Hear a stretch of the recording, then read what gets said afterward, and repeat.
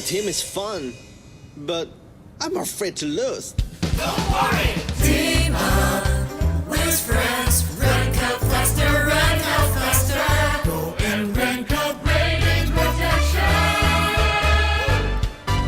Go and rank up bonus points. Go and rank up double challenge point for you or for you. No matter what, just team up with friends. Just team up with friends. Just team up with friends.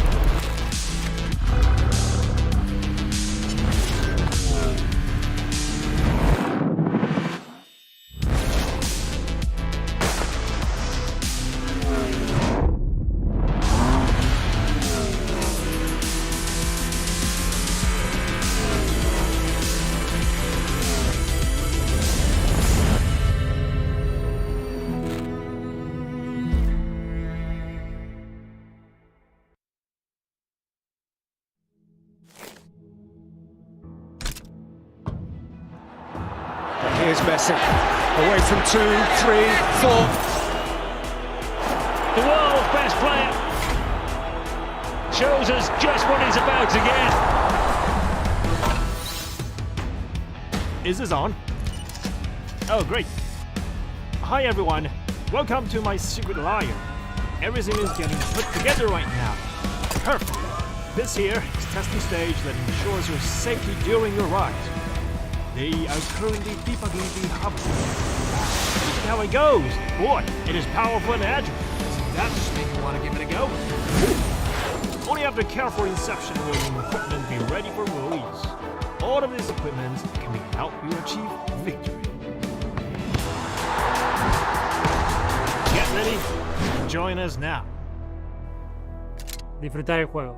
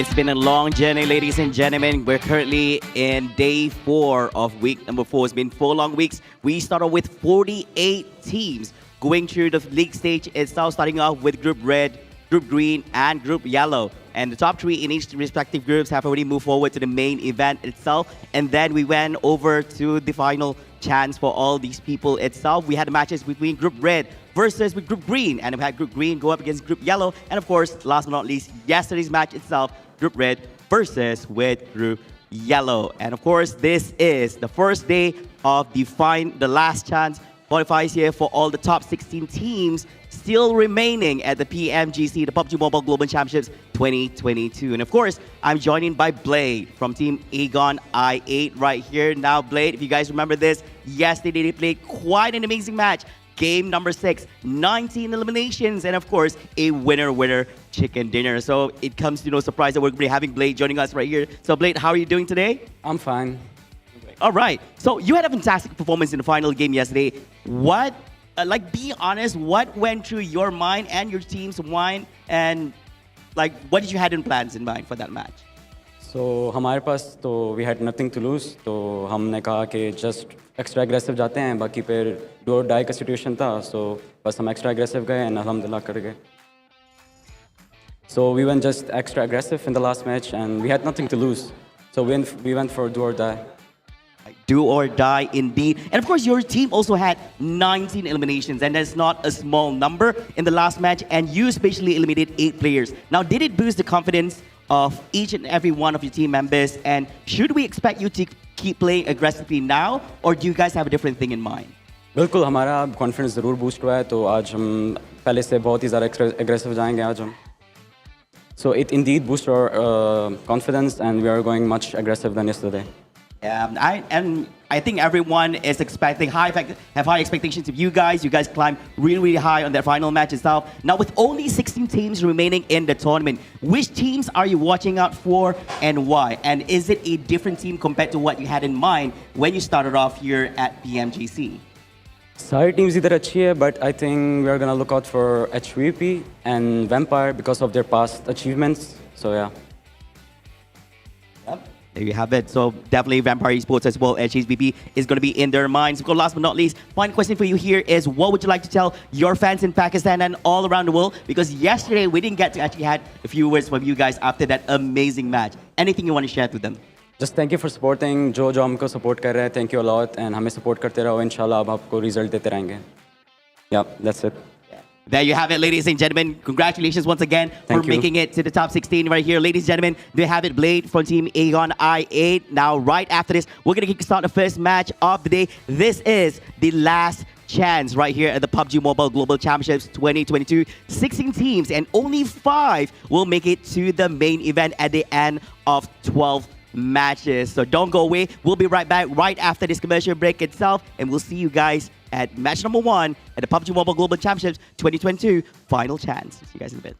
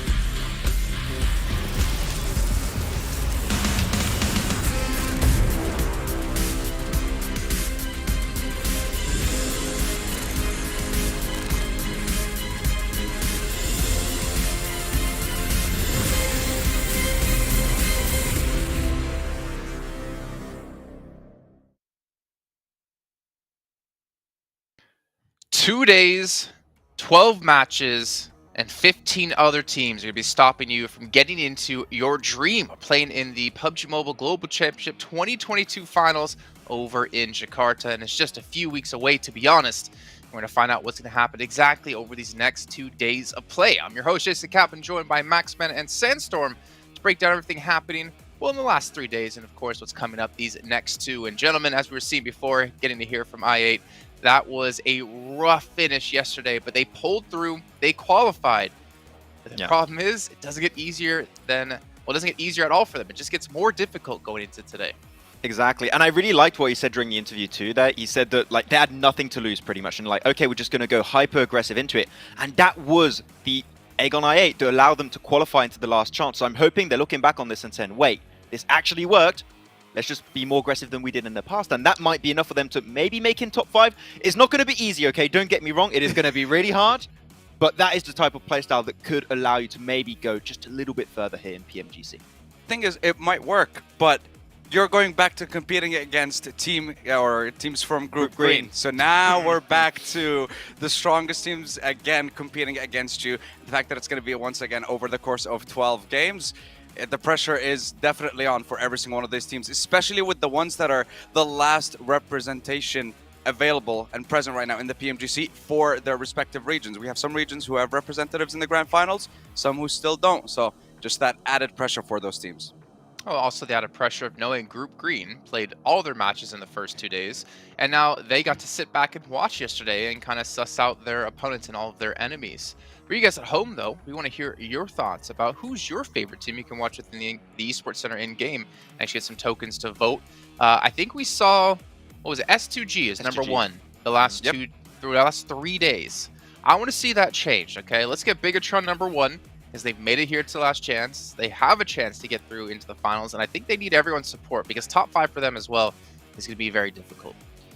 I think the BTR could be one. I thought DRS would be first. You know, I was surprised. SG's already qualified. Okay, we get it, but DRS would need the support too right now because they're close. They win 7th in the survival stage. They could make it. Hey, if this fan vote was in YouTube chat, I'm pretty sure DRS would definitely win, and then we'd see LGD second as well, considering what we saw in the past. Big shout to Sony Xperia, the Xperia 1.4 and Xperia stream made in collaboration with professional esports players. You can get 90 Hz in PUBG Mobile with Xperia stream's total cooling system and multiple ports for intensive gameplay and streaming. And while you're playing on your Xperia 1.4, you can go chill out in the lounges of the Pullman Kuala Lumpur Bangsar Hotel, where our world is your playground. And you know what, Max? I like playgrounds. They're fun. I'm a little too big for them. I was too big for all those fast food restaurant playgrounds when I was younger. But you know what? I'm sure I can make it work. I didn't have friends to go to the playground with, so I never went there. So what can I tell you, man? I was gaming at home, man. That's why I'm here. It's a really depressing turn. But luckily for me, with Prime Gaming, I can make it not so depressing with free items in-game, premium content, and also Prime benefits. On top of that, I can buy myself some things to make myself feel better. I'm sure, Max, you might have done that in the past, too. Yeah, I order some snacks like that. I just feel better, and I just eat myself to happiness. I know. Well, you eat yourself to happiness. What Sandstorm does is he logs into PUBG Mobile, plays right now up to the 31st of December to unlock a Maserati skin for himself. That's how he makes himself happy.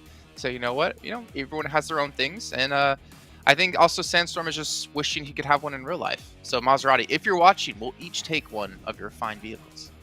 I don't care which color, just I'll take it. Just it doesn't listen. Even if it's an old model, one that's being fixed up, I'll take it. It's fine. I like it. It's so weird. Like you get a car given to you, it's like I don't like the color. No, no thanks.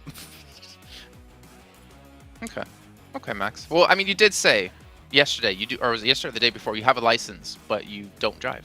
I'm scared of driving. I don't know. It's scary. Everyone's going so fast. I don't like it. All right, Maserati. I'll take his car and my car. He doesn't need one, clearly. Make sure you guys are all following all the official social media channels as well here as we now take a look at the participating teams here in our last chance. It's 2 days, only 2 days of play here. Non-stop action between all these teams. And really, looking at the list of teams we have, it's really, I think it's difficult to choose all the top 5 with 100% confidence.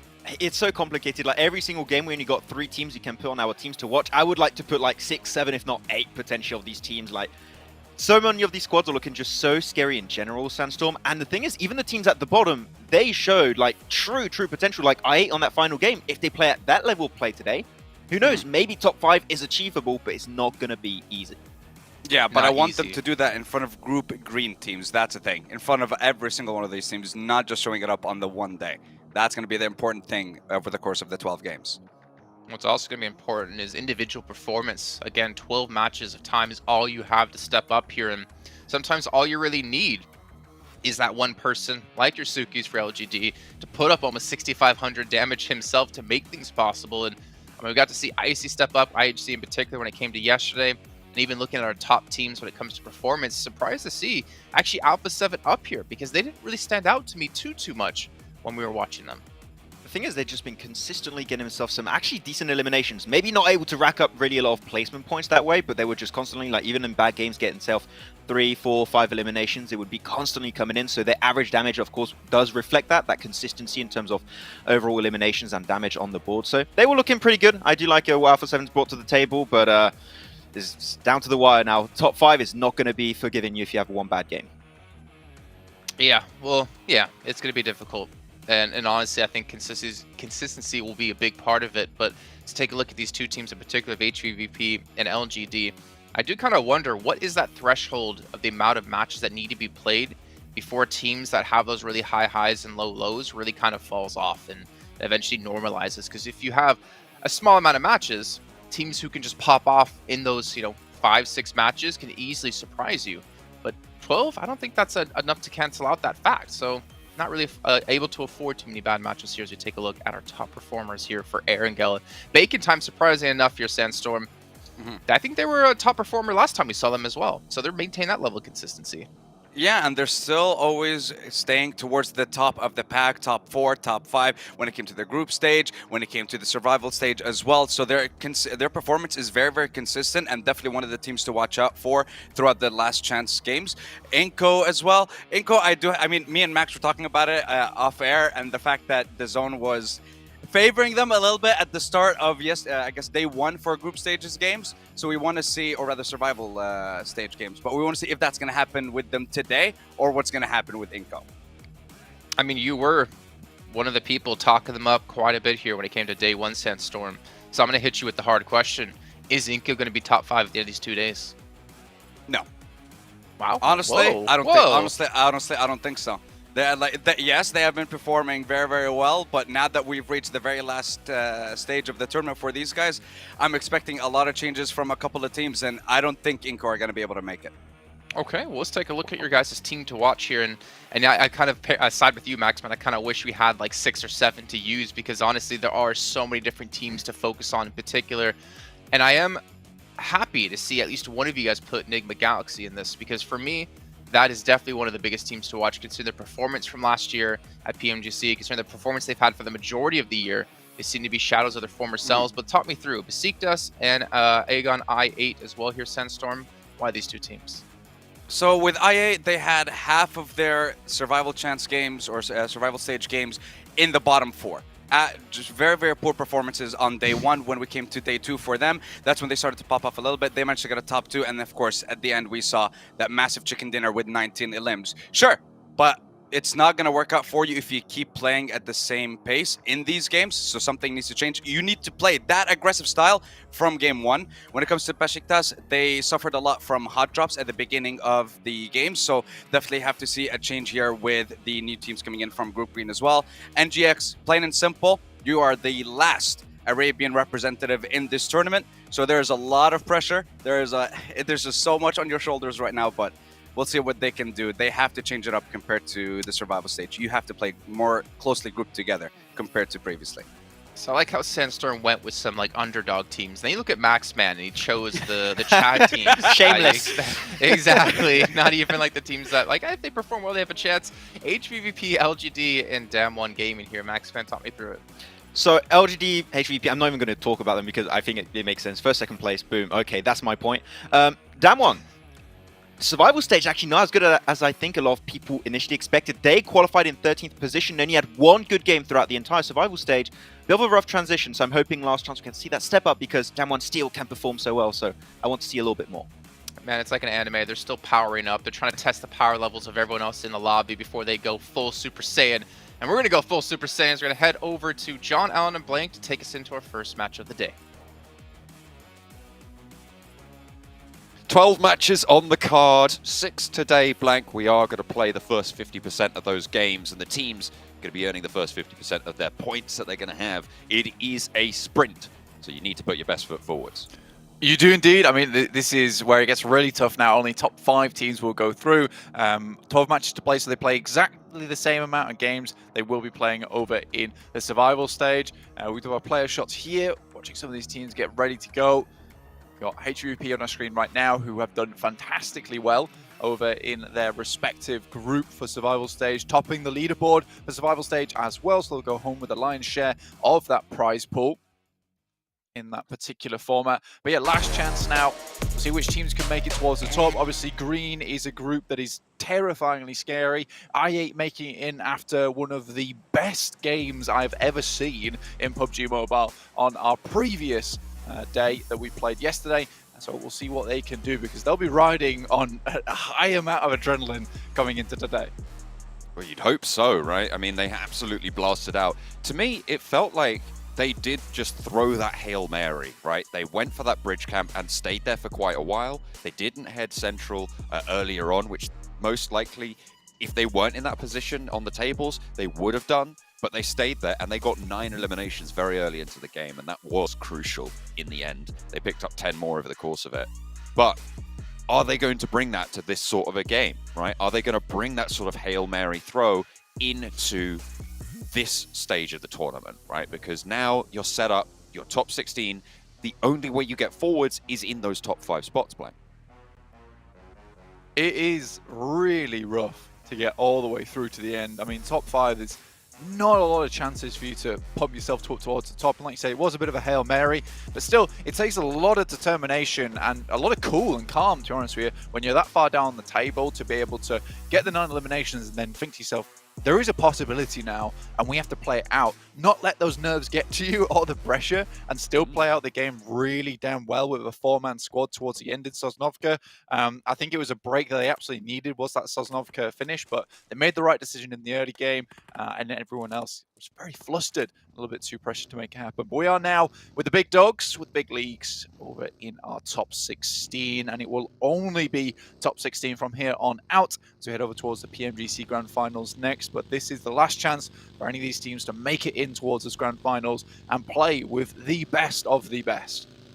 Top 5 over in the survival stage on a 12-game set, so very comparable here, was in 120 points. So that will be around where these teams are going to be looking to target in order to be able to achieve greatness. And of course, you can achieve greatness by looking like someone pretty great himself. It's Captain Messi. He's joining the PUBG Mobile Battlefield. Stand out on the battleground with the Messi football icon set. Grab them in PUBG Mobile now. Absolutely want to pick up that. Very nice couple of skin sets coming through from there. And if you also want to catch yourself some more skins, some more abilities that look good on the battlefield, stylish, the PMGC 2022 special crate, which will be dropping somewhere near you very soon. So make sure you grab your vehicles, you send on over, because we're on the 3rd right now, and this will release over on the 5th. So 2 days before you can start getting your hands on that bad boy. So make sure you are ready and raring to go once we do conclude our last chance before the holidays, let's say. Let's take a look at this game right now, Blank, because, well, hang on a minute. I was going to talk about the circle, but it looks like the Sharks are swirling. But unfortunately, Reggie's got the harpoon out. He's going to take down the first Great White. LGD lose a player early, flushed fast, but the damage pours right back in through the windows. Unfortunate for LGD to lose a player like that. They do get that answer, but both these teams now down to 3 players. Let's talk about the circle a little bit, Blank. It's kind of hard shift over to that east side on a hard cut plane path. Yeah, over towards the eastern side, not too bad for some of these teams. Inco, very happy with this one. We saw in their group, they were playing very, very central, and particularly in the survival stage as well, very central play to get themselves far towards the end of the game, not necessarily any explosive matches, with Nenebete actually able to pull out some very clutch moments towards the end of the game to get them even further, and I think that was one of those key factors. The rest of the team doing fairly well for themselves. Vitali, very good on these off angles, able to get himself into these sneaky places where some of these teams don't expect the angles that he's shooting from. So that's pretty good for Inco. They'll be happy with that. This gives them a kickstart to their game plan, which has always been that central play style. A7, on the other hand, they had a really good jump up in performance over in their respective games in the survival stage. We felt like they were a little bit lacking maybe in those first 6 matches, but they certainly fixed that just a little bit for themselves coming in to their 2nd day of play. Hope they can carry that sort of fixing forwards. They can try and have a better time of it because it is still very much a sprint. 2 days worth of games, only 12. Some of the shortest phases of the tournament we've seen across PMPL all the way up to PMGC. But that's what the last chance is all about. Getting those final 5 who can put up the numbers when it matters most. That's what we want to find here in the last chance stage. At the moment, we've got 2 leaders, but only 1 point on either of those teams. Reject and LGD trading blows there. Inco and Abete spotting out or scouting out over to Alpha 7. Carrillo on the inside. On the east side of prison. Not really going to find those shots, but certainly presence now felt by Alpha 7 playing in Lipovka. Sending a scout out towards that western side. Inco don't spot it as of yet though, so Alpha 7 should be pretty safe to bring the rest of the team on over. Lipovka kind of a dead spot right now on the circle, with it not heading all the way over towards that east, right out towards water. Perhaps a position that they can maintain control of just in case we do get another hard shift on the circle over towards the east. Game Lord similarly have also sent themselves in, a team that really had a big improvement towards the end of their day. We had a lot of teams stepping up yesterday, essentially. What we started to see was that basically there was a few teams maybe from that top side of the table that are able to hit some big points. I'm looking at LGD in particular, who were really dominating that lobby. But it was mostly down from 16th to 24th where we're seeing most of the movement happen. I think these teams realized that it was time for them to really step it up. And I think that that's the issue you fall into, is that you're on this 12 matches, you don't want to play too fast, too loose, because you're worried about going out too early. And then some of these teams realize that maybe they have a bit more power in them than they actually thought when it was a do or die moment. And of course, you have to include the dynamic of removing Group Green, some of the powerful teams in there that allowed them that freedom to try and dig deeper and find a little bit more power. So hopefully they can keep that one going. Besiktas from Yasnaya will start to move south, playing on the mansion area.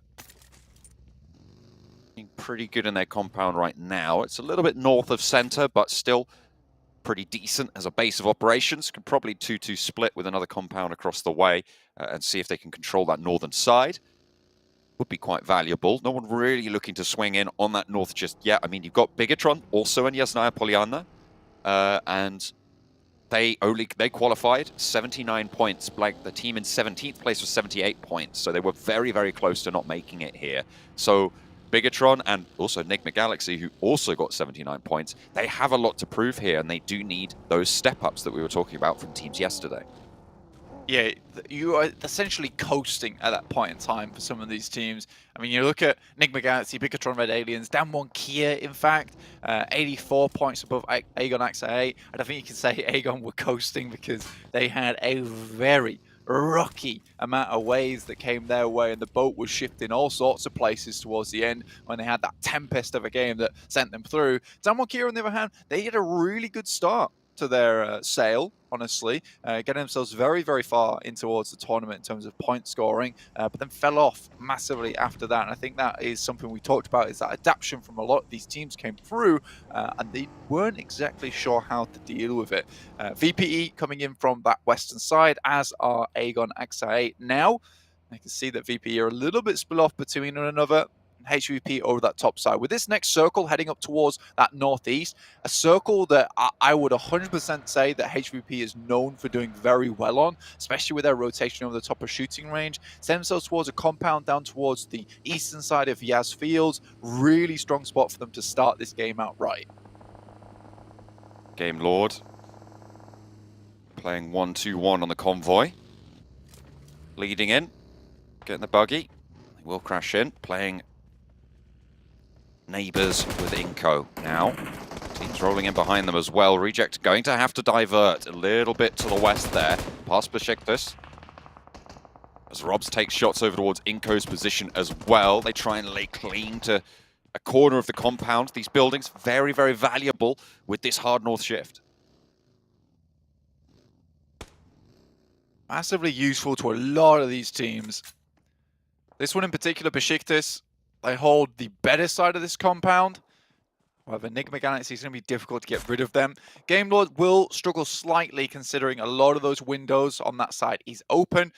So getting them into a good spot is essentially, they've sacrificed a spot on the side with high ground for a better positioning in the late game. Because right now they have super central position within the circle, and they did have a great ability to get towards one of these compounds that Besiktas or Enigma Galaxy have picked up, but they opted to go for something maybe a little bit more towards the circle center. I mean, they've been playing much better from one of these positions, so I can respect the fact that they don't want to go too aggressive early on and take the initiative on these high grounds, and rather would like to play for that late game when they know that they're able to score those points.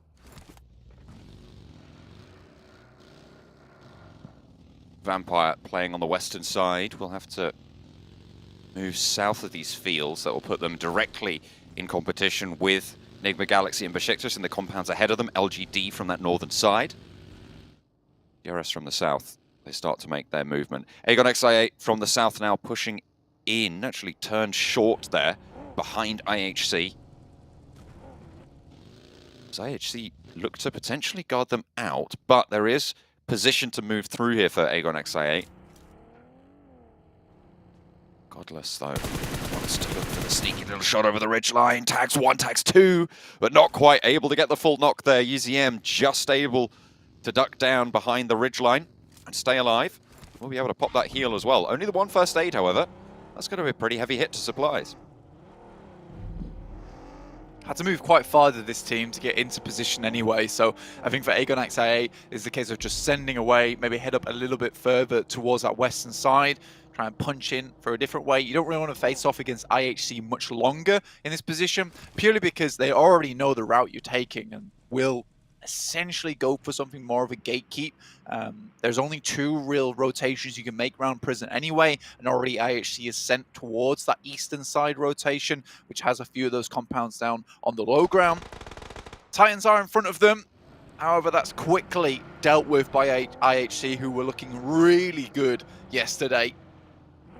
They had a lot of power, a lot of firepower, fragging potential. Down one, though, looking to prove their own fragging potential. Game Lord won't actually slow them down into the garage and the compound. As nades start to fly back and forth between the buildings. Gets a good chunk of damage over there with a nade for Game Lord. On the busted outside of the building. Needs to be careful from teams crashing in on alternate sides. Game Lord in the far corner. Inco, they've been hiding in this, well, I say hiding, they've been holding in this building for quite a while now. They've allowed 2 teams into the compound.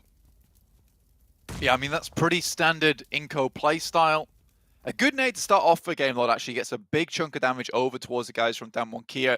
I think that they're a little bit worried, but this position is very classic Inco, to be honest with you, with the fact that, you know, they're usually either squashed between 2 teams or on the outside between 2 teams. It's very interesting how they get themselves into this scenario so often, and I think that you bring a good point, John, in the sense that they've allowed this to happen, realistically. They don't like to take too much presence. They'd rather that they chilled with the homies. You know, they had 12 players all in one place that were sort of wary of one another and didn't want to take any fights, because there's always that looming presence of a third party, and it's very, very close by. So now Damwon Gaming, as well as Game Lord and Inco, reluctant to fight one another. Although, with the way the circle's going, keeps heading up towards that northern side, and sooner or later, this is no longer going to become one of these central spots.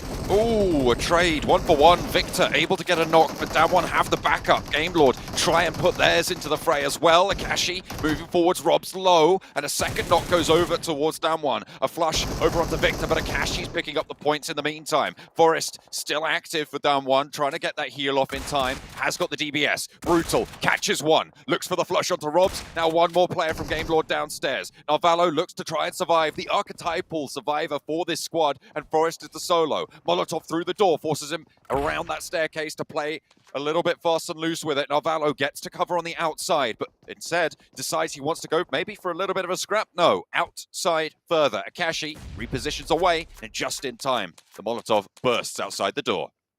You can hear the shells been popped back into the DBS. Nade goes long, but it's not good enough, and realistically, again, this is a bit of overconfidence and a bit of overzealousness coming through from the guys from Game Lord. They had a good position when they didn't have to push that. They could have waited. They could have gone for the reses. I think this was Damwon's push. Yeah, what I'm saying, downstairs. After they'd taken out so many of the members, they could have waited and got those reses as opposed to pushing onto Damwon. And now this is that third-party presence I was talking about. This is why I was ill-advised to go for this fight in the first place. Inco's moving up. I think the only saving grace for both these teams is how much of a non-aggressive team Inco actually is. But Narvalo is alive for Gamelord, Blank, and that basically means that Gamelord is still very much alive. He can survive anything, I'm pretty sure. But Besiktas, they've been holding in this really powerful position for so long with Nigma Galaxy right down beneath them in this compound. And it looks like Nigma Galaxy want to turn the tables at the top, but Aegon Xperia here to play as well. Sun HP able to find the second elimination over onto Besiktas. They have taken heavy hits, and they're down to just the one player. Looking to try and put this nade in through the window. Besiktas fall first. Nigma Galaxy now trying to hold off on the top, but Aegon XIA, they've taken this brilliant opportunity, frankly, and now it's an entirely new team that Nigma Galaxy need to reconsider in going for this push up the top. They did the brunt of the work, but Aegon XIA get the position. And 2 eliminations for their troubles. Very, very well done to them. A great timing to go for this push as well. Smokes on the top of that ridge side to prevent any of these third parties coming through from VPE that they could basically quietly slip throw. So I really like this play from Aegon XA. Sets them up themselves well, gets them in the circle, gets them towards a high ground position. Yes, it's not towards the center, but it does give them a great outpost to start playing from, to start scouting from. BTR out, 14th place, 0 eliminations, nothing found for them. Not ideal. We've had 3 teams go down early. And in a sprint format, it is dangerous to take these L's this hard. With only 5 places available, right? You're talking maybe 3 or 4 games maximum you can take a dive on. And even then, you will need to be putting up numbers in the others. At the top, we were seeing that bubble in 5th place around 120 points. That's a 10-point average per game, Blank. So you need to be pushing past that every single game. Yeah, and that's with some of our heavy hitters in the lobby taking a lot of those points in the first place. And I think with the majority of the big players from Group Green actually already in, this lobby is infinitely harder now. With most of the teams that were not doing so well or were down on their luck out from 8th place downwards, it is a rough lobby going forward for a lot of these guys. Good practice going towards the PMGC Grand Finals though. Play all your way through your groups into survival stage and last chance, but it is a stressful situation to be in. Much rather be kicking back, analysing these games yourself in the meantime, rather than having to pseudo-practice, but also fight for your life at the same time. HVVP certainly getting their practice in. Top of the tables in the survival stage that concluded yesterday, as LGD very much nearly took that spot from them, but they went down fairly early in that final game with only a couple points to leave HVVP the victors. But now they need to do it all again. Circle shifts down southeast, cuts out the compound on the western side of things, but keeps the position in the compound for Vampire, for Inco. Inco, again, not moving too much. They did clear out that player from Damwon earlier. Narvalo lives longer, still within the circle. Bit of a barren wasteland towards the center of this circle, honestly. Some good compounds on the outer edges, though, so you're most likely going to see teams play edge for a little while longer. You might see some crashes come through as well. HVP not able to pick up any eliminations as of yet, but they have been doing some good work down towards Alpha 7 and Bacon time. Hitting the shots, getting some knocks, taking off those helmets. A7 certainly will be worried, but a crash more than likely required. And getting across from that north side is ever more harder because you have to cross that road, so you're open. Nigma Galaxy roll right on up to the compound. Nanibete tries to put the nade up top, but they're not quite so fast up the top. Hang on a minute, there's Aegon XIA. They're coming in behind Nigma Galaxy, potentially looking to crash the same building and cause problems, but with Inco going down, they know that there is a player in there. They're going to instead draw a little bit short and try and take Nigma Galaxy to task because they know they're forcing them to take inopportune angles against the Inco squad holding on the inside. Nice anyway, UZM in the vehicle. Pushes out wide. They don't want to go for this one. Maybe try and head towards that northern edge of the map. Surprisingly, they allowed Nigma Galaxy to get in front of them. HVP suffering terribly versus Bacon Time at the moment. Meku down. Tixie's already out. Kitsune also bleeding. able to get himself back up to 70%, so a two-man squad here for HVVP. Difficult push south, and they really weren't prepared for it. Shirty did go down for Bacon time, which leaves them as 3, so potential for them to push through this one, but will be very difficult. You can see that smoke train is starting to run out now, and Matic really in danger for HVVP. Aegon XI8 trying to swing around the north side, trying to move into this area of the map, but they don't have much info, and they will be cut down. First to fall is IQ. Next up, look at her try and take down UZM as well. Aegon XI8, they looked like they were doing all right here, but they swing wide and wild on the northern edge, and HVVP fall with them. Allowing Enigma Galaxy to get in front of them was the biggest mistake they made. I think that was purely with the way that the terrain was set up on that western side. Enigma Galaxy were able to swing down underneath the ridge out of view. The guys from Aegon XA8, and they weren't able to gatekeep as well as they would have liked. Great position for Enigma Galaxy to pick up. I mean, it's a Hail Mary to go for this compound, trying to think that there's no one already in here. You expect from the amount of fighting that's going on in this circle, with the amount of open area there is, that Enigma Galaxy can go for this push. There's a team in there, they fight for their lives for it. If there's not, great news. They can continue to play from here and maybe get themselves a good game off it. IHC, on the other hand, down towards that southeast side, there's no one with them right now. They did a good job at getting some knocks, getting some eliminations, clearing out most of the teams on that side of the map. Now they have so much space to work with. DRS shots over to Enigma Galaxy, find the knock onto Lord. The flush actually coming through. 2 players from Enigma Galaxy still alive. LGD doing fairly well. They lost a player early. With the circle that they hold right now, they're pretty much the only team fully in this one. All of these teams of the compound are going to have to move out towards them. It's a horrid playground for a lot of these players to go through. Look how just open, flat it is. It's going to be snakes galore. You have to drop the backpack, try and make your way in. Reject have nades over towards DRS, currently on a 5-limb streak at the moment. Nade's been sent back by Delta now in between them. Dweller takes a bit of damage, but doesn't drop the pin. Massive amount of damage chunked over towards DRS at the start here. Will it be enough? Do they know that it's a duo as well? Because you'd imagine they just push really, really hard if they did have that sort of inclination. Delta pushes in through the smoke, has got the UMP, they're playing close, up and personal, but Duello, he has the drop on this one. Delta able to turn this one around though, and both of the Reject players fall for 1 knockover onto Gianti. DRS might not be able to get this res, in fact, and Delta out into the blue. Is he going to be able to get back in time, or is he just going to tick away? Just able to squeak out there, but really, really low, has to hop out and gets knocked almost immediately. Actually goes down to the dropout from a barely moving vehicle. I mean, that's what happens. Usually you can drop out those vehicles at that speed, you take a tiny, insy little bit of damage, but there it was absolutely enough, considering this guy was basically on his last legs anyway. Bacon time. Get knocked out. It's on that north side. Great move from IHC. Realize that there's so much space open. It's time for them to move in and start dominating this lobby. Alpha 7 similarly have a good spot. They've been playing out from here for a long, long while. Haven't had to move too much. One of the stronger compounds, but look at this western side. It is so grouped up. It's so horrendous to push through. So many smokes now been laid down. The fog of war absolutely blooming here. Vampire have been fairly quiet so far this lobby, but they are playing as 4. They're playing on this flank. Unfortunately, though, Squash finds that nade. Nenebeti wants to push in to go for the flush. Will be able to find it onto Stoned, and none of the team from Inco will fall. 5 eliminations there. As Vampire cut down to 3. Ravenclaw falls. As LGD holding on the outside here. They're playing on this ridge on the outside of this compound, and Vampire are just getting torn to shreds. 5 eliminations for LGD, and some of the heavy hitters from Group Green have already taken that tumble.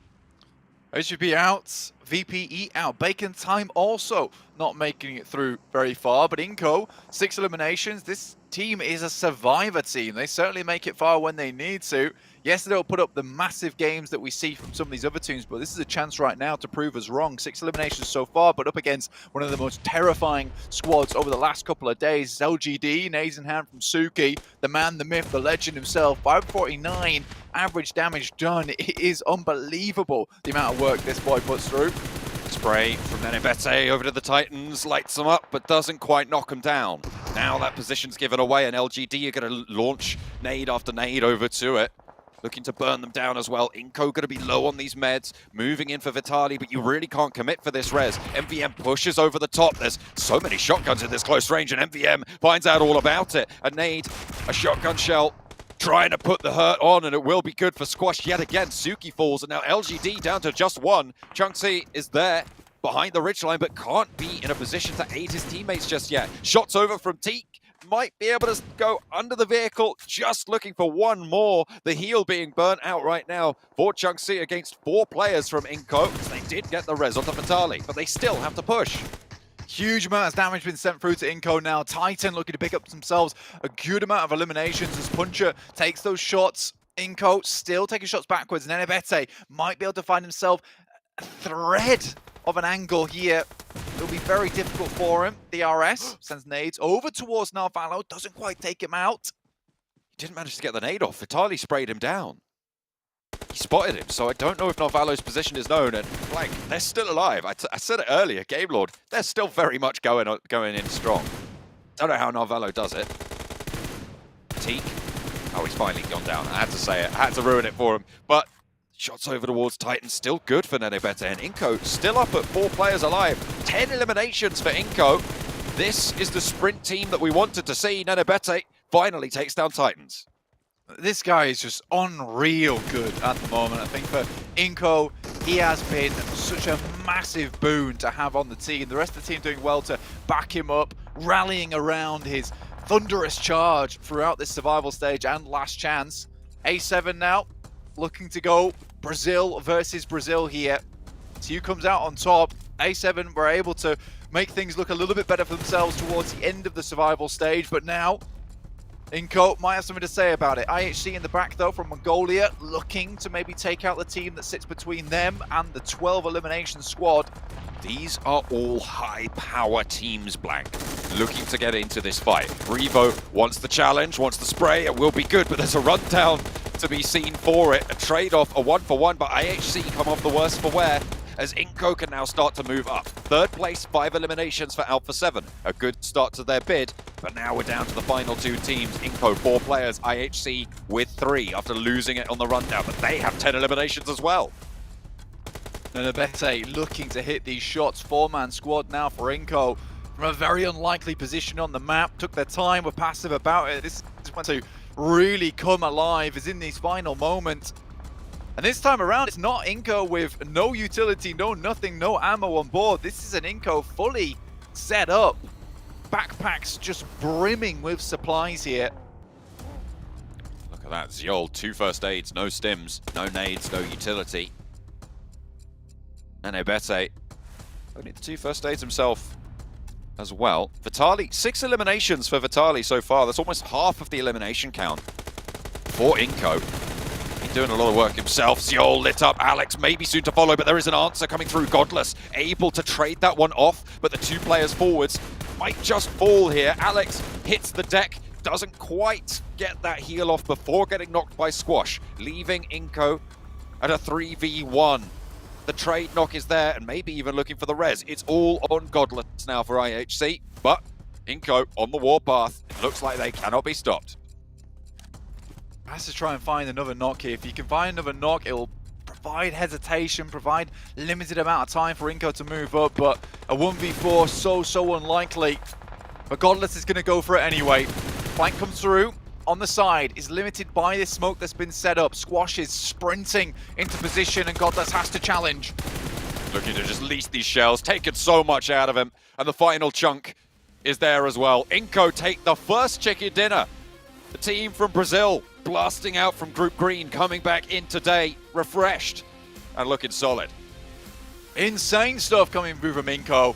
And I mean, that is a buffer that you absolutely need at the start of the day. I mean, that's going to run them through a lot, right? That could be the difference maker between them being in top 5 and not. Love hearts for the fans at home, brilliant, and you can see these guys are extremely happy about it. Usually on these games, Inco is able to put up a 5 to 6 elimination game, but this time around, they take it to the limit at the moment. Squash here stepping up tall as well, and one thing I absolutely loved, I adored from this game was the fact they all had auto shotties coming from that building. They realized that when they were cresting that ridge, as it was one of the only places they would leave from, they made an active decision to set 3 shotguns upon 3 of their players. I was astounded by this decision. I thought, this is going to go badly. But when they crested that ridge and it's 3 shotguns in the face of 3 players from LGD, they get sat down real quick and get a telling off of their lives. I love to see that type of thing.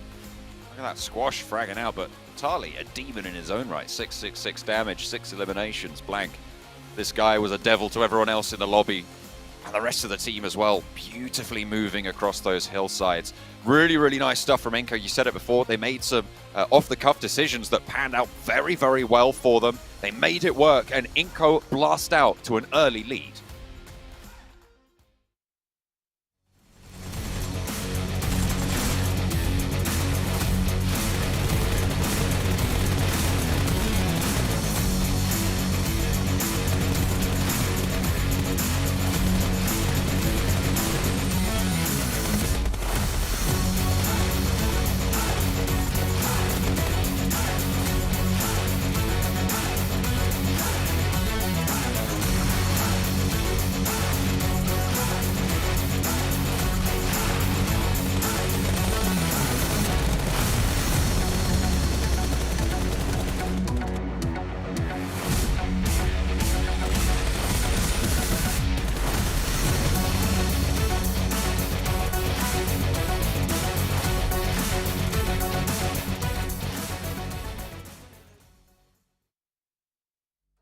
Well, ladies and gentlemen, I'm going to ask you a question here. Close your eyes and just imagine saying that a team isn't going to make top 5 and you don't even put them on your teams to watch. And then they come out in the first match to win the whole thing with 16 eliminations. Now open your eyes. You are now Sandstorm. No! I did not expect that from Inco whatsoever, but my god, what a start. What an absolute start from Inco. And look, we asked this before we jumped into the first game. Are they going to be gifted the first zone? Are they going to be gifted the first game? I mean, the first zone was in their favor. It was in the favor of Alpha 7 as well, but their movement was very, very nice. The timing was perfect. That fight against LGD, man. Those DBSs. You don't expect 2 or 3 people from the same squad to come out with a DBS, but then Squash comes out with a 1k damage. That is You're missing a stat there. Yeah.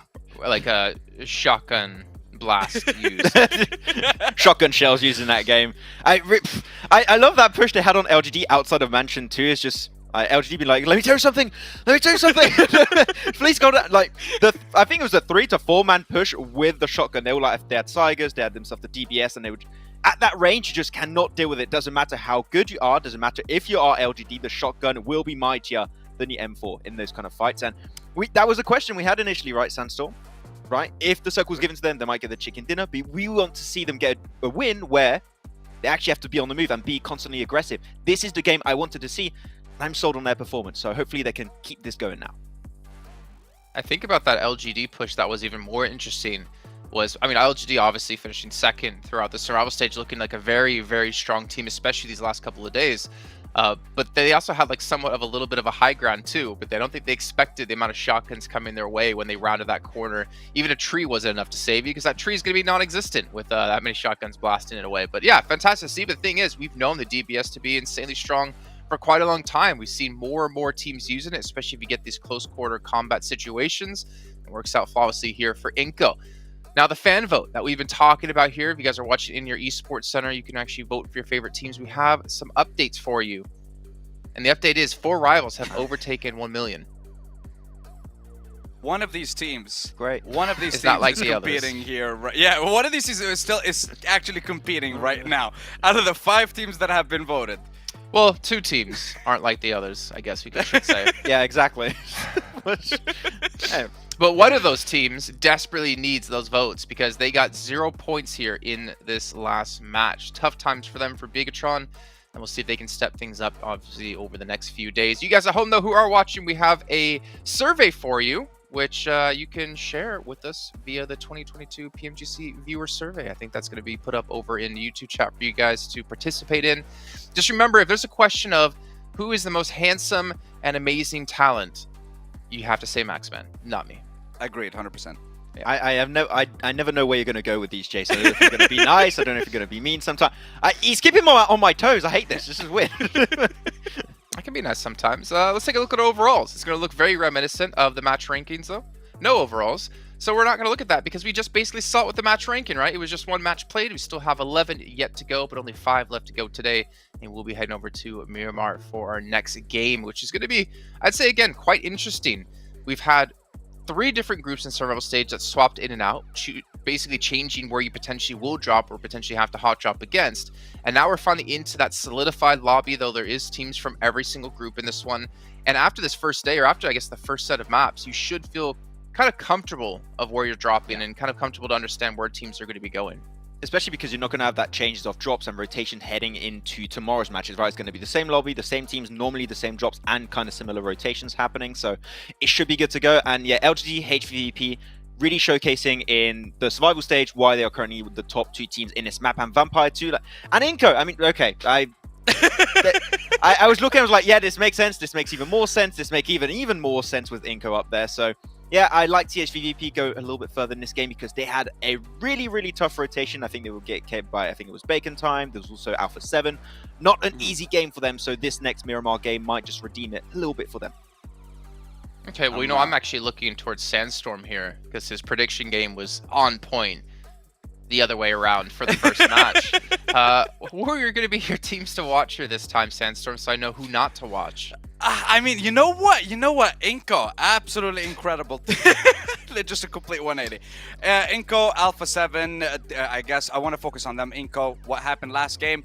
Keep it up. I want to see it again and again and again. Alpha 7, another Brazilian representative. We already have one in the grand finals, but I think Alpha 7, from what we've seen in that first game, great start for them. And I think that they might actually do a little bit better coming into this Miramar game. But my main focus is still going to be Enigma Galaxy. We saw a little bit of a change compared to their previous games once again, but this time it's a change for the better. I promise, okay? I really promise this time.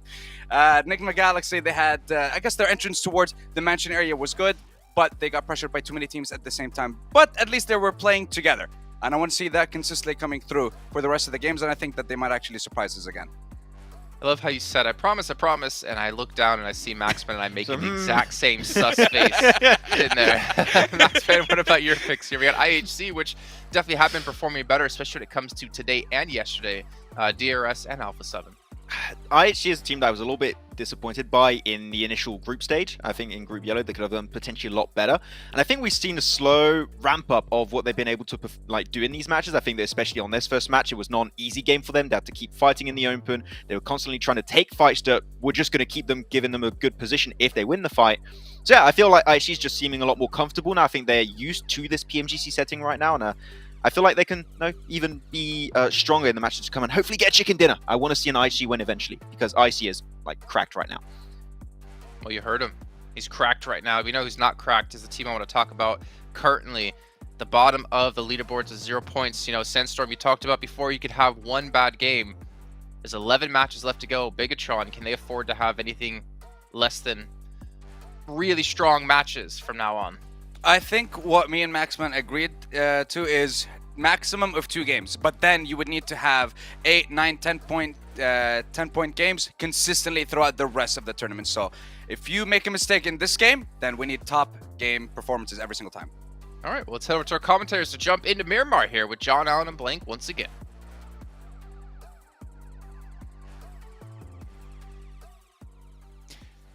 We're going to the desert, Blank. We're going to be taking a trip out to the dry lands. I'm sure our teams are going to be trying their best here to pick up where they've left a little bit of slack in that last game for some of the very significant teams in this lobby, right? HVVP going down fairly early. We lost quite a few of those big powerhouse teams. Vampire getting cut down quite efficiently in that compound fight. So hopefully we'll see them return to glory a little bit here.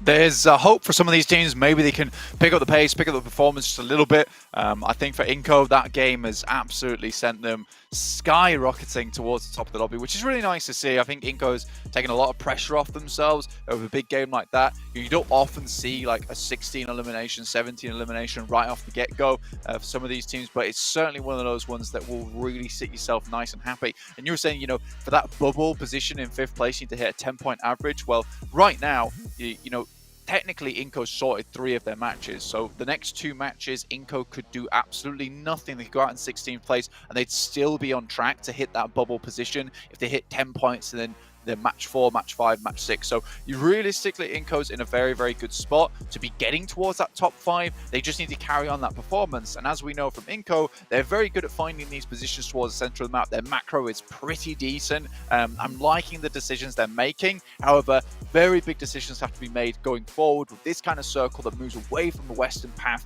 on the plane. Goodness me. Yeah, it is really, again, a hard shift. Keeps those islands out to the eastern side. Zoning over towards Impala. Difficult set of rotations now for the teams, as you say, all on that western edge flank. Ooh, shots from LGD. And again, they're in an early scrap. A very efficient knock and flush for LGD. But Enigma Galaxy, again, taking a little bit of a hit here. Galaxy, it's really not what you want to see. 3 eliminations found on that last game, though. It's okay. Not amazing. I think 3 eliminations is consolation prize. Again, it's better than VPE, HVVP, Besiktas, and BTR, all teams that we were expecting to do a little bit better towards these finals. Besiktas have had a really good run all year, and I think that we just haven't seen that powerhouse mentality coming out from them. I think you can look at a team like HVVP and VPE as well as LGD, just bullies of these lobbies at the moment. LGD in particular, not afraid of absolutely anyone. I think VPE, similar kind of playstyle where it's just a case of sending in, getting all those points on board, and just taking it to absolutely anyone. 2022 special crate, though, will be dropping soon, December 5th through to January 8th. You can try and pick some of those up, get yourself some nice bit of kit from that one. Make sure you look good in game and support some of these teams as well. Let them know that you're enjoying the show. On the other hand, back to my original point of not being a bully, it's HVVP who've taken a bit more of a careful approach to these games. And I think although you'd see them as perhaps one of these teams that goes in and it's very oppressive to play against a lot of times, they don't necessarily take that kind of stance that you see it from LGD and VPE, which is they just send in and they demand attention. They demand that kind of respect coming through from you. You know what I've just realized is HVVP drop northwest on every single map that we play. It's a relatively unimpactful thought, but it's still kind of interesting. Maybe they just like heading southeast, you know? It's their vibe. They're going to be trying to bully from that northwest side. I mean, always go east. That's what I'm talking about. That's all you need to do. If you head east, it's always good. They're going to be trying to head east over to Jakarta. Get into the top 5 spots, not an easy task, especially currently in 14th place, only the single point from that last game. LGD going to be racking up quite a few more than that, obviously with that elim they got in El Pozo just now. They'll be putting up there on 12. Bacon Time moving in behind Bigatron. Actually, sorry, Bacon Time actually ahead of BTR as they leave on the east side. Hang on a minute. There's been leapfrog after leapfrog. Did they draw short? No, they're playing 2-2 split. That's what I was confused about. There's 2-2 split from Bacon Time going through on either side of the Bigatron rotation east. Interesting. Very, very interesting. Heading their way in between BTR at the moment. Trying to get towards Impala as quickly as possible. Bit disconnected. And with Shirties heading through the fielded area, we'll see if anyone picks up on this. I think most other teams will be more concerned with their rotation in towards this circle. Anyway, Reject also moving up. BTR, though, as we said, moving through that field, that was always dangerous for them. Are able to pick up a couple there on the way through, just in terms of knocks. No confirms as of yet, though. No, they did manage to pick up one at Bacon Time. There we go. It was a knock into a flush very, very quickly going through. So BTR pick up their first point of the tournament. Good to see. Again, we talked about this team coasting into this stage, and BTR want to put up those numbers to be the only home ground representative over in Jakarta in January. I think a lot of people are cheering them on for that as well. And to be fair, taking out one of the players from Bacon Time nice and early there over in the fields really just give them a lot of pressure they can now put towards Bacon Time, understanding that they're a team down or a player down. So heading towards Impala is always an option for BTR. Again, a 4v3, still not a done deal at that point. There's still ability for that outplay coming through from the guys on Bacon Time, and especially with the circle being on this side as well, you're expecting more teams to be heading in towards this area. I'm looking at DRS who are moving up on that eastern side. Reject who are also scouting outwards. They spot one of the players from Damwon. Osal has to send away in the buggy. Quickly jumps out. Damwon have had, I believe, the highest point scoring game day of any team in this lobby. Their second day, they were able to get 86 points on the cards. So they definitely can sprint when they need to. See if Damwon can pick up the pace a little bit here, because they were a little bit slow. The first one, okay. That's how you pick up a flush onto noise. I get it. I get it. It makes sense. Yeah, jumps over the top of you. Basically, a delivered little bit of a point there straight to them. Ragey, as well as the rest of the reject squad, moving outwards. This is towards Impala. They managed to get a lot of their teams set up here nice and early. Aegon XA8 down towards the south side too, looking to move in. A lot of teams on our outer edges though, very much outer edges too, right on the side of the blue. That's Besiktas. Titans yet to move down from Via de Mar, Minas de Valle. IHC currently in front of LGD as well as Nick Galaxy, and HVP slowly making their path down from water treatment. We saw this dynamic kind of start to develop yesterday, where there would be this big central group of teams and then a large amount of ground between them and the teams on the outside. It feels like that's going to continue here today, which could be interesting to see unfold in terms of those dynamics. Impala, a big draw for a lot of people. Labanita around that crater as well. Minas Generalis, all valuable spots, and people have headed into them early. And if you haven't, then you're playing all the way back.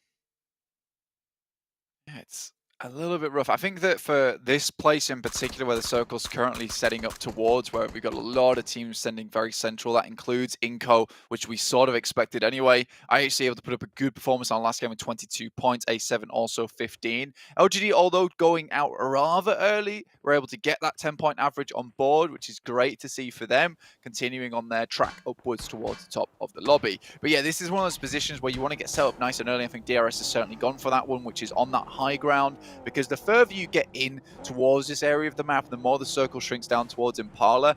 It is really, really tough to get through Junkyard. I'm talking stale bread tough to get through Junkyard into Impala. And this is the exact position I was actually talking about, so it's great to set up into our conversation next. Is that where Damwon is, Inco, you see BTR as well. A lot of teams will want to make that rotation through there because there's not a lot of valuable rotational space through Los Leones, up and underneath Impala. Difficult to get up towards those mountains. And it might just be even a case that A7 takes a leaf out of Influence Kevin's book on this kind of rotation they saw a lot of times in Americas, which is down south and just playing on that very much coastal ridge and waiting the game out till later. Inco will go untouched by BTR. They find a little bit of a ridgeline. Okay, I say that. Now I've got to be taking a couple of shots, but only very, very minimally. Victor trying to blend in. You've not fallen anyone, Victor. Your nameplate's orange. I can see you. Get out of there. You're not part of Inco. They do diverge on their paths. Victor moving back over towards Akashi. Game Lord. 3 players alive. They lost Narvalo. So that's basically half their team right there. Robs trying to scout out the position, but BTR hold the longhouse. Currently a really good spot for BTR. Again, when you're looking towards this bottom side, if you want to bring that average up, you're looking at a 20-point game. You're in those 0-point numbers. So for BTR, a really big match here required because, again, now you're playing catch-up. And this is what happens in a sprint is you never want to be towards the bottom of the lobby after that first game. You always want to be ahead because it gives you time and distance to really pull back any mistakes you make. You don't want to be instantly rectifying the wrongs that happened in that initial match. And going down with 0 points is really not the way to do it. So for BTR, being in this type of position where they have a lot of ground to play around with, a lot of open space around them to take presence, take shots at anyone coming in. This is the perfect opportunity for them. Looks like Alpha 7 have indeed picked up the influence Kemin strat. I really like this. This is the exact kind of strat that they fell prey to over in the final game of America's Championship, where they were moving down through Lebendita. They got absolutely picked apart on this rotation. Instead, Influence Kemin take a different approach from El Azahar, send down here and just wait the game out and actually come out with a chicken dinner at the end. So it's nice to see that Alpha 7 is doing their homework and really good. They're taking a little bit of a strat out of their brethren's book. I like that. We'll be seeing Influence Kevin in the finals if they keep it up. 15 points on the first game. Looking to try and put up a good result here as well on game number 2. It is really, really fast-paced in this lobby, so getting these good results, as you said, early, brilliant news. HVVP on the northern side, going to be close to Vampire. Both teams will have to move even further south, actually towards that position that you said was really strong for Bigatron. It does shift a little bit away from Impala, so the teams will not have to push all the way into the town. And it goes a little bit more into the wilderness, onto the outside of the mountains. Yeah, for HVVP in particular on the northern side, it makes the life really difficult. I mean, you're sending Tixie out now down towards that south side. More than likely, he might take a knock here. I don't think it's very unreasonable to say that this is a dangerous play from him, but he's looking for any little bit of cover that he can pick up. This northern side's so barren. Heading further downwards, there's a lot of space for these teams to play in, a lot of compounds, a lot of ridge sides, which is why you can see 16 teams comfortably sitting in here on a fairly even split. But look at this from HVP. You can see exactly why this is so tough going forward for them. BTR haven't taken too many shots down towards them as of yet, all in vehicles, so they should be quickly getting into a position that is fairly safe. They're trying to stay away from that longhouse as much as possible. See Meku doubling back at the moment, making sure that they keep the northern side clear. Fallen prey to backfills a couple of times. And HVVP playing it systematically, just trying to stay alive here. Vampire shifted down to the west, 2 players in this building. The rest of them playing on the outside of it. IHC moving in. This is southwest side of the next circle. Titan are further out than they are. So priority on the next rotation will go to IHC, but Titan have the high ground and potential to move a little bit faster out on the outside. Of course, playing inside those compounds, it can make those rotations a little bit slow to start. Alpha 7 sort of locked down on that east side now, especially moving further down towards the south. That play typically works out when you go towards Impala anyway. Though, again, this is a real passive strategy. I think for Alpha 7, they need to commit to this fact that they're not likely going to be in any engagements for a long, long time. I think taking an engagement with DRS and the players up towards there in the warehouses would not be a bad idea, considering they're split off the moment, and the rest of the players from DRS currently on the mountain side. They do have to come down. But again, this is a situation where Alpha 7 has to divert attention in 2 directions. So let's be very, very careful. Reject, decent spot, cross the road, making sure they're holding onto these sight lines, onto these crossing, onto these rotations so far is okay for them. But again, very difficult terrain to play here on the map over towards the south side of Impala. A lot of places for people to hide as well. So you're more likely going to see more and more of these straight 4v4s coming through from teams, which is going to make this match at least very exciting.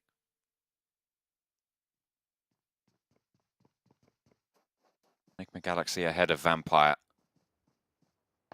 And Vampire are scoping out every angle of ingress to try and move in, which they will have to do after this shift. Keeps a little bit of Impala in there, but Alpha 7 will have to get a little bit more active with it on that southeast side. DRS may be looking to regroup on their 2-2. I think at this point in time, I don't think you can say that someone upstairs isn't looking out for Inco Gaming at the moment. They are getting some incredible luck on these circles, even throughout the entirety of survival stage. Yes, they move in very quickly towards the central spot, but typically don't move too much from that position anyway. A lot of times that circle does head over towards them. I think you have to give them credit. And I don't want people to take me in the wrong way that I'm saying that this is the only reason they're winning games, because I think that they do send towards the center of the circle quick. Their macro to get into that position is very good, and they hold down those positions well too. The thing is that how long does this look continue? Because I'm curious to see how Inco Gaming does when the circle moves away from them. They have to start leaving these compounds. If it remains for the rest of the tournament, great news. I think this is 100%, and I'm very, very willing to say if they never have a circle move away from them, 100%, I think that Inco Gaming will hit in towards that top 5. Have to wait and see if they're able to achieve that, if they're able to get it, if that ground is afforded to them. LGD, 11 points on the first game. They showed us their power yesterday. They almost made it into top spot. Second place from the survival stage. Well, only a couple of points, about 3 or 4 points in it. So it was really, really close to them and HVVP. But at the moment, they have outperformed their rivals at the top. Still, only the one game. And you can't discount HVVP. You never can, Blank. Vampire on the western side, similarly, powerful. One of the group green teams gives everybody a little shiver down the spine whenever they look at them. So you can't discount HVP. I think it's one of those things where, if they're gifted one of these great edge playstyle games where they can comfortably rotate in and start clearing out members, they'll do very well. I don't think that this is one of those games though, John, with the amount of compounds that are still available, playing on this edge side, it's going to be very difficult to pick up these knocks to capitalize on the back of it, especially from this northern side where it is so open. So for HVP, they're going to have to play a very long game here. We're talking 25 minutes before they start being able to do anything, and that's with the hope that the circle moves back up towards that northern side, because BTR currently are one of the teams that they would like to go up against. Assaulting that longhouse is a little bit easier than the others as you're able to hit all onto one side. But again, there's a bit of a dip going up towards that area anyway, so they have to hit that hillside. They have to move on forwards. So there's a lot going on before you make that crash. In the meantime, BTR can take that moment of hesitation to grab the nades, get them cooked, and send them out as they hit that singular position. So for HVP, difficult push ahead of them going forwards. I8, in the meantime, that last game looked like they could have done something very well with it, and I think they made some right choices. However, this game around, they've got a nice central spot. Alpha 7, though, rough for them. LGD coming out in a very strong spot, gets 2 knocks to start off with, and then they're aggressive with it. Mafioso needs to slow down this push to allow for these reses to come through for Alpha 7, but he's taking so much damage, needs to answer but cannot find the shots. Carrillo tries to stick the res, will be able to get one teammate backing up, but in comes MVM. LGD over the top of the ridgeline, will get the challenge, and Carrillo falls. Revo looking to try and heal and be alive into this fight, but the flushes are coming thick and fast for LGD. Only the one player left to dispatch, and Revo won't prove much of a challenge. LGD roll over Alpha 7. What a wonderful push coming through from LGD. They are very aggressive and quick with the trigger where they need to pull it. Circle moves over towards that central position across the roadside. Titans currently trying to put the pressure down towards LGD as they made that push. They had oversight towards this position, but they will have to move as well. And I think for LGD, with the vehicles they have on board, the YZZ is smoking. Could be a little bit of an easier push for them to send towards that north side, though it is all fielded up towards the Game Lord compound on their north. So very, very open. Nice shot, though, coming through from HVP. Maybe not able to capitalize off the back of that. They're a little bit far away to make that push, but they will be moving with the blue. And this is the crash we were talking about. In go HVVP. Tixie up to the wall. Wants to put an aid in through the door frame. Opens it, but Misery has a Tommy gun ready and waiting. Knocked very swiftly and flushed almost instantly. Bigatron able to rebuff the first push, but HVVP still have 3 players active, still have 3 players alive. The nades can start to go in through the window. After a little bit of overconfidence there on the push from Tixie. Didn't have the sightlines to back up, covering that doorway. Going down is not ideal. Half HP for Matic and Kitsune. They're going to slow it down, get that healing done, and go again. Remount, because they do still need to push south. It's a really good move from Misery there. As soon as he sees that circle come downwards and that northern side be cut off, he realizes that this is the compound that most people will be wanting to pick up in the meantime. So sends himself forward towards that position that everyone wants to hit up before they start making their move onto this building. Able to just wait by the door side. Really, really, really well done to Misery. And now HVP have to make some tough, difficult decisions going forward. Down one, get absolutely cut to pieces by the guys from Inco. Not quite out yet, though, with 2 players down and knocked, but Forrest, another one to hit the deck just as a res comes through for that team. Vampire trying to push in from the western side. IHC trying to stop them doing just that. Aegon XI8 are there as well, just a little bit ahead. It's a difficult push for both of these two teams. We have on camera at the moment, Alex taking heavy shots, will be traded off. Vampire fighting out on two fronts and actually winning both of those challenges. Going well for them so far. Stoned. Pushing Aegon XI8 back a little bit into their compound, retreating their position. Nade over from Icy is good, and Schwepp does go down to Godless from IHC. Ravenclaw moves up into the smoke, moves over, and potentially going to be looking for this res as well. They do not have a lot of time to get it done. Stoned is ticking away very, very fast. Icy still doing so much work for the squad. Finally, the flush comes through onto Stoned. Looks like Vampire will be playing on with 3. Looked like they had a little bit of a shout, but now they turn their attention over to Aegon XI8. IHC disengage a little bit. Icy not wanting to push over, and the rest of the team much further south. Difficult for VPE here, right on the edge, no cover to speak of. Find their way through. Aegon XI8 cannot hold the entirety of that compound to themselves, but they're doing a good job of it. They're split a little bit, so losing members would be unideal. IQ not going down, really important for them. That might have opened things up pretty massively on their side. IHC outside of the zone itself, so VPE will have to move through here.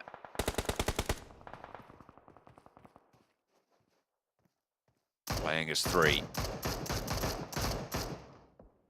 And it is a difficult position, you're right. HVVP slunk down to the eastern side. IHC sending Godless out wide to maybe try and find an angle over towards Titans. On their position in the hold, Teak split from the other 2. 3 players active for Titan.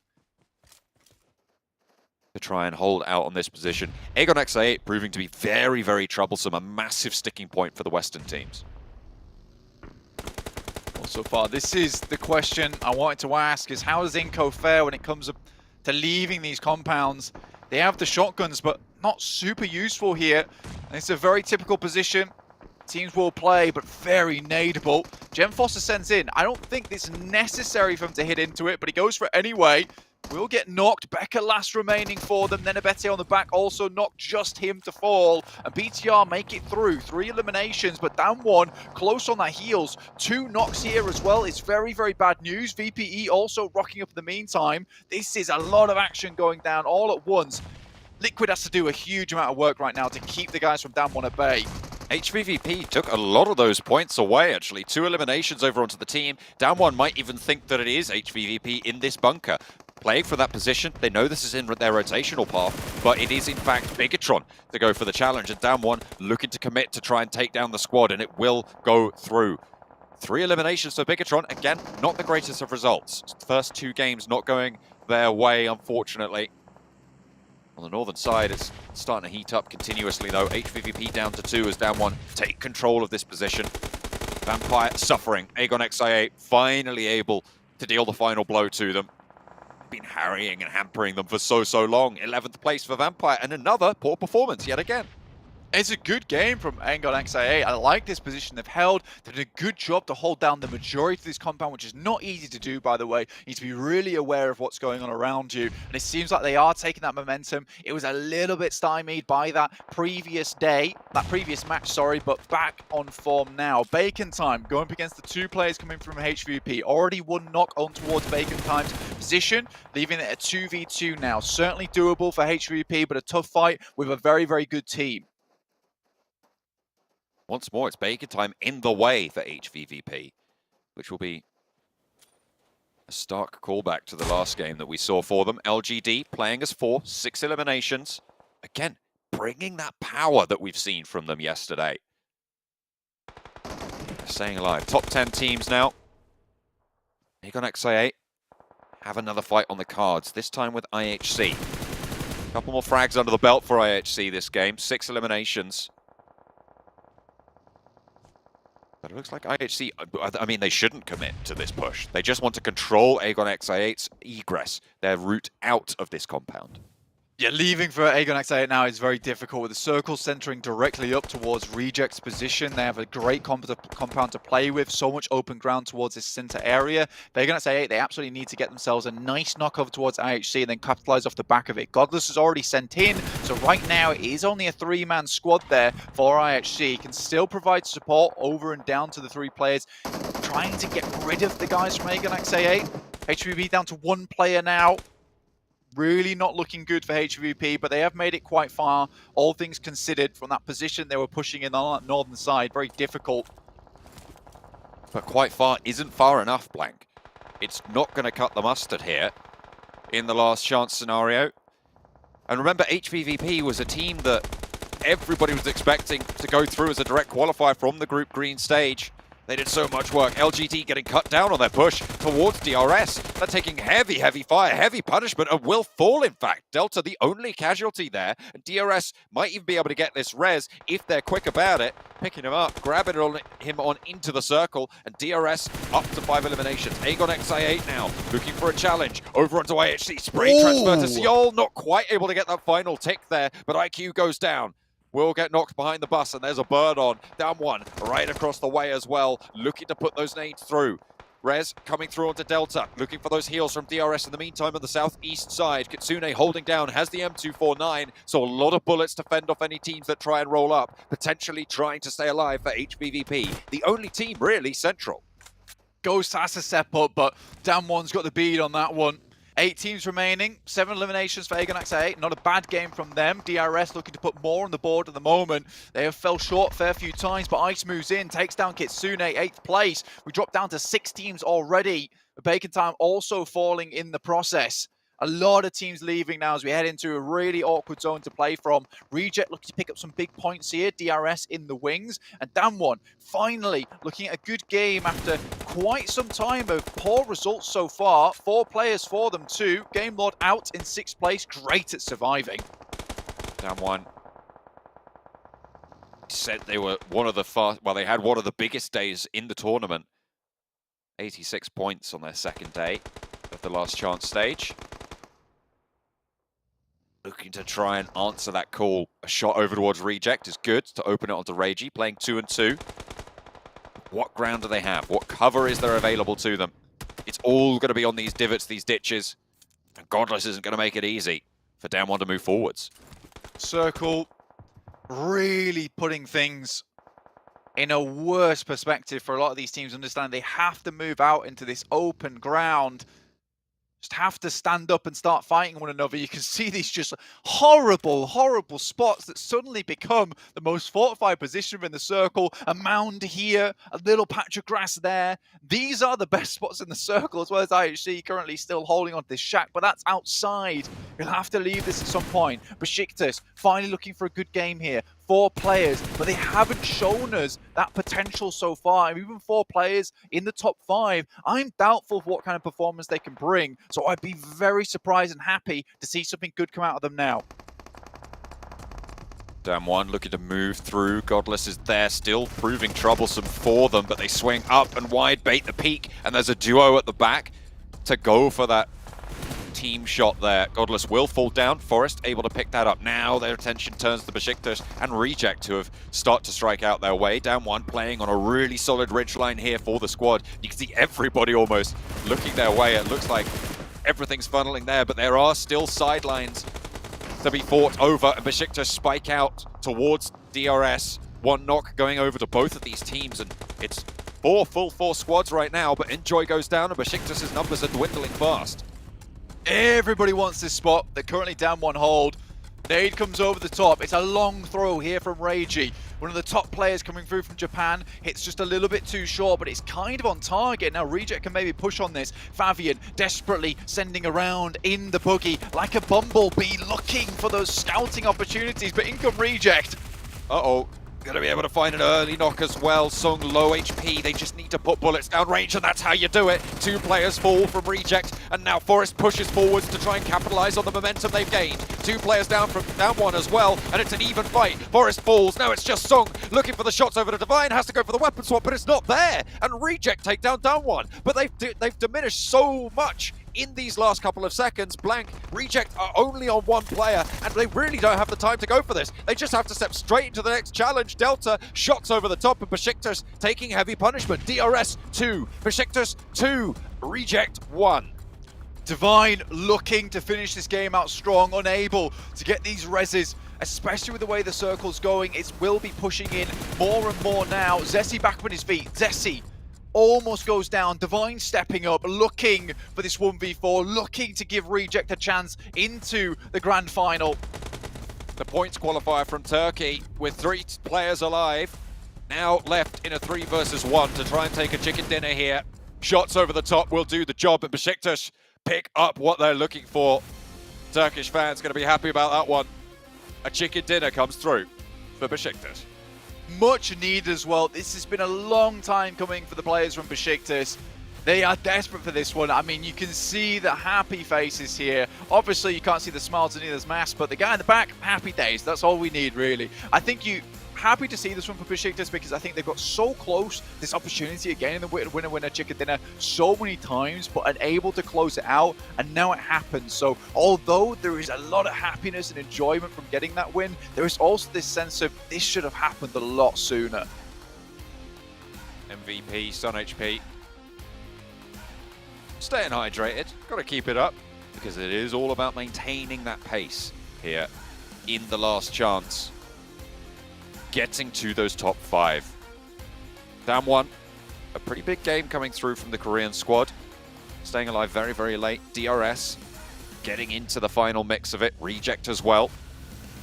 Really solid stuff from a lot of these teams. But in the end, it was the Turkish squad, Besiktas, to take home the chicken dinner.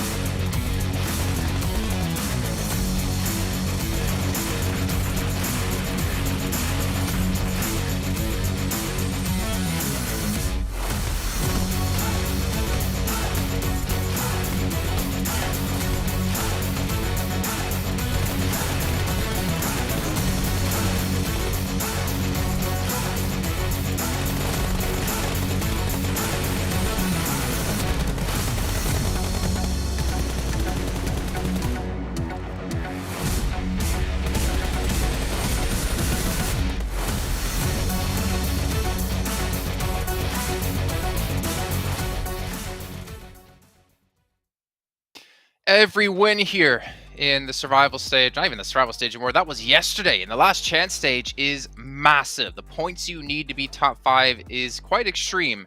We see Besiktas able to get themselves the chicken dinner, but with only 4 eliminations. But hey, 19 points added to their tally.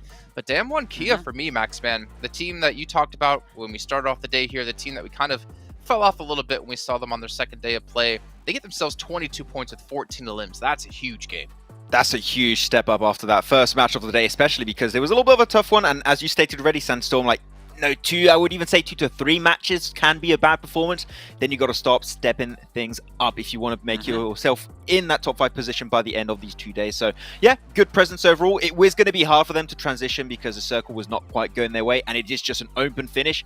Besiktas had a little bit of a better angle to play with, but especially Forest. I mean, the first game when you went on that push on Game Lord, and this game also, like, Forest is stepping up to the plate, and he's always a player I'm looking out for when it comes to teams from the region. Yeah, and so is IHC. Apologies, Jason. So is IHC and Godless. I mean, the first 2 games that we've seen today, impressive performance from them, considering that when we've watched them throughout the second stage of the tournament, the survival stage, they did struggle on day 1. Then we saw a massive resurgence from them. So picking it up again here in this last chance, pretty good. And we saw what happened in the first game with IC just running rampant, deciding to push the squad all on his own, managing to get a couple of elims and even running one over. But IHC definitely one to watch out for, and I think they might be able to get a decent start for today's games, considering that they've consistently performed so far. Well, speaking of decent starts, looking at the teams to watch here in that last match, Sandstorm, I noticed that your 3 picks went out 16th, 15th, and 14th place respectively. Why did you want us to watch them again? To see them go out early, or what's the... You see, the main reason I pick teams to watch them is because I focus on them and I want to see something good from their side. But NGX, there's no point. I don't think I should be allowed to predict teams anymore. At this point, you don't predict 3 and then just watch them all get eliminated at the start. I shouldn't be allowed. Well, now you know how I'm banning Maxman myself feels from a that. lot of the time. Maybe he rubbed his curse off onto you. We're going to head to a short break, though, while we get things ready to go for our 3rd match of the day. It'll be on Sandhawk, so you're not going to want to miss this, and we'll see you guys in a few.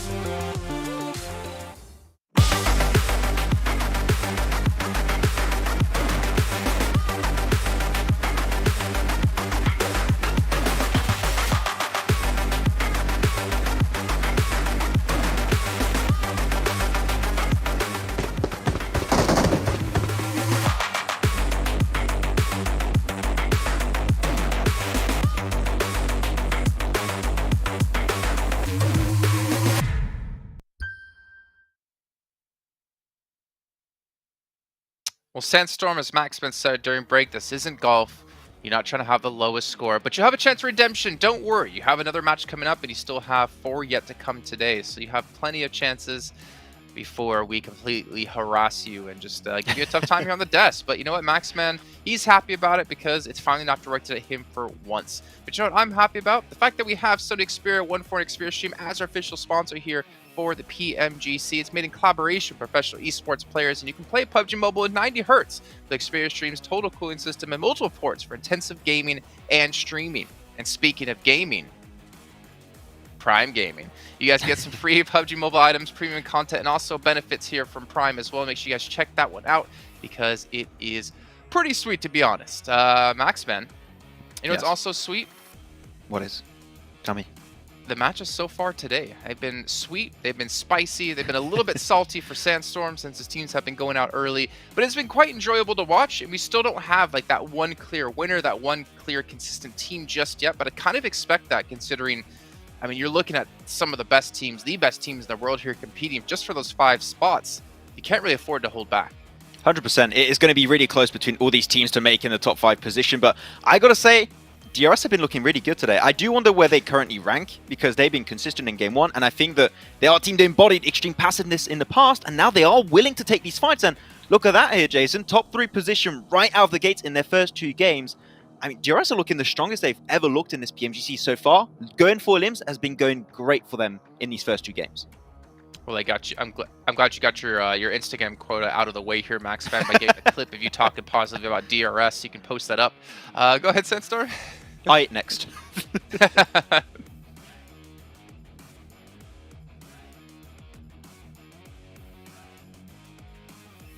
This is what we wanted to see from DRS. Well, when I would love when to we hear were what talking Sandstorm about has it. to say here, Max, but he has unfortunately muted himself. That's his punishment for getting bad predictions. You can see here down the list, though, HVVP 13th place.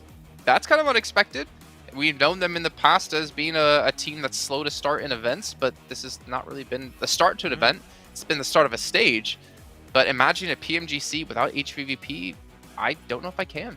I can write off the first game. I think the first game was one of the toughest rotations I've seen for one team to pull off in like almost this entire survival / last chance stage. This last game though, fighting versus BTR, I think that they tried to avoid it. I think there was a lot of hesitation on their side, and as you know, your biggest enemy in PUBG Mobile Esports is sometimes yourself and indecision, and that's what happened, I feel like, for HVVP in that game. It was very profound. I thought you were going to say, like, the worst things that happened, is those 2. I thought you were going to say, and Sandstorm picking you. that too. But I thought that was like obvious. I just didn't bring it up. Yeah. Well, what about your 2's team to watch here? I'm a little bit scared to see Sandstorms, to be honest. Maybe his is just no one. Maybe he didn't pick any team this time. No, he did pick teams. Oh, I feel bad. Oh, you 2 picked the exact same. So how does this work? Do you cancel each other out or what? That's the thing. I don't know. I mean, look, Maxman, you started this whole curse thing off, right? So since you transferred it to me, and we're both picking them, I mean, negative times negative makes it a positive. So does that mean that all these teams are going to do well? That's what I'm hoping for. I really don't want to curse the teams, but realistically, I chose these three because I looked at the leaderboard and I was like, you know what? These guys are performing too well, and I want these games. I want the last chance part of the tournament to be just that much extra spicy. Making it so worse. I want them all to be eliminated early on so the other teams can make it just... I don't know. I just want the competition to be very, very close, considering it's just the top 5. Just asking to... I don't know why you just keep digging yourself in that hole, man. I don't know what's going on. But DRS, as I already pointed out for my team to watch on this game, they're looking consistent. They're willing to take fights. I think that if you're looking in, especially in their group stage, these are fights they would never take. They would never do that. Would just play hyper passive and just wait for things to happen. That fight versus LGD was really clean. Like, sure, they were on the defending side of things, but the moment they get close to them, instantly full send it, go for the aggressive fight, and they come out on top. So I love this new DRS, and I want them to, you know, remain on this trajectory. Well, you know what, Maxman? We're going to full send it on over to our casters because our third match of the day is ready to go. It's going to be Sandhawk and John Allen and Blink. Take it away. Thank you very much. We are going to be getting right on over to Sandhawk and Blank. This lobby is looking tougher than Maxman in a denim jacket. Yes, it absolutely is, John. I mean, to be fair, Maxman in a denim jacket strikes fear into every single man around, so I would be worried to meet him in a bar at night. Obviously, looking at this match, though, looking at these overall rankings, looking at these players, you know, every single team really does want to get into that top 5. I don't think there's any team here that I would say doesn't have a chance to make it in, which is what has made this entire PMGC so exciting. There doesn't appear to be anyone that feels like they don't deserve to be here. I think every single one of these teams has a chance. Every single one of these teams could make it towards the top. And with some of our massive players, massive teams not really stepping up to the plate, you know, now there's been a real opening towards the top. I mean, with VPE and HVVP similarly not getting a huge amount of time, it's Bacon time as well. They've got a big journey ahead of them to really pump those numbers back up. We know that they can, but is it possible with the 9 matches remaining with the lead that some of these teams have already created? Damwon have really pulled out something special towards the beginning of this day. They needed to do this. They looked like they weren't sure what they were playing with, how they were going to move around it. So it's interesting to see them actually bring things back into the fold here. Current bubble sits with Reject 22 points, an 11-point average on the game, which is fairly close to what we were thinking about on such a small game set. But the third match about to kick off now, Blank. South side of Sandhawk for the playing path.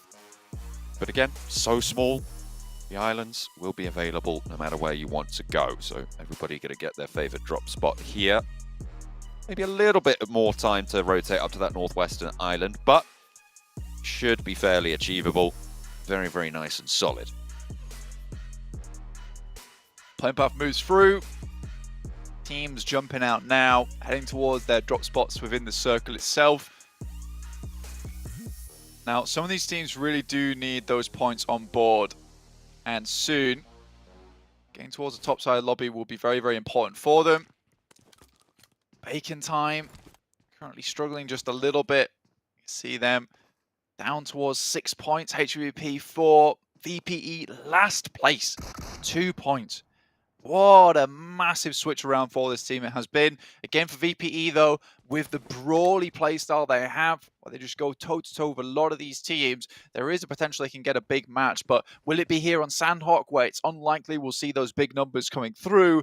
I don't know. LGD also 7th place at the moment, not a team we expected to see here. They still look very strong, though crumbling under the pressure as a lot of these teams are just 100% turning up the heat here in our last chance at the moment. Whatever they've got left, they are just sticking in the engine and getting it running, getting it moving. Again, there's always tomorrow. There's always the adaptation day. And LGD, we know that they are a bit of a comeback team. You know, they will make sure that even if they are low down on the points, they can always jump back up towards the top of the standings. So them actually being in 7th place, maybe not the worst thing in the world for them.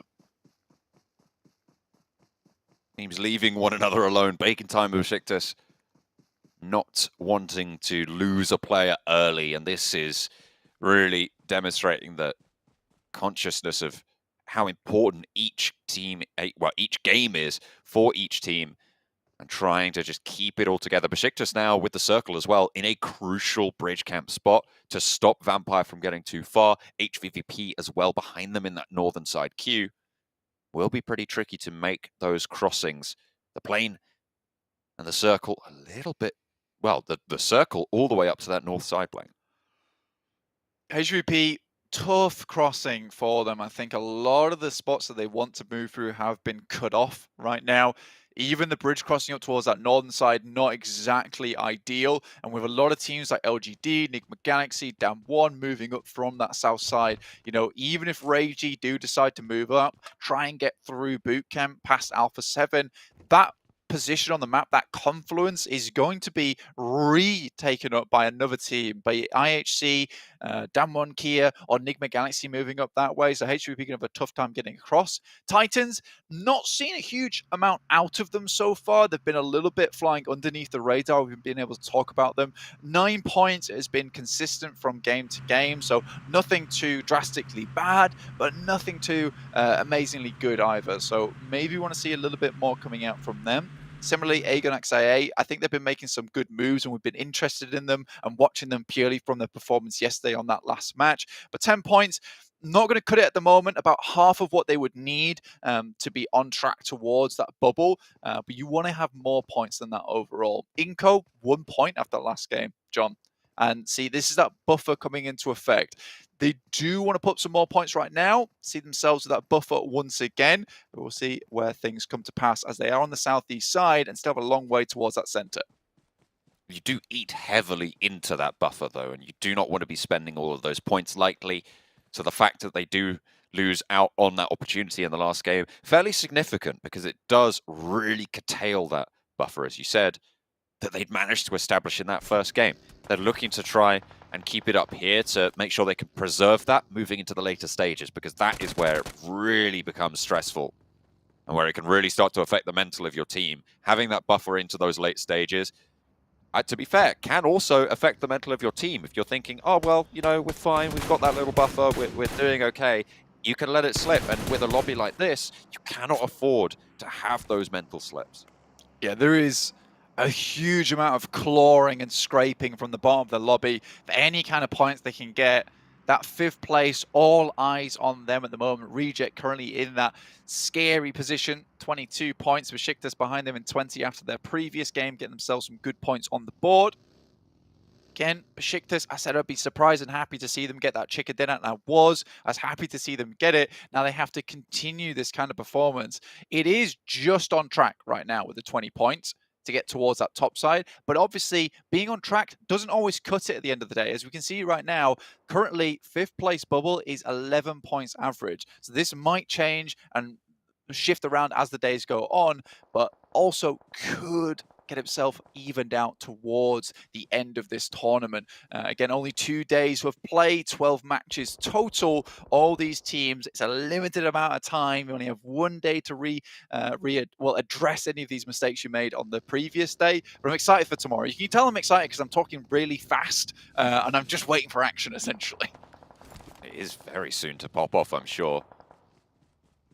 Vampire managed to get across on that northern side. HVVP yet to leave that northwestern island. Playing it a little bit slow from there. Likely that they're going to have to go for that northern crossing in their current position. Reject. Lying down in the grass. South side of the clump of teams in the middle. South of Paradise Resort. Currently only occupied by Bacon Time, but Bigatron are in the hills to the south of it. South side, obviously Bigatron really desperate for some numbers here. Again, I think that they have a lot of pressure on them. I think they have a lot of pressure on them every single tournament, right? Even more so now because they want to represent their region on home ground over in Jakarta. So I think that, you know, you're looking at that and it is just one of those things where I think for BTR, maybe that pressure is getting them to a little bit. and they can't quite make the correct decisions. I think they're still making some good rotations here and there, but they're crumbling under some of these engagements they go against. I think it was decent versus HVVP. They knew what they exactly had to do, but that was that early game where things hadn't got too hectic. And I think already in Erangel as well as Miramar, we've had 2 endings to the zone, which are just brutal as anything. And I think for BCR, maybe it could just take a little while longer for them to find that mojo, find the comfortable jog that they need to get towards that top side of the lobby. But right now, the team is just not working too well versus these quick and aggressive pushes. They can't quite combat that. A shunt in on the south side is necessary now with the circle moving up north. It's going to be DRS and Reject really struggling. Aegon XI8 as well, kind of behind everyone in the queue there.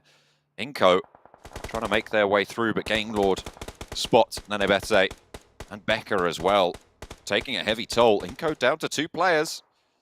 Their first game buffer being eaten into yet again.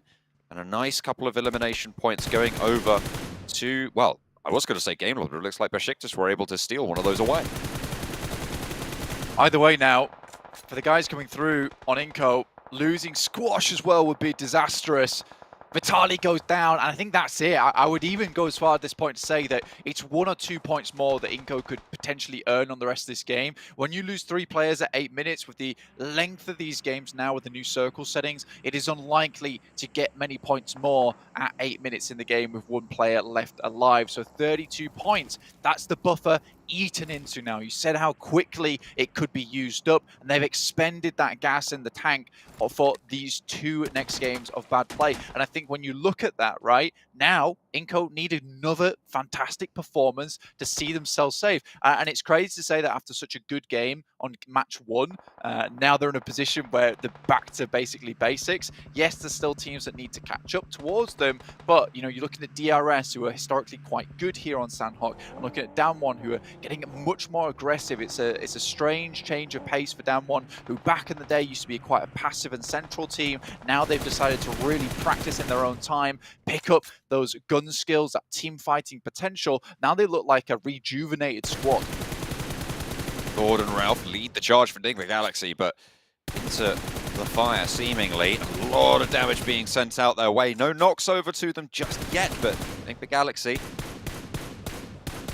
under heavy fire. Novalo can't quite find the shots. I think he can see an ankle there just dipping in and out of view, but just fading away on that headland is very difficult to land that shot. Would need to arc it over, and I just don't think you have those sightlines. The heals come through, and Enigma Galaxy get a central position. Good spot for Enigma Galaxy. Very good for them in terms of their point scoring, because they're currently at 3 points total. They need this type of position where they can start scouting outwards and get a spot where they can pick up a lot of points. Enigma Galaxy in the past were kind of the kings of Sandhawk, but maybe not for the reasons that you would expect here today in PUBG Mobile with these new circle settings. They were the healing team, but even so, they were one of the first teams to implement a playstyle where they would have 1 player out in the blue, and then they would send 3 players in to just sow chaos, and they were very good at taking individual engagements with many different teams, surviving for quite a while with just those 3 players in the first place. So I think with Enigma Galaxy, it is not out of the realms of possibility or out of the realms of unreasonable nature to say that they are a very good team on Sandhawk. With this central spot, this should be a good position for them to maybe get some points here, but losing a play like that to Narvalo is not a good way to start this game. Really not. Enigma Galaxy in 15th place. Game Lord will be happy about that, though. They've already managed to rack up 2 points on the game. They're playing in a strong position, the rooftop affording a lot of power to the squad. Narvalo being pivotal in their position. Has cover from the back as well if he drops to the low end of that roof. The other building's giving him that. Sanctuary. Still, a little bit more exposed than maybe they'd like. However, no one challenging for the spot just yet. Ralph, off in the distance. Take too much damage. Alpha 7, drop down a little bit. 15 points. It's a good place to start, but you need to keep putting up those points now. LGD down towards that southeast side. Very good playing on the edge. And HVP, as we said before, they've had to wait a long while. 12 minutes now. Around about halfway-ish into the game. HVP have to make this bridge crossing. They waited a while and decided to go for that bridge crossing in the first place, letting a lot of these teams that were maybe guarding head across and try and find themselves a better position with the circle in the first place. Now maybe thinking about crossing, but again, Besiktas have that sight line over that way. Zessi is a front man up towards a compound that likely Besiktas is going to head over towards on the eastern side. That's very close to Enigma Galaxy and Game Lord, but still leaving those players behind, waiting for HVVP. DRS 3 players close to MVM from LGD. The forward position. Knows Delta's right behind this rock. Teammates taking shots over. Moves around. No, he's there. No, they've tagged him and will be able to get the knock, but it's instantly traded with a very, very prescient rotate out wide coming through, but they have to get back to cover because Suki's there. Marksman on a mission. Looking to try and land those shots, land on the target. And there's shots coming through as well from Titan. The forward positions are getting shot down, and MVM, sorry, for LGD is looking for this crawlback. It's going quite well. Gianti and Killer want to shut this down, and they will be able to slow it out, get that point on board, but they've lost 2 of their players in the process. 1 confirmed and flushed out, but Rules is still active. However, LGD want an answer for their downed man. See, looking outwards towards DRS, Rules down the floor, so potential to pick up that knock, and Killer can't really move too far forward. Suki has got an angle on it. And with Suki being so pinpoint on a lot of these sprays, I think for DRS it's a little bit scary to try and get him back up again. Managed to get behind the rock with the use of a smoke there. Onus being on Rules to crawl round towards safety. Next toe coming in soon. HVP did make that crossing, got across very easily as well. Not too much damage taken, but still long way to go. Besiktas very happy having Zessi as that forward man. They sent Peace back over to try and hold up on that spot. Besiktas now can move across. BTR though, what a good spot for them in the circle. This has to be a good game for them now. This is that opportunity to put up an Inco game, right? Inco's still alive, by the way, with 1 player, but Squash very, very surely going to go down here on that northern side. Too many teams nearby and has to leave the current position. Nade over the top towards Aegon XI8, and it's good from Vampire.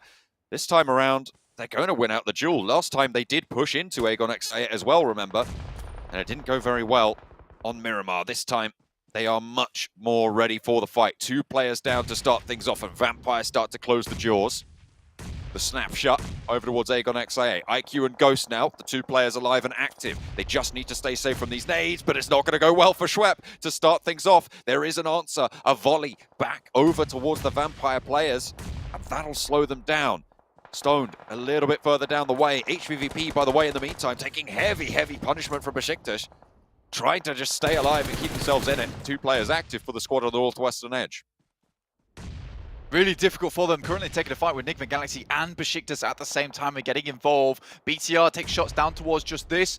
Maku will fall. That leaves HVP with 2 players. 1 elimination found on the game. Ghost outside in the blue. Doesn't want to move just yet. Waiting for someone to make a mistake here. Maybe Stone gets spotted by Ghost, peeks out, but he's taking a lot of damage from the blue. We'll have to move back in again. Down 1 versus IHC. A lot of engagements going on around the map at the moment, but so many compounds still available towards the center of the circle on the southwest side of Paradise Resort. Bacon Time opting to take that high ground for themselves in Paradise Resort. Matic and Kitsune, slivers of HP, but still alive. Besiktas with Enjoy and Peace on the hillside. Playing with 2 as well. Trying to stay alive. HVVP, this is their 3rd game in a row where they've been in trouble, where they've been caught out. Inco down. A Squash falls in 16th place. Will not be going any further. IHC also eliminated. The top 2 teams in this tournament as of right now have fallen early. Peace close to Hermodi. Very, very close, in fact. Lord as well, just behind the rock. They'll hear these shimmies. Game Lord being cut out on this northern edge as well as Aegon X8 move on their eastern flank. Ralph shuts them down from the west. Game Lord eliminated now. Hermodi steps up for the fight. Enjoy his first to fall. Besiktas in this scrap with 3 players from Enigma Galaxy. Only the 1 player now standing for the squad. It's Peace, and Stoned is there as well for Vampire Esports. The last player standing for the squad. Peace falls, but with those shotgun shells ringing out, they're going to know there's another player out the back, and Enigma Galaxy might just hold it out. Difficult push now. For a lot of these teams, Aegon XA8 Ghost underneath Bacon Time shirties. VPE out, HVVP out.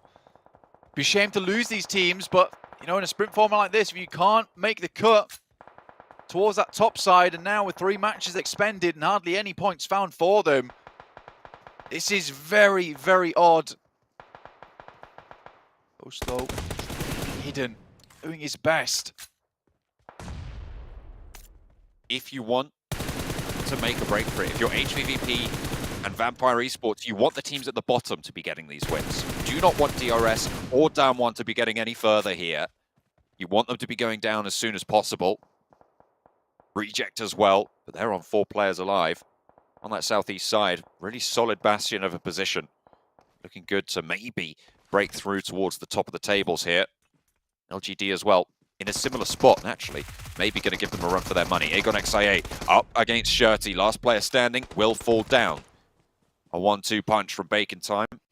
Eliminates Aegon XIA in 10th place. 5 eliminations, though. Still not terrible, but it's not going to be enough. We're looking at those 10 to 12 point averages that are needed to put up on the board to see yourself safe into the top 5. BTR currently still in this disgusting position. Now, losing from this position will be a real blow to them. I think that they've been given every opportunity now, and it will be seriously bad for the mental if they can't finish it out. LGD, on the other hand, YZZ left, last standing for the team, tries to send out Y, but it's not enough.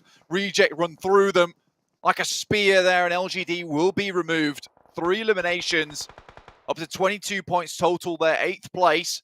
Forest also falling, so down 1 out. And luckily for the guys in HVVP and VPE, a lot of these top teams going out rather early. DRS last left in that 1st to 4th squad.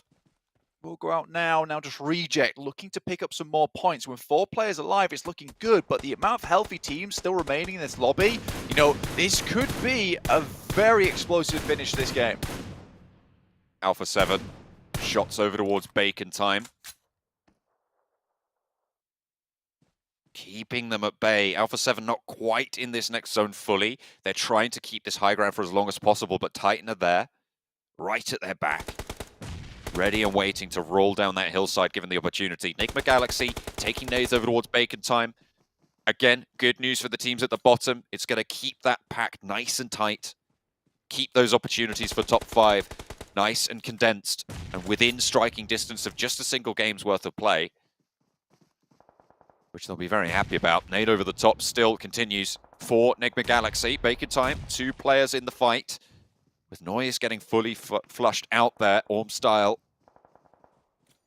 Nade towards him, low HP. Hamodi keeps putting that one up. Alpha 7, shots over towards Titan. Finally spotting them on the top of the hillside and taking the scrap. Puncher, spray down, and Mythic goes down first. Evening the numbers now, 3 versus 3 on the top of the hill. Puncher jumps up, looks for a sneaky little angle, but Revo isn't really in this fight, giving Titan the outside advantage. If they step too far, though, he can start to be that off angle for the squad of Alpha 7 as they descend into the compound and into the circle. Bacon Time, in the meantime, eliminated.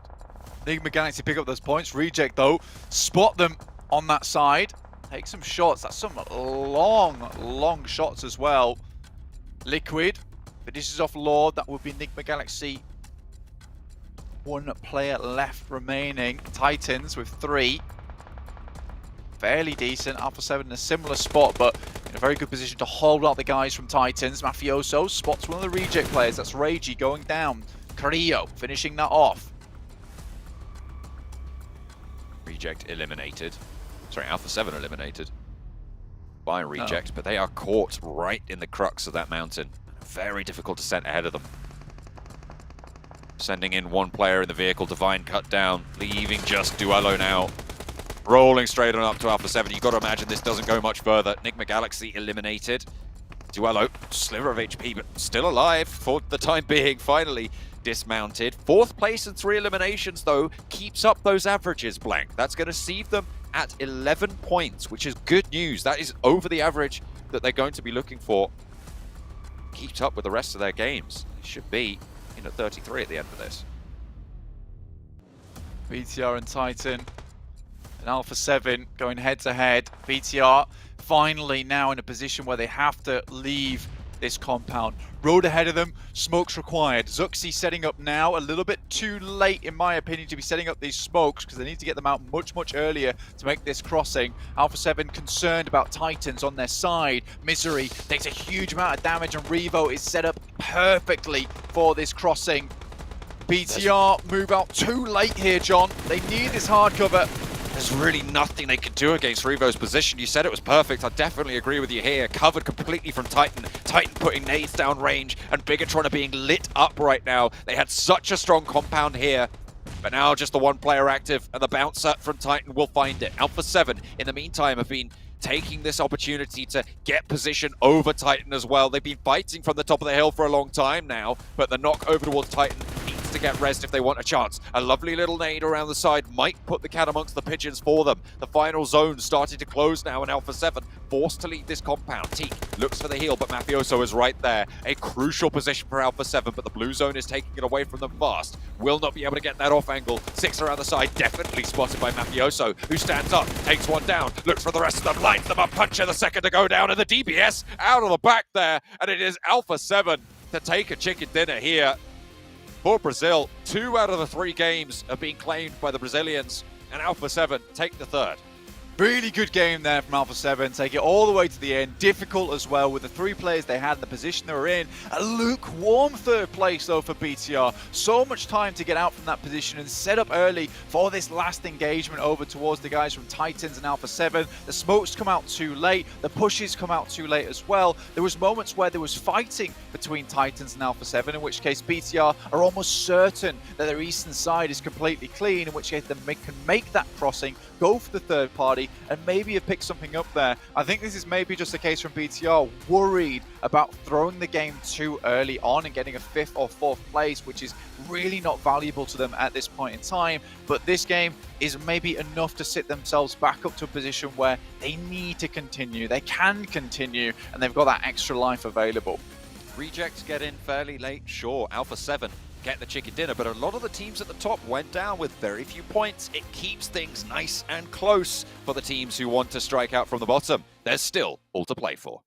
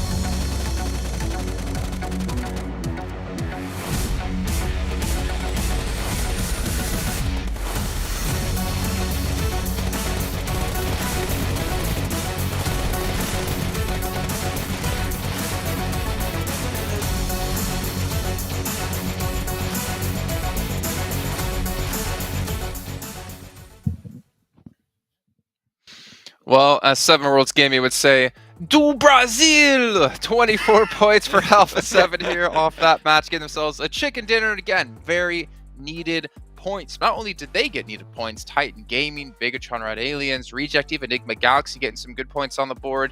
It was a very kind of like split, I'd say, battleground match here between all the teams in these points. I think it just gives a little bit of hope also for the teams that had a rough start to the day. Like you talked about your BTRs, talked about your Enigma Galaxy, talked about also Bacon Time that needed some points, definitely in a rough spot before. I think they were in 12th position before this game was only 6 points, so that's going to put them in just a little bit of hopefully a rhythm for their following matches. But Alpha 7, I'm not going to lie, Sandstorm, I was a little bit scared in this match because I think they did do a mistake giving that mountaintop over to Titan, but luckily enough, Titan did not want to fully commit to the fight, so they left it happen. But if Titan wanted to and went full aggressive on that compound, I think this actually could have been a Titan chicken dinner. Could have been.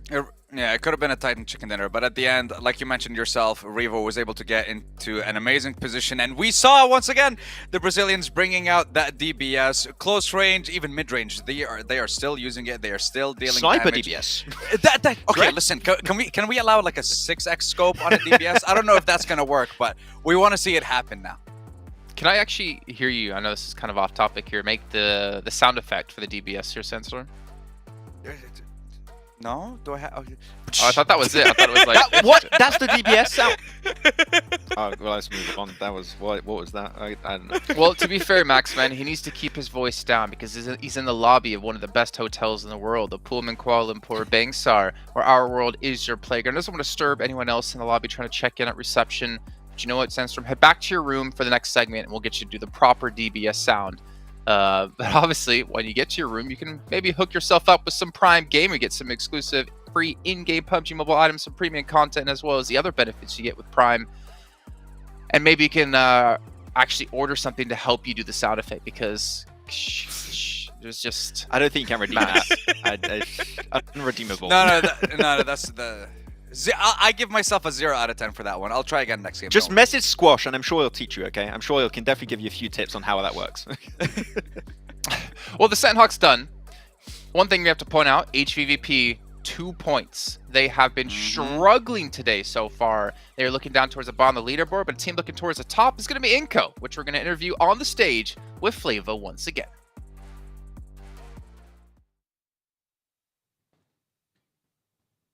Ladies and gentlemen, welcome back. Here we are at the PUBG Mobile Global Championships 2022. My name is Flava, and hopefully you guys are having an amazing time witnessing the first half of day number 1 right here at the final chance for all these amazing 16 teams being featured right here for the weekend itself. And of course, ladies and gentlemen, a special announcement just for you. Captain Messi is now available in PUBG Mobile Battleground, packed with Messi football icon set and more collaboration theme items until the 31st of December 2022 to help you stand out on the battlefield. Grab them in PUBG Mobile now. Now, of course, ladies and gentlemen, right here, we are here going to be interviewing one of our amazing teams be featured on the PUBG Mobile Global Championships 2022. How are you doing, great sir?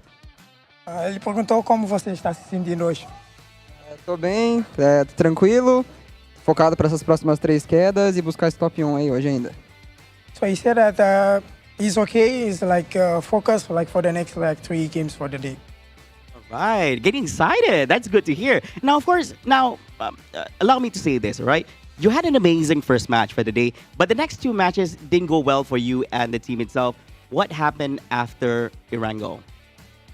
Ele disse tipo o primeiro jogo foi bem para vocês, mas as 2 segundas caídas não foram assim tão bem. O que aconteceu? A gente fez o que a gente sempre faz nas outras 2 quedas. A primeira a gente aproveitou muito bem as oportunidades. A gente fez o nosso jogo de centralização. Na segunda a gente não soube aproveitar as oportunidades que a gente teve, como a gente teve na primeira queda. Teve time que trocou perto da gente não tomou a escolha certa das ações, né, que a gente podia ter feito quando a gente teve as oportunidades. Na terceira queda acabou que foi uma infelicidade, a gente foi cortar ali no meio da safe e bateu e foi cortado. Mas a gente tá bem para essas 3 quedas, com certeza a gente vai sair bem nessas próximas partidas aí. So for them, like actually for all the 3 matches, they be doing like what they always do, like playing like for the center field. Like for the first one, of course, they got like the chicken dinner, they had like a good point. But for the like second, they like made some mistakes, special like in the center field, and the other teams like didn't allow that. For the third, almost the same thing, but it's like focus for like the next 3 matches. Right, definitely that's what they'll be doing right there. So now next up, what did your team do to prepare for today? Because you guys had the day off yesterday itself while witnessing the matches between Group Red versus with Group Yellow. So you guys had a day off and the watch of us and everything like that. So what did you guys do to prepare for today? Então, ele perguntou o que vocês fizeram ontem, como tiveram o dia de folga, e vendo o jogo do grupo vermelho e o verde, o que vocês fizeram para preparar para hoje? Como sempre, a gente viu os mapas, estudou tudo que a gente tinha para estudar, preparou as estratégias, decidiu os lugares que a gente ia cair. E foi isso, a gente sempre se reúne antes dessas partidas para poder conversar com o nosso coach, que é o Knight, e se prepara para todas as partidas, e é isso. So of course, like there was like the map feed like for yesterday. They prepare like well. They talk with the coach Knight. And also, like, they all got together, like, all the players before, like, for the match today, and they talk, like, about the strategies for today. It sounds like the team seems to be very prepared for what's about to transpire today as well as tomorrow as well. And, of course, last question I have for you two right now. Now, what are unique strengths that your team has that other teams don't have? And what do you think you guys need to improve on to perform in today and tomorrow? Então, qual é o ponto mais forte aqui da vossa equipe que as outras equipas não têm? e que vão fazer para melhorar para os próximos 3 jogos? E o nosso ponto mais forte é a nossa união e também a nossa capacidade independente. Quando a gente vai mal, a gente consegue resetar a cabeça e ir para as próximas partidas. Vários dias aí a gente foi mal nas 3 primeiras quedas e depois nas outras 3 a gente conseguiu recuperar. Na primeira fase a gente foi mal nos 2 primeiros dias e nos 2 segundos dias a gente deu o comeback. Então, com certeza, acho que essa é a nossa maior qualidade, o nosso psicológico. So like for the most strength that they think that they have is like the unity and the friendship between them, because like even like the first games, if they do bad, like for the first week, there are like two, 3 bad days, but then they also do like the comeback for the next matches. Unity is definitely their way to go right here. Thank you so much, and all the best to Inco on the remaining matches we have today. Ladies and gentlemen, there you have it. That concludes the interview we have at the PUBG Mobile Global Championships 2022. Coming up next is going to be match number 4. 3 more matches to go before we close up day number 1. Stay tuned, and we'll be right back with game number 4 right after this. We'll see you guys in a bit. Bye.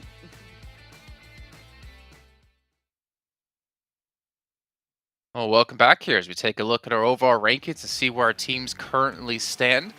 Remember, top 5 is what it's going to be about, and DRS, Inco, Reject, IHC Esports, and Alpha 7 would all be going to the finals over in Jakarta in January if we ended things off now. But we're not doing that quite yet here. Sandstorm, you went, ooh. What did you go to ooh about?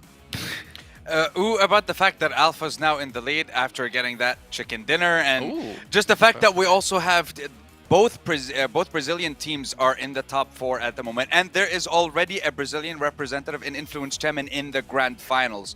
So if it was to just stay as is, you'd have 3 Brazilian representatives in the grand final, which would be huge for the region. We can see our second page as well. Vampire, bottom of the table at 4 points. HVVP, second at 16. What is happening? I swear we need to get an interview with them, because this is not the HVVP we've known. This is not the Vampire Esports we've known. And they are running out of time here to catch up. They're already 3 matches in. You guys even said yourselves you can have about 2 bad matches. What about 4? That seems like the route we're going here. As Aaron Kill will be the next match of the day.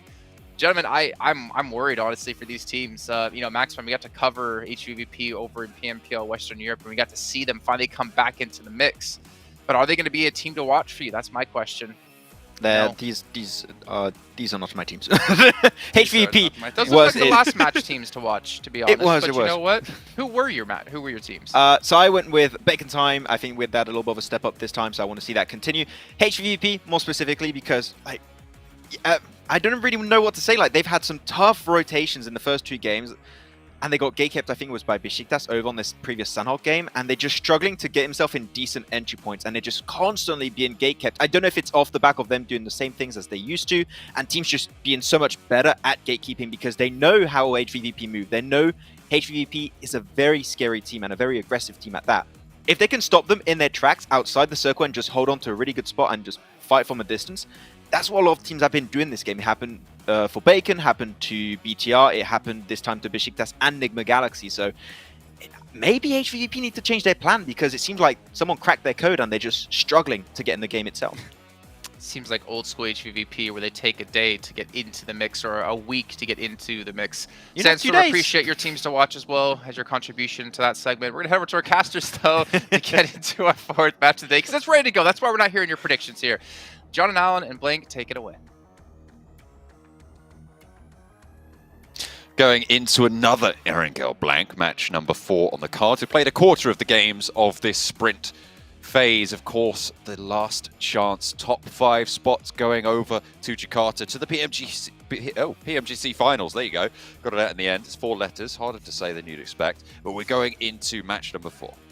We are indeed heading over towards match number 4 now, so already halfway through the day. Sandhawk's done and dusted, so Erangel next, Miramar, and then Erangel once again. HVP here currently struggling quite badly. Aegon XI8 not doing enough to see themselves towards the top, but still playing decently with the best teams coming through from that survival stage, which is always good to see considering how far they were down in the lobby from that last day of survival stage itself before they did send themselves with a chance into last chance itself. BTR, though, again, I think that last game, 18 points, it was getting themselves up to 18 points is good, but the last game was just not enough, right? Coming in that third place position, but only hitting up with, what was that they got? it just wasn't enough for them. And it's sad to say, 14 points on that game from a position which really they should have won from. That is not what's going to see you towards that top 5. Main path coming through. Lipovka down to Sosnovka military base. A little bit cutting the northwest out, but those vehicles can be claimed. I think we saw a similar playing path to this during the previous days, and it wasn't too bad for teams to get out a little bit far, but HVVP could still drop down to their backup drop in Sosnovka military base if they decide to go for that split drop on the west. See if there's any hot drops as well around those vehicles near farm and shelter. A7 taking Lipovka as per usual here. LGD moves up towards that northern side, could hit up Kameshki if they want to. Sosnovka are available, like you say, there is some positions down there. Bit more difficult to go for vehicles down in Sosnovka if you don't originally drop down there, just because you're more than likely going to have to fight over those, and losing players early on when there is compounds very close to those vehicles where you can quickly get those weapons on board. It's a bit of a toss-up in terms of what you can get done. I8 will drop down there in the first place though. They found some success from Sosnovka before. See if they can find it again. HVP also dropping this area with vehicles in mind. VPE very close by too, so a very scary drop down to here in Sosnovka. A lot of teams close by to one another. HVVP actually going to be challenged out by quite a few teams down there. You've got, I think, potentially a hot drop with Aegon XI8 going on in the military island. As Mythic and Zessi come close to one another. Looking for that vehicle drop. Trying to get to the garage. Zessi, does he know there's a player there? Certainly he's going to know about it now. Here's the nade go off. Thinks better of moving too close. I wonder if Mythic has a weapon. It looks like he has something on his back, but it could be, you know, a crossbow or something like that. I haven't quite clocked it just yet. Okay, has got an AKM and a DP as well by the looks of it. Some pretty heavy gunfire. Level 1 vest, level 2 helmet for Mythic. Alpha 7, Besiktas. Both just trying to keep himself safe. I wouldn't be too surprised to see Mythic just hop in the vehicle and razz it as fast as he can. This is an active hot drop over towards Alpha 7 though, with Mythic taking his position practically every single game up towards this side 4. Alpha 7 scouting out nice and early. Zessi dropping here alongside him does make things slightly weird. Now the rest of Alpha 7 do come in, but Besiktas also here. 2 shotguns available. Not the best ones. You have to hit those ones hard. And 2 players from Besiktas immediately go down, and now they just have to dip out. Alpha 7 did a really good job to get them off this spot. Very happy with the response time from the rest of the team from Alpha 7 down in Lipovka. Immediately Mythic's like, I have the inside track here. He's locked inside a building. I'm on the outside. I need some help. I have locked down the majority of the fences. So a very, very good response coming from Alpha 7 to salvage that engagement. And now BTR basically have Yasnaya all to themselves. Leaves Besiktas down on 2. It's going to be very difficult for them to really push in too much further than very east of Yasnaya. The circle keeps a lot of the gap between the military island and the mainland in play. So those teams on the military island have a little bit longer to get out of dodge. It's still possible that it potentially could go down south all the way to the island, but the majority of the land in this next circle in that mainland position will be playing around that potato hill, that sort of area between there and shelter. BTR, looks like they're leaving actually from Yaz. Nice and early on, looking for maybe a different position on the map. HVVP didn't take too many casualties down towards that south side. VPE instead taking up Quarry, as well as Primorsk. Not a bad spot for them. Can certainly play from here for quite some time. Enigma Galaxy heading back up to their usual stomping grounds in Pachinki. They do have some players still on the outside, but they did regroup fairly quickly.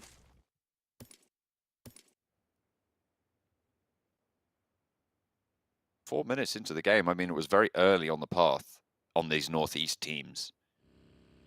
So that has accelerated their movements, their rotations.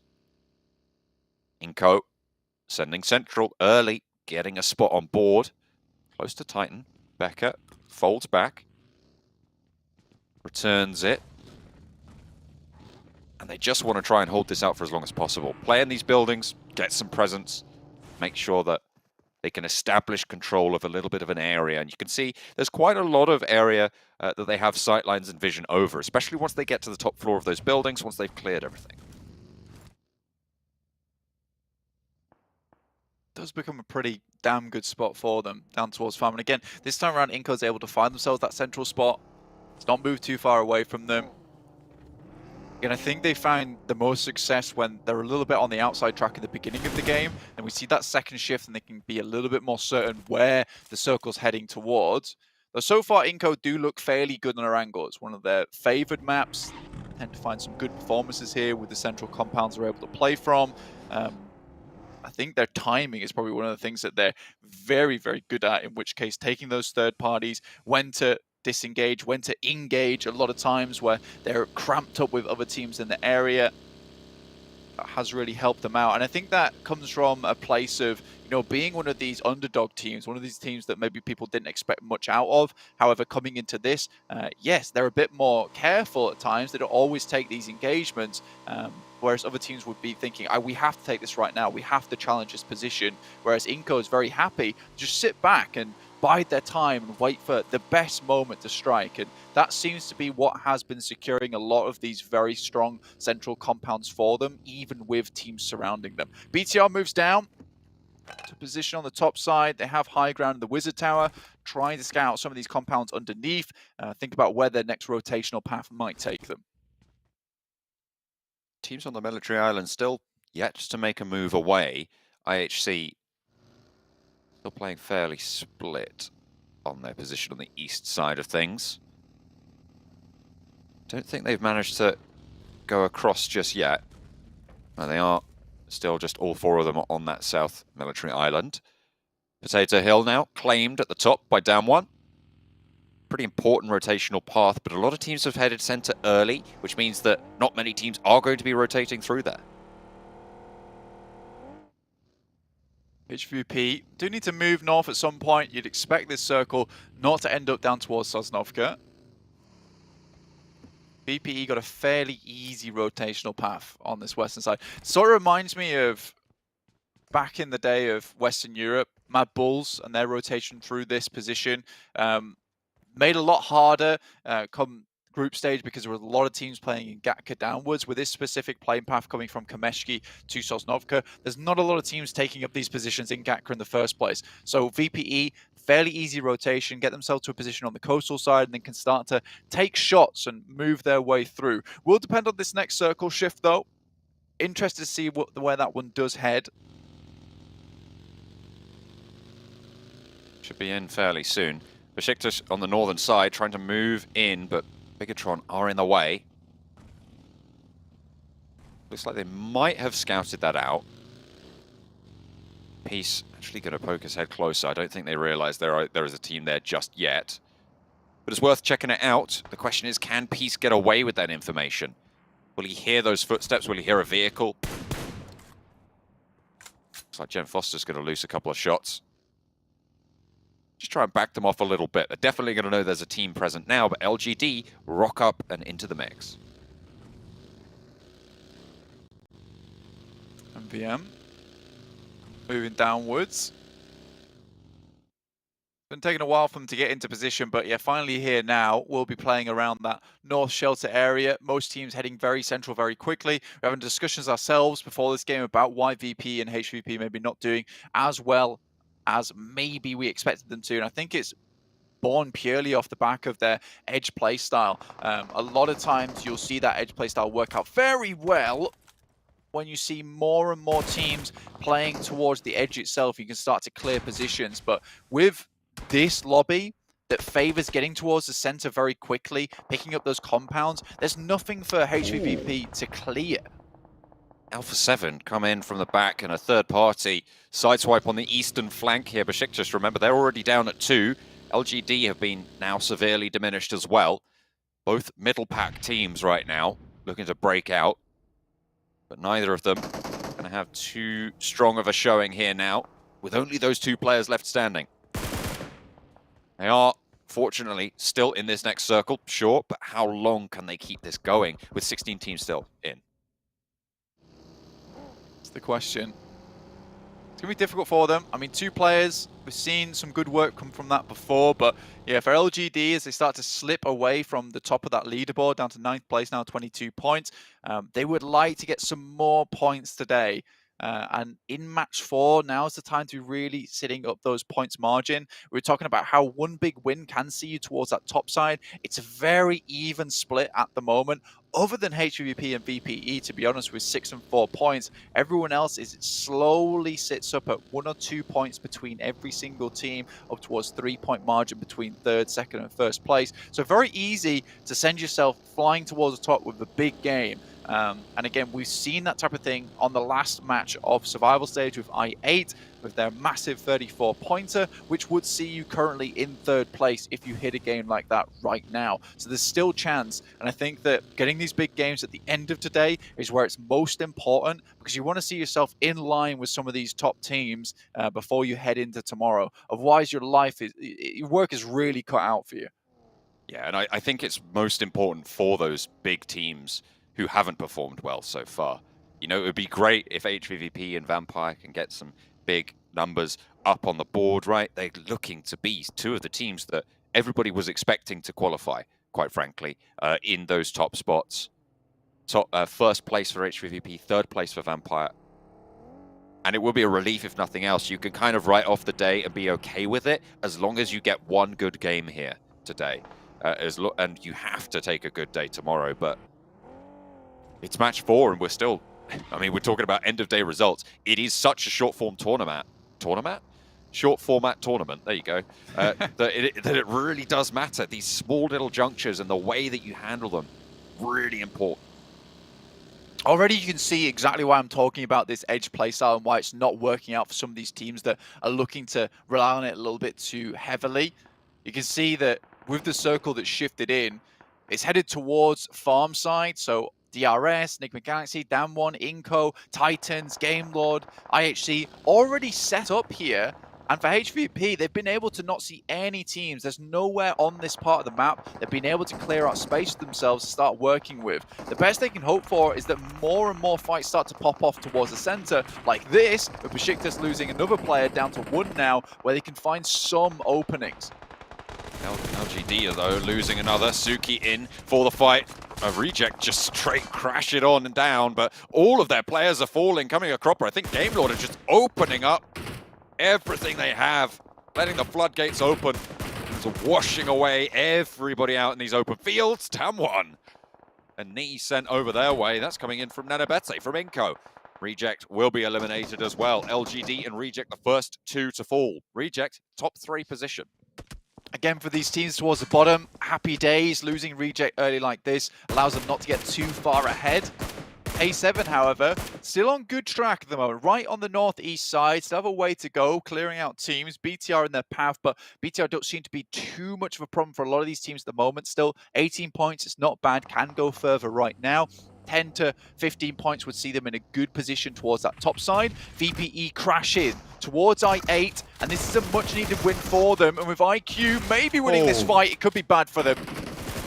Really needed to win that earlier to see a safe, but either way, he does come up smelling well. Ghost, however, turns it around and finds another knock over to Vampire. Vampire already confirmed to have lost 1 player now. They really need to keep themselves together here. 2 versus 2. A lot of damage over to Stone. Ravenclaw crawling away to try and get rezzed up here by Fluke as they turn around. Nades start to come through. They're not going to commit for this res. They don't think they have the time. The double DPS in action for Vampire, and it does give them a lot of power in this close quarter scenario. Southwest side and no one really close. A brilliant nade out. Finds Fluke for Aragon. XIA stoned around the corner. Evens up the numbers yet again. Ghost now up the stairs, trying to play on the upside, but will be losing his teammate in the process. 2 players still alive, and out he goes, looking for the res, playing it nice and slow, but Ghost wants to put more on out, wants to put a nade outside, and he goes, the nade's in hand, and it's good for Stoned. Can he avoid the nade? Did it drop down, or was the pin back in? Either way, Ravenclaw will get rezzed, and Vampire stay alive. 3 players. Really, really needed for VPE. If they couldn't win that fight versus I8, you know, that confidence really starts to falter. Circle on top of Inco once again. It feels like they've figured something out that the lobby just cannot quite get the handle on. A7 in the meantime, pick up 1 player there from BTR. HVP maybe hear the shots on that side, start to move across, start to coalesce around the guys from A7. They're currently moving in. They're a bit split off, so aren't able to take these shots as of yet. You can see them rotating alongside one another. Tixie's in the back, takes a huge amount of damage from Mafioso, and now A7 can start to leverage this. Split and isolated. Alpha 7 cut Tixie off from the rest of HVVP, get the flush as well, and now there's a line of fire. HVVP needs some sort of answer here. Their 4th match of the day, and they've already started it off in an ideal fashion. They're moving ahead, and they're looking like they might just disengage from this. We saw this come through on the Miramar game as well earlier. They lost a player and then they just fully disengaged from the north side. They tried to just rotate away and play in a different spot. It looks like their confidence might have diminished a bit, Blank. Yeah, just faltering. Matic takes a massive amount of damage there. Some good sprays. He was on a straight trajectory, though, which makes those sprays a little bit easier to hit. Kitsune still watching down that way. They needed that instant refrag, and with them being split off one another, Tixie in the back. I mean, Matic, the rest of the team, perhaps looking to rotate down towards the eastern side, hope to pick one a third party. But with how quickly we did see that fight conclude between A7 and BTR. BTR just sending it all the way down towards that southeast side. HVP run into something that, you know, they were not prepared for, and A7 were already setting themselves up for a new fight. 3 players alive, though, still in with a shot from the northern edge. They just want this regroup and see if they can do a little bit more. Center east of the circle now. 3 teams occupy the compound on the long. Game Lord, Titan, Bacon time as well. Bigatron trying to roll up to squash from Inco, who do have 4 players active. Their players are a little bit too far away, though, to help squash on this one. And he will be caught in the press. Bigatron, you can see the health bars there. Zuxi is down, but Misery and Liquid very, very low. Close by to Inco, and the nades are in range here. The smokes are starting to bloom. It's actually Nigma Galaxy sneaking a little shot in through from the northwest side, through the doorframe. More and more through. Game Lord Narvalo steps out a little bit too wide. Takes a bit of bad damage on his side. Gem Foster also falling. There is a slight gap in that shack, in which case Nigma Galaxy are completely taking advantage of it. Just sending bullets whistling through. Hear the wood cracking as it hits, and Gem Foster will go down because of it. And Abete, Becker, Vitali all up front. BTR, all he can do is keep sending these smokes down towards the floor. Their position is now known. Yes, it's a central spot, but look at the amount of teams that see that position.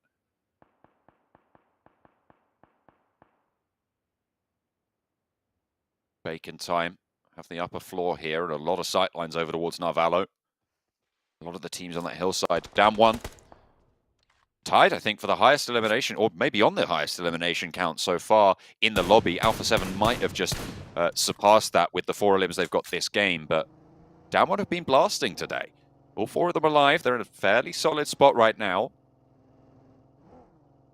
The next circle just about to pop, Blank. We'll see who it favors. Very simple little shift towards the center. Inco still happy with this. HVP can move down slightly. That's towards down 1 spot. Crossing the road, always the scary part for them. Besiktas off in the distance. Alpha 7 will have to take a similar lineup. Fairly split, though, at the moment. So perhaps 1 or 2 of the players can get picked off. Maybe Sun goes for these shots. He does, but now that's the presence known. Vehicle dropped out a little bit too wide, though. Should get blown up, which limits the amount of rotational ability coming through from HVP. Not entirely sure. I don't think they've lost that buggy just yet, but it still won't provide them with everything that they need on that northern edge. They are in this next circle, however. Nigma Galaxy scouting out with Ralph as well from that northwestern edge.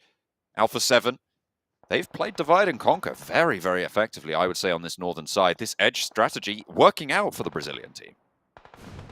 Yeah, they're up and down, guys from A7, but right now they are certainly up. BPE lose Flukov on the scout to try and find a position to play in. Now just stoned remaining. Yes, they got 4 eliminations over towards I8, but it has been a rough run inwards. And that same ability to just get into those compounds and fight with teams, take them down, and then move forward after that. They are hemorrhaging players. Yes, they took knocks, but they always got players back up to 4-man strength. Smoke goes down. Nigma Galaxy look like they're going to try and move up towards it, and Stone's in a very tricky position now. Spots that smoke start to bloom and has to fully go for a 180, repositions away from this rotation. DRS have spotted it. Delta wants the spray down, but it's not going to catch him just yet. Inco holding off against the aggressive change. coming on through, and HVVP start to get into the fold against Enigma Galaxy as well. A lot of teams taking shots out that way. Stone does go down. It's Game Lord to pick up that point.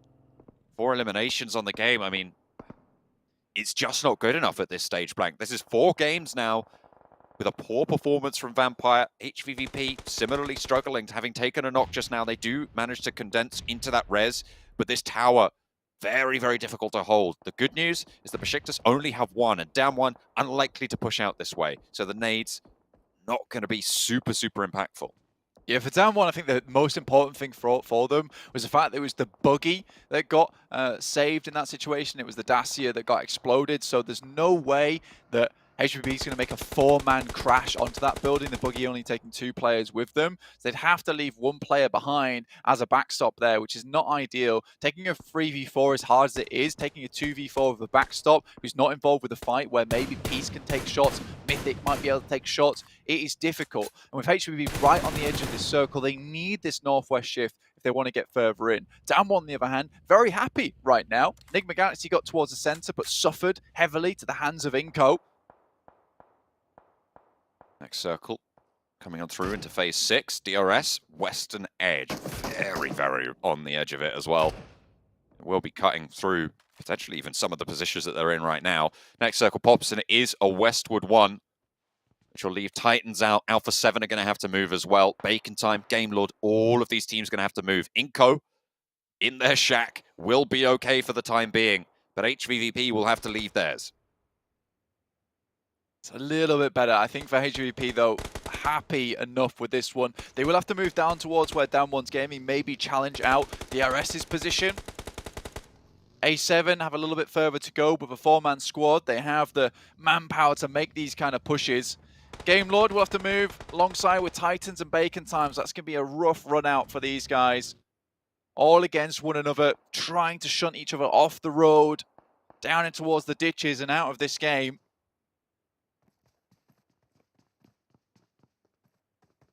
HVVP smokes up.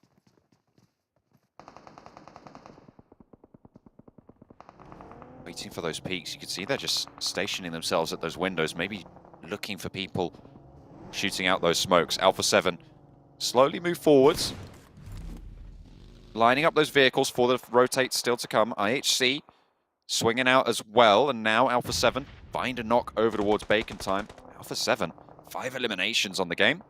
And in comes the rotate. Now, Valo already down. Robs looks to move in and potentially look for a res as well there. Victor and Akashi left at the back. They have got that foothold into the circle now with Robs getting that res. But in comes Shirty to lead the charge for Bacon Time against the remaining duo, but a lovely little step up for Akashi, finds the forward position. Noise is there, getting isolated as well. Akashi around the side, looks for more, has to swap out for the Mini 14, but there's backup from Victor, and now he looks for the reload on the UMP. Player at the back, spotted, going into the side building there, side room, but there's an off angle, there's shots coming through, and Game Lord now may lose their backstop position. The duo at the back will fall, but it's only ice for Bacon Time to keep going, and Titan shut it down. Goodness me. Akashi moves outwards. There's 2 players holding, Narvalo and Robs, hoping to get these 2 players back in towards action. HVP lose another member on their cross. They try to move down towards that western side, but down 1 were waiting for that push for a very, very long time. Maybe HVP gets their teammate back up in action, but they need to get towards a top 5 position now to see them with maybe even just a chance towards the last 2 matches of the day. Titans fly in towards where Game Lord's holding. Very limited space to play in, but right now Robs is making it happen. Doing a lot of work with him and Narvalo. Titan pull down. The crunch is held off. Alpha 7 now at their back. They need to turn their attention back up the hill, and they have more to deal with. Game Lord with the remaining duo, keeping things going. A little angle found. Robs looks to light it up, but the res comes through, and Alpha 7 are starting to regather momentum. Narvalo needs to keep this pressure on, but he needs to heal as well. All the reses for Alpha 7 are in. The circle is still pushing them, however, and they will need to move forwards. Nades, Molotovs, everything pouring through, but Narvalo gets the better end of the deal. Robs trapped in the shack, sure, but Alpha 7 will need to move forwards further. Carrillo is knocked out, and Alpha 7 getting cut apart. Game Lord doing so much work, 10 eliminations on the cards. They trapped and tracked down Titan. And now they're turning their attention to Alpha 7. In the meantime, IHC and Inco going Oh one my way, then lord. the other. And nades take both of the teams down in the center south of the next circle. Navallo close to Mythic now, who has a nade in hand, has 4 of them in fact, repositions out wide, and Navallo back behind the rock. Revo low.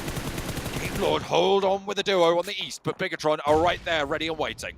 Mutually assured destruction from IHC, as well as Inco on that side. HVVP down to 1 player, and Game Lord have absolutely dominated. What an incredible hold from them with the 2 players in Robs and Navallo. From holding off the push from Titans to taking down Alpha 7, a Titan in their own right as well at the top of the lobby. HVVP still struggling though, lost another player, but up to top 5, that's what they were looking for. At this point in time, top 5 is good for the guys from HVVP, but down 1 looking to finish the fight here versus them. They'll catch up. Actually, they might not even realize there's still a player there. They will do now though. Matic unleashing hell, but it's not going to be able to survive the burn himself. Matic falls. No eliminations though, Blank. That is really... I mean, you said it was what they were looking for, but it's just not going to be enough to keep them there. Fortunately, it is still more points that they've been able to earn in the rest of the day so far. These teams towards the top are not going to let it go without a fight. Game Lord, 10 eliminations on the game. Navallo, the archetypal survivor, with a lot of points at his back. What can DRS do against down 1 as the 2 teams looking to get back up to 4 players? Again, BTR set themselves in position for success after that last game on Sandhawk. You want to see them do more here. Yes, they don't have the most amount of players to work this out with, just the 2 in Liquid as well as Misery, but they have to take this all the way at the moment. For BTR, that last game on Sandhawk, yes, they got some points, but again, I'll say it, it was lukewarm. It was not enough. They did not have enough presence within that lobby. This is just a game where a 2nd or 3rd place might just about cut it. Ooh, a cheeky little spray over towards Forest there. Navallo caught, but not going to get taken down just yet. Seemingly found some cover there behind the shrubbery. Down 1, right on the edge, and will have to move further. Navallo is closer than they are. DRS as well will have to push through. Bigatron, the only team in the circle right now, even though they are a duo, and they have some real hard cover to push up on. DRS moving on the prowl. Killer sends himself in towards the smoke. Down 1, moving in the vehicle. This has to be a good shot coming through from BTR. Rule steps up. Down 1 gets a little bit further down, but Navallo's there. Finds 2. This guy is killer today. Find another point, maybe even getting a flush there. Nicely found, and a lot of damage being sent through. Navallo able to flush out 1 of them, and down 1 have been taken apart here. Forest, last player standing for them, and now it's only DRS as a full force squad, but they still have to push in just a little bit. Fortunately for them, there's no windows really for Bigatron out their direction. DRS moving up, 4-man squad towards the top of the lobby at the moment, looking to put some more points on the board here. A really good team when it just comes to getting towards these final moments every single time. Not able to bring always that firepower. Finishes off the fight for them. BTR though, 2 players left alive. Nice shots come through from Forest. Will at least find 1, gives him time to maybe get out, but Navallo will take immediate advantage of that. From this angle, moves up to the shack, further in towards the circle. Very comfortable in these solo scenarios. We've seen him in them about 5 times over the last 2 days, Blank. Somehow, the Game Lord have been operating well as a team so far this game. They did get chunked down, but they already have, I think, over 11 eliminations. Navallo, though, gonna get trapped out by the blue zone. Will have to make a mad dash for it if he wants to stay alive here. Bigatron. That's a great molly, it's cruel. He's still... Oh no, there's the zone. I thought he was going to be in it for a little bit longer, but no, the zone will envelop, and neither team's going to put a foot out of line here. Navallo falls 3rd place, but a cracking entry from Game Lord on the game. 13 eliminations in 3rd place, a 23-pointer. Now Bigatron in a 2 versus 4, Misery and Liquid. Liquid sending nades over the top. These nades are really important. Needs to find some damage from them at least, but you can see already the nades have been sent over the top, and with Liquid only able to send 1 at a time, whereas DRS is doing so many. Needs to find a bit more damage. Already Killer quite low though after being res a little bit short time ago.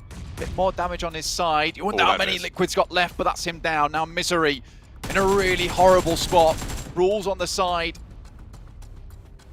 Position for Rules is known, but Liquid going to get flushed out here. Gianti starts the push forwards. Bigatron, 1 versus 4. Looks for some shots, finds 1, but is not going to be able to get any more. DRS able to take the chicken dinner in the middle.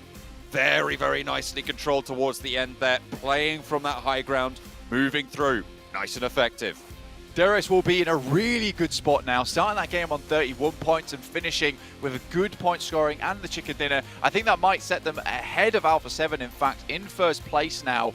Really, really good game from DRS. I mean, they have just made it through all of these group stages so far very, very well. I mean, it's been consistent at a time.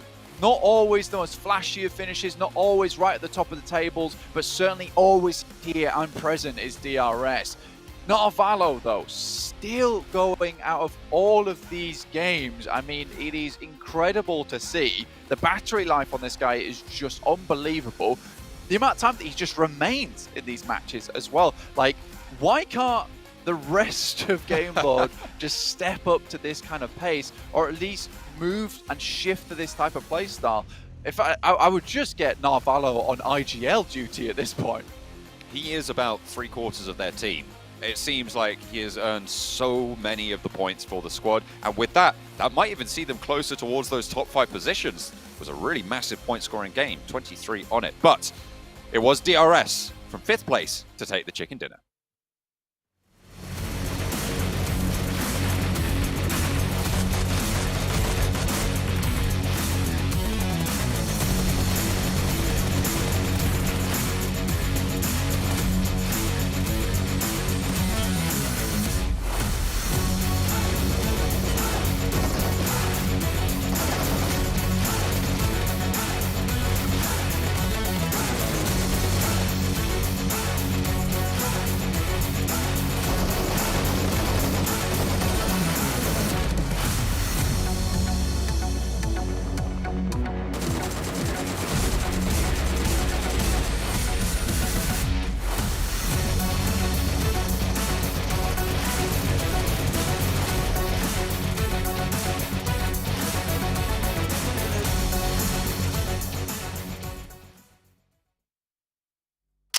I'm going to take a page out of Imperium's book.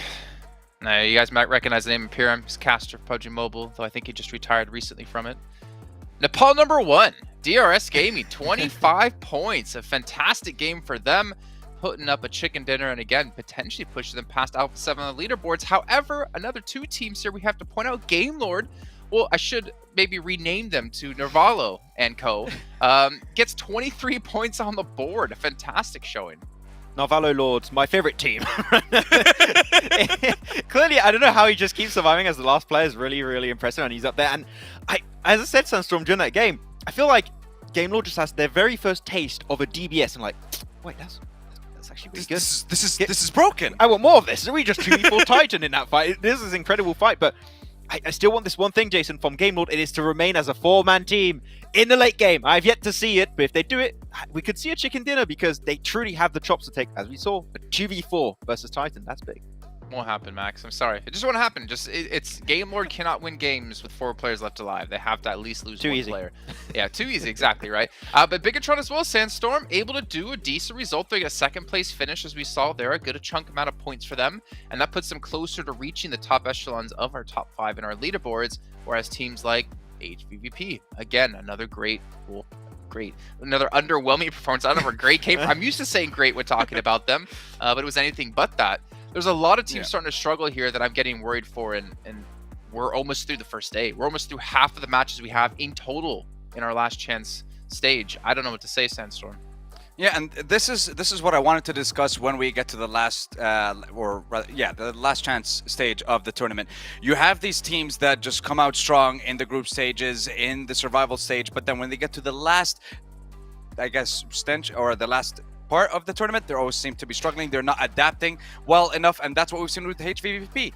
They have dominated Group Green for the first 3 days, and then they changed their strategy on day 4. They started dropping on the west side of the military base, and they lost first place. They didn't even make it to the grand finals, and now they're here. And they're repeating the strategy again. I'm not sure why they're doing it, considering that's the reason they couldn't get to the grand finals, and now they might not even make it at the end. This is very bad for HVVP, and they have to turn it around now. Yeah, they need to turn it around right now. But for us right now, we have to go to a short little break. And we come back, we're getting things ready for our 5th match of the day.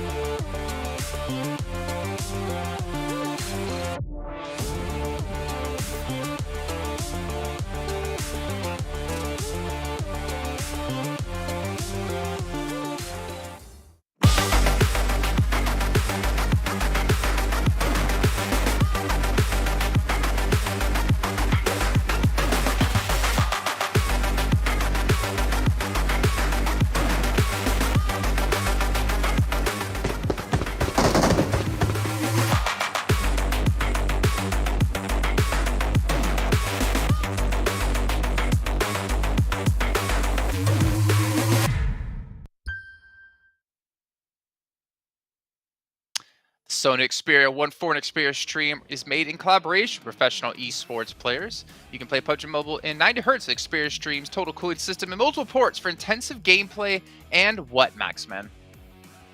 Top tier accuracy. I don't remember the last one. you just keep throwing me under the bus in the middle of a sponsor segment. I don't know what. What does it say? Okay, hold on. What does it, Sandstorm? What's the last thing? Intense gaming, and that's about it. Why is he doing this to us? I say this call out about 3-4 times a day. But it's for the your last thing. How many days? And you guys don't listen to the last word. It's streaming. Hello, that's what we're doing here. Gentlemen, we're about to head into our next match. Before that, I'm going to take a look at our overalls, and DRS have done it. First place by 8 points. Now, 8 points isn't that big of a buffer, but as you look down the list, they're almost 20 points ahead of Game Lord, who are in 5th place, Maxman. I think that a lot of the teams here just realized there was a 90 Hz option on their phone, not on an Xperia device. Like, wait a second, this is also really good. It's just going to help out a lot on our results. DBS, 90 Hz? Oh, Best of both. Well, I mean, yeah, it's looking fantastic for them right now. It feels so good to CDRS, as I already said a little bit earlier in the show, that they were playing this hyper-passive playstyle and they were just playing edge and avoiding fights as much as possible. But now, when they get in that game-winning position, they're not scared anymore to pull that trigger and to just be overly aggressive. And Rules, I would say, Sandstorm, is the one that sets up the team in really good positions a lot of the time. So heads up to him. But at the bottom, though, no heads up because heads down for HVVP and Vampire. Yeah, definitely struggling in 12. Yeah, Also, I mean, what? No. No. I think Maxman's team should be safe. Should be, provided that he doesn't pick them for the rest of the tournament. But next game, Miramar. That's going to be a very spicy game, especially with the fact that Nigma, HVVP, Vampire, these guys are not doing so hot right now. And with this 5th game of the day, HVVP, Vampires, I'm not sure if they can bring it back at this point of the turn, especially Vampire. In the last game, a couple of times they would send one of the players to kind of scout out, find out some information, find out which compounds they can actually just breach instantly. They didn't manage to do that, and they lost 2 players in 2 different locations to do 2 different teams. They're not able to get the information they need to get into the last couple of zones of the game. All right, well, it's time to take a look at our teams to watch here, and I'm kind of hoping both of you have focused in on the lower-ranked teams to do. Well, of course, Maxman's got to throw up Game Lord in there after their recent success and discovery of the DBS, but Titan as well, Max. Yeah, I think they had some interesting fights in the previous game, but I'm mostly focused on teams in the middle of the pack right now, and the reason why I'm not picking lower teams, I think it might be over. I'm really looking at the lead that the teams had at the top, and I'm thinking, unless we see a step up in these last 2 games and seeing how things have been going so far, I don't know why I would put as teams to watch like HVVP, Vampire, Enigma, because even if they do get good games, I don't know if that's going to be actually enough to reach top 5, Well, so it's looking scary at the bottom. Yeah. Right, 5th place was 36 points. 20 points in a match, pretty doable. Even Possible, like 25, pretty doable, right? That does put you in striking range. I feel like one game right now from these bottom teams, if it's a successful one and then they start to improve from there, I think there's definitely a chance. I don't want to call it just yet, Maxman. I agree. It's just I have not seen them being able to, I think, perform True. at that level. HVVP has True. not been able to get in a single circle the entirety of today. Vampire is just looking like a shadow of their previous selves in what we saw in, the last 2 stages of this PMGC. Until I see something, I'm not going to put them as a team to watch because they're just not looking anywhere as good as they were in the past. Okay, well, Sandstorm, respect your picks here as well. You had Enigma Galaxy, you had HVVP, and you had Vampire. 3 teams that need to step up, and 3 teams that I would never expect to not make it to the finals here of PMGC. But we'll see as we head into our 5th match with John, Allen, and Blaine. That's right, we're going right into match number 5. It is going very, very quickly, Blank. We are making our way inexorably, inevitably, towards the point where we will have to cut a lot of the teams out here. 11 of them will not be making it any further. Yeah, we're really getting towards that end mark now, and it is not at all how I expected this to shape up at the end of the day. We have some teams that we thought were 100% going to get towards that top 5 position, yet here we are with DRS, Alpha 7, Down 1, IHC, and Game Lord currently in 5th place. What a strange leaderboard this currently is, but I'm happy to see it. Game Lord have been down bad throughout the year. I think towards the beginning they looked very, very strong. Last year they looked like one of our best Western European teams. They fell off massively, but now getting back to form. Unfortunately, we have not seen many of those dominant finishes with 4 of Game Lord left alive to get up those big points. And it's been a while since we've seen a really good chicken dinner win come from Game Lord. And I think that is the kicker right now for them, is that that's what's holding them back. I think the only thing that's allowing them to run forward at any kind of pace at all is just the fact that Narvalo, last alive every single time, just makes the call, makes the decision to basically play for the points for the team. I think he's getting the vast majority share of them for them. Other than that, it's just a case where they have a good position, they start battling out and getting a huge amount of eliminations across the board. I mean, yeah, in that last game, right, they got, I think it was 13 eliminations over the course of it. Their total over the tournament so far today, 20 eliminations, right? So they only had 7 other eliminations, 18 placement points, and half of those were from that last game. It really has been, to be honest, not Game Lord, it is Narvalo, in my mind, as you said, on form. And we need more from the rest of them if they want to keep hold of that top 5. HVVP will be fairly happy with this circle, as it pops up to the northwest, a desperately needed respite.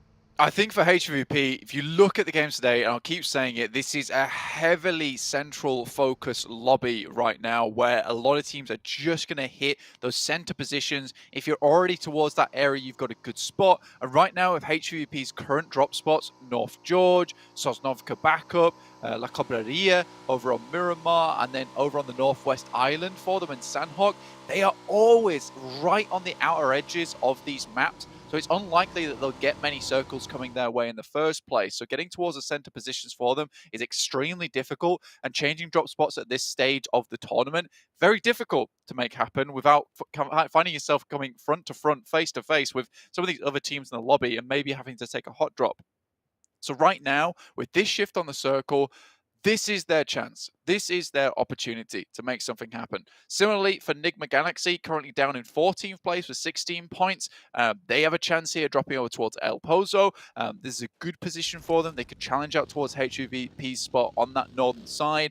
And Hacienda del Patron for Game Lord continue on their streak towards that top 5 position. I want to see them towards 25 minutes with 4 to 3 members. If I don't see that, I mean, even if they make it towards the grand finals, I'm still a little bit hesitant to cheer them on in that way. It is all a bit topsy-turvy so far in the first 4 matches. We'll see if that can change, if that can be altered, readjusted. DRS very, very far on the south side. They'll want to get looted as soon as possible. Try and avoid any conflict as well as they move on forwards. No one really too close by them, but their path likely to include a western coast rotation, which would be behind Titan, who themselves might be behind IHC on that route. Titans moving in. Like you said, DRS. Go for that western rotate up on that road. IHC just slipping down just a little bit. Still quite firmly towards the top of the lobby with 40 points. I think I'd be happy to see IHC make their way through to the PMGC, considering the splash they made a couple of years ago back when they were Zeus, I think this is another good chance for them to show what they're made of, really test their mettle against some of the best teams in the world. But again, right now, this is still last chance. This is still the survival stage. These are still some of the weaker teams from the lobby. Some of the teams that were just eked out right at the very, very last minute, coming in a 4th place. I think for HVVP, VPE, this right now is not right. This is very, very wrong to see it happen. This is what happens in a sprint format. Sometimes is that you don't get always those expected values. But I don't think right now that 8 points and 12 points apiece for these teams can even be sat outside of the realms of expected values, right? I think you could easily say, oh, HVP would be in 10th place right now. And that is them not doing well. But at the moment, these two teams look like they cannot find that same kind of performance that they were looking at when we were watching them in that survival stage, when we were rotating those groups in and out. Definitely needs a step up. To be fair, you can play the Inco strat and get 2 really big games a day instead of playing consistently. It is high variance, as you say, but you've already played your bad games, which would mean that you necessarily have to have these 2 massive games at the end of the day. And to put it bluntly, both of these teams can't do that. They can't do it at the same time. It just doesn't happen. No. And so we're seeing one of them going to drop behind at least. Yeah, I think at this point in time, it's very unlikely that we'll see HVP or VPE both in the top 5, barring some kind of miracle for both these teams. And the teams at the top suddenly having a massive drop-off in performance. For HVP and VPE to make it to the grand finals, right now, the percentage is very, very low of that happening. So it's a bit scary for any fans of VP and HVP. It would be very sad for one of the most promising Thai teams to not go through to the grand finals and represent their country there. But again, this is just how PMGC works. Sometimes you get cut, and if you can't continue that kind of sprint, you can't continue that consistency going through for 5 days, you should have made it in the top 3 in the first place. I mean, we were talking about Vampire after the show yesterday, and I mean, they are generally quite a streaky team. They have had massive performances. I mean, you look at PMWI, for instance, back earlier in the year, they came first in both phases of that tournament on a global stage against some of the best teams in the world. This is not that team. This is absolutely completely different from what we've seen, even from previous days in this tournament. So you cannot afford to have these off days in this fashion. Yeah, and I think the adaptation has to come through now from both of them. A7 is probably the only team I'm seeing at the moment that is able to make it happen with this edge play style. And they usually play from the northeast, though, and I think that's something you have to consider, is that a lot of times this northeastern side of the circle is very free, it's very clear. And for HVP, where they're coming in, it's a little bit difficult. For VPE as well, southwestern team playing on the edge, they also have a massive difficulty doing that because there's a huge amount of teams that are coming from that way, dropping on that side of the circle too. There's a lot of little bits of nuance that's going on at the moment, which is hampering a lot of these guys, but I still have to admit that A7, again, probably the only team that has found success playing this edge play style. Now, with HVP towards the center, we have a really good time to bring out the magnifying glass and see exactly what's going on. Is it that edge play style that's holding them back, or are they just in this state of a little bit of mental fluctuation? Can they not quite find that same groove that they were in over the past 3 days? And is it not just been able to translate here? I think this is a great time to have a look, really deep dive on the team, because if they don't make it far into this game, I'm talking past 20 minutes, you know, there is something seriously going wrong. And the adaptation coming through tomorrow has to be massive from both VPE and HVVP. Hopefully they can pull something together in these final 2 games of today as well. LGD moving in from the eastern side, who've been having a fairly middling day right now, have LGD. They've had 1 or 2 fairly strong performances. They've had some solid results come through. But now they need to start to blast out to join the big boys at the top. You can see at the moment, 11th place, 22 points, 38 points the current bubble. So they are 16 points behind. Not insurmountable by any stretch, but definitely not where you want to be. It's lagging a little bit behind where we thought they might be, especially given their performance yesterday. HVVP regrouping a little bit to play on the north side of this next circle shift.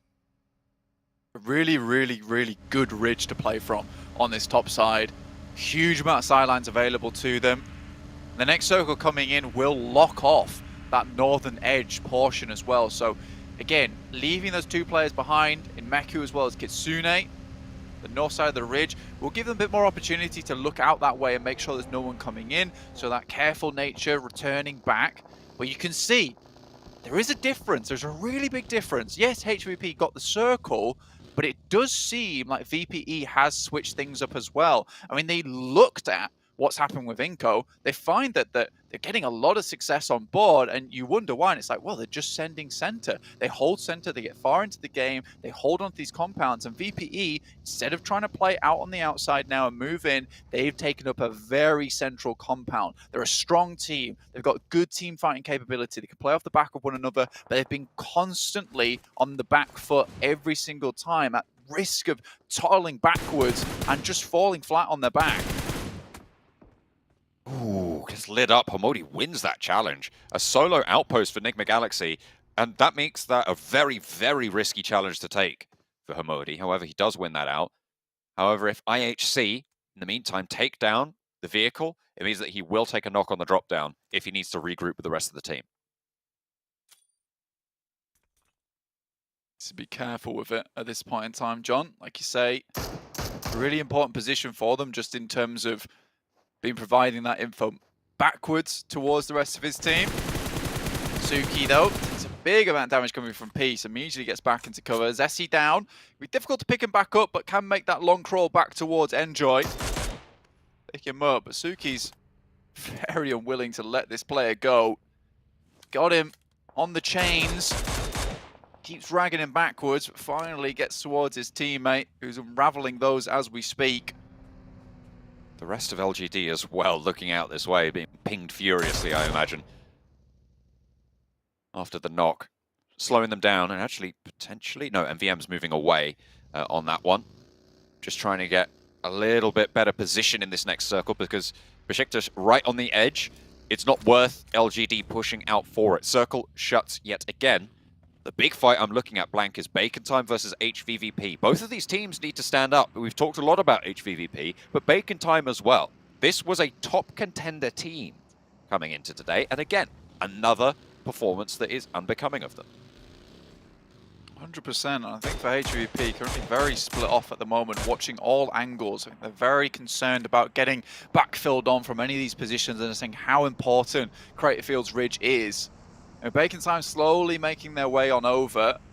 I think the information should have been passed back from at least one of these players from HVP. Tixie trying to not get too far forward. Does have to play point man a lot of times and suffers for it, but I think that it's more valuable for them to recall Tixie early on and allow him to play as that backstop member. Reject moves up towards Sung's position. Just this goes down, but Sung has fallen. So we'll be able to get player back up on his feet for Reject as a four-man squad. With Reject holding off those sight lines. Ooh, nearly. Losing another up the top there, but Ghost does get the angle. Potential for Titan to take a little chunk out as well, but Reject lose one player. Wants to loot up, get off the top of here. Probably pretty sharpish unless Reject can re-establish control on the ground with Duello and Divine. It is valuable as a sightline, but if you're getting shot out, it's not going to have any value at all. Darius moves up. Currently our first place team, 56 points, looking good at the moment. Poly fans can be very happy about this for them. Moving through. This is all the way down on the southeast edge though, so not quite in the circle as of yet. A little bit further to go. Enigma Galaxy moved down. Challenge off against Titans. Great nade from Teak. This is on the southwest side of proceedings. Nade already finding the opening onto Enigma Galaxy. Fought hard to be here. They keep just about squeaking in, but they continue to find themselves a lot lower down the tables than they find themselves comfortable with. Homodi has got the angle and will be suppressing the Titan knocks on the inside. Won't be able to find any damage there, but Lord underarms it over the top of the wall. Could be good, repositions them, but they've all moved back. Titan with a really timely maneuver. Nicely done there. IHC unfortunately did take down one of the Titan players in the back there. Knocked, unable to regroup with the team. That's Axa down. IHC picking that one up. Might not be able to finish him off, but I don't think that you'll see the rest of the team be able to get there to help him now, all the way on this southern edge. Bacon Time as well as HVVP chilling in the same area. Really, it's very important for HVVP to take a confident and clean fight with Bacon Time. For Bacon Time, life gets very tough towards the ditch inside of Credit Fields. Luckily, Tixie's able to regroup with the team. Very split, though. Any one of these knocks, unresable, in which case Bacon Time might be able to quickly capitalize on the top of it. VPE in a good spot. And Inco holding off versus Down 1 and DRS, who are very close by. Good push from DRS, actually, to get into that position. Nice nade. Knock over towards two of the Titan players. They've already lost their backstop, remember, as well, so only one active puncher. Last player standing for Titan now. Lord up and close for Enigma Galaxy. 4 players alive. Pre-fire on the corner. There's backup as well further down. Playing as a duo, Lord and Freak. Trapped on the tire buggy there, but we'll be able to save it as he swings out wide with Ralph. Nice little hold and fight against Titans. Eliminated. 16th place. 30 points, 9th position. They're going into the last game, still very much in the conversation, but we hop over to IHC. Godless forwards against Bigatron's position on the south side. Will have to move up north on this next circle. I also close by with some good sight lines down towards this spot. Smokes are out for BTR to keep this position nice and safe, but it's not within the circle. They have to move forward already. You can see backstop sent out by AHC. Very dangerous outpost actually. A little bit risky, so they will move back down towards the team. See if they can find any of these team shots down towards BTR. They don't, so regroup instead. Smart decision coming from IHC. Might just want to send away from this one. Getting into the buggy. There you go. There's that reposition. There's that regroup. Bacon Time still sheltering under the windbreak of HVVP on the northwestern side. Alpha 7 northeast. Looking to try and challenge out DRS's totals. But in the fight, it's down 1. Having to fall back through the fire is not ideal. Taking quite a lot of damage there, trying to burn away at Aegon XI8 on the scrap. 3 players alive for down 1. Aegon XI8 with 3 in the compound as well. Forwards position and an aid over to Osel. Fabian low as well. Needs to try and get a heal, and that's the last. They don't even need to see them. They don't need sightlines. Aegon XI8 take all of down 1 down, and 3 players active for them to move forwards. Reject on the mountain, fending off against IHC, but the roll-up is a little bit too strong. It's going to move Ragey off, and 3 players from Reject, not enough to stop them. Brilliant nades there coming through from Ghost and Blade. Will decimate the players coming through from down 1. Reject though, IHC were able to move up to a good spot here. It's a long shot for them to get there. In the meantime, HVP spotting those players from Enigma Galaxy down towards that south side. Wonder if they can hold this spot. I mean, Bacon Time will have surely heard them now. They've been very quiet. Certainly have. It's been quite strange that they've stayed there for so long. I guess they know that no one's really going to crash them in this position. They're in the circle. They don't need to take this fight. Just stay alive for as long as possible.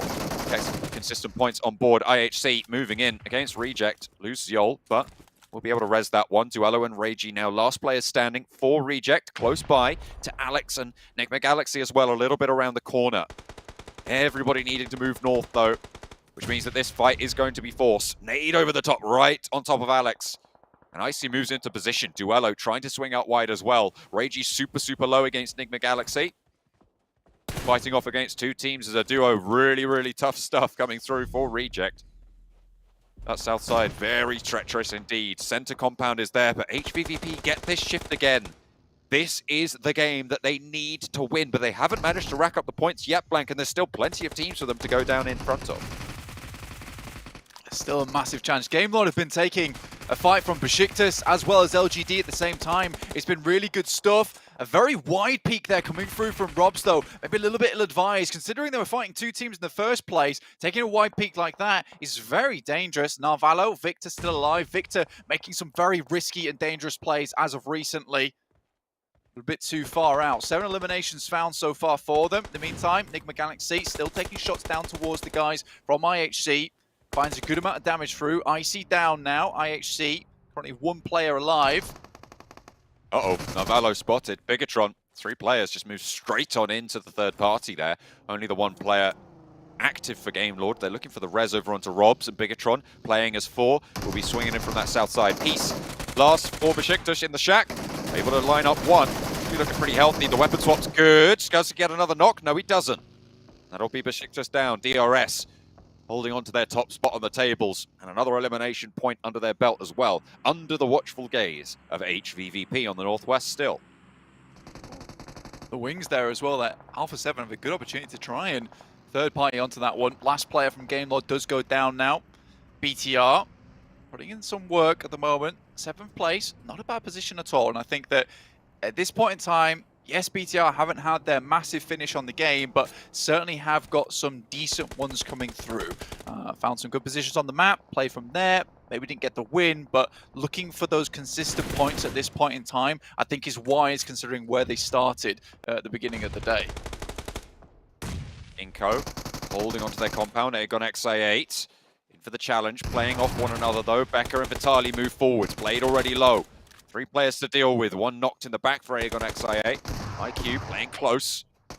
IQ will fall as well. Blade low and dispatched. Inco staying alive. 3 players in it. Sorry, 4 players in it. 3 eliminations. 10th place finish there for Aegon XA8. Alpha 7 now up against Bigatron, who have been moving through the Miramar ground very effectively. Misery ducks behind cover again. Jen Foster did get down, flushed as well. Low HP for Misery. Mythic and Revo are there, but Liquid and Zuxi roll on through to try and throw a spanner in the works here. Carrillo pushes all the way through, out, and will spot Misery. A bold push, but it pays off. Revo and Mythic now teaming up with Carrillo. Back together, all 3 of them trying to face off against Zuxi.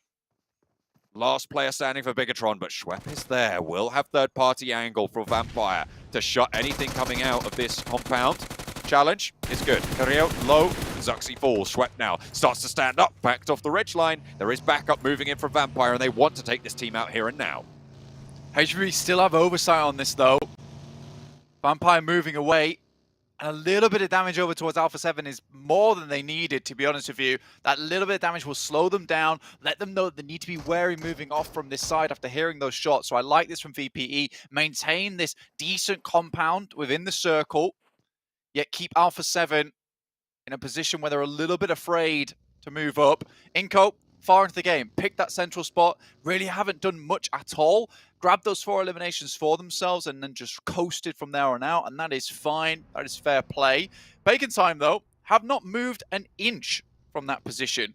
I think for HVVP, maybe false sense of security is there. I think I just saw Tixie take some shots down towards Bacon Time, actually, though, so they have been located.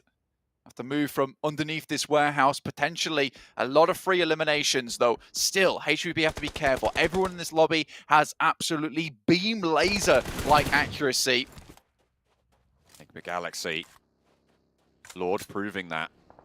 Worried about Tixie, though, and you definitely should be. Ralph moves in for the backup as Inco try and move in for the res. They want to play together here, the remaining duo from Enigma Galaxy.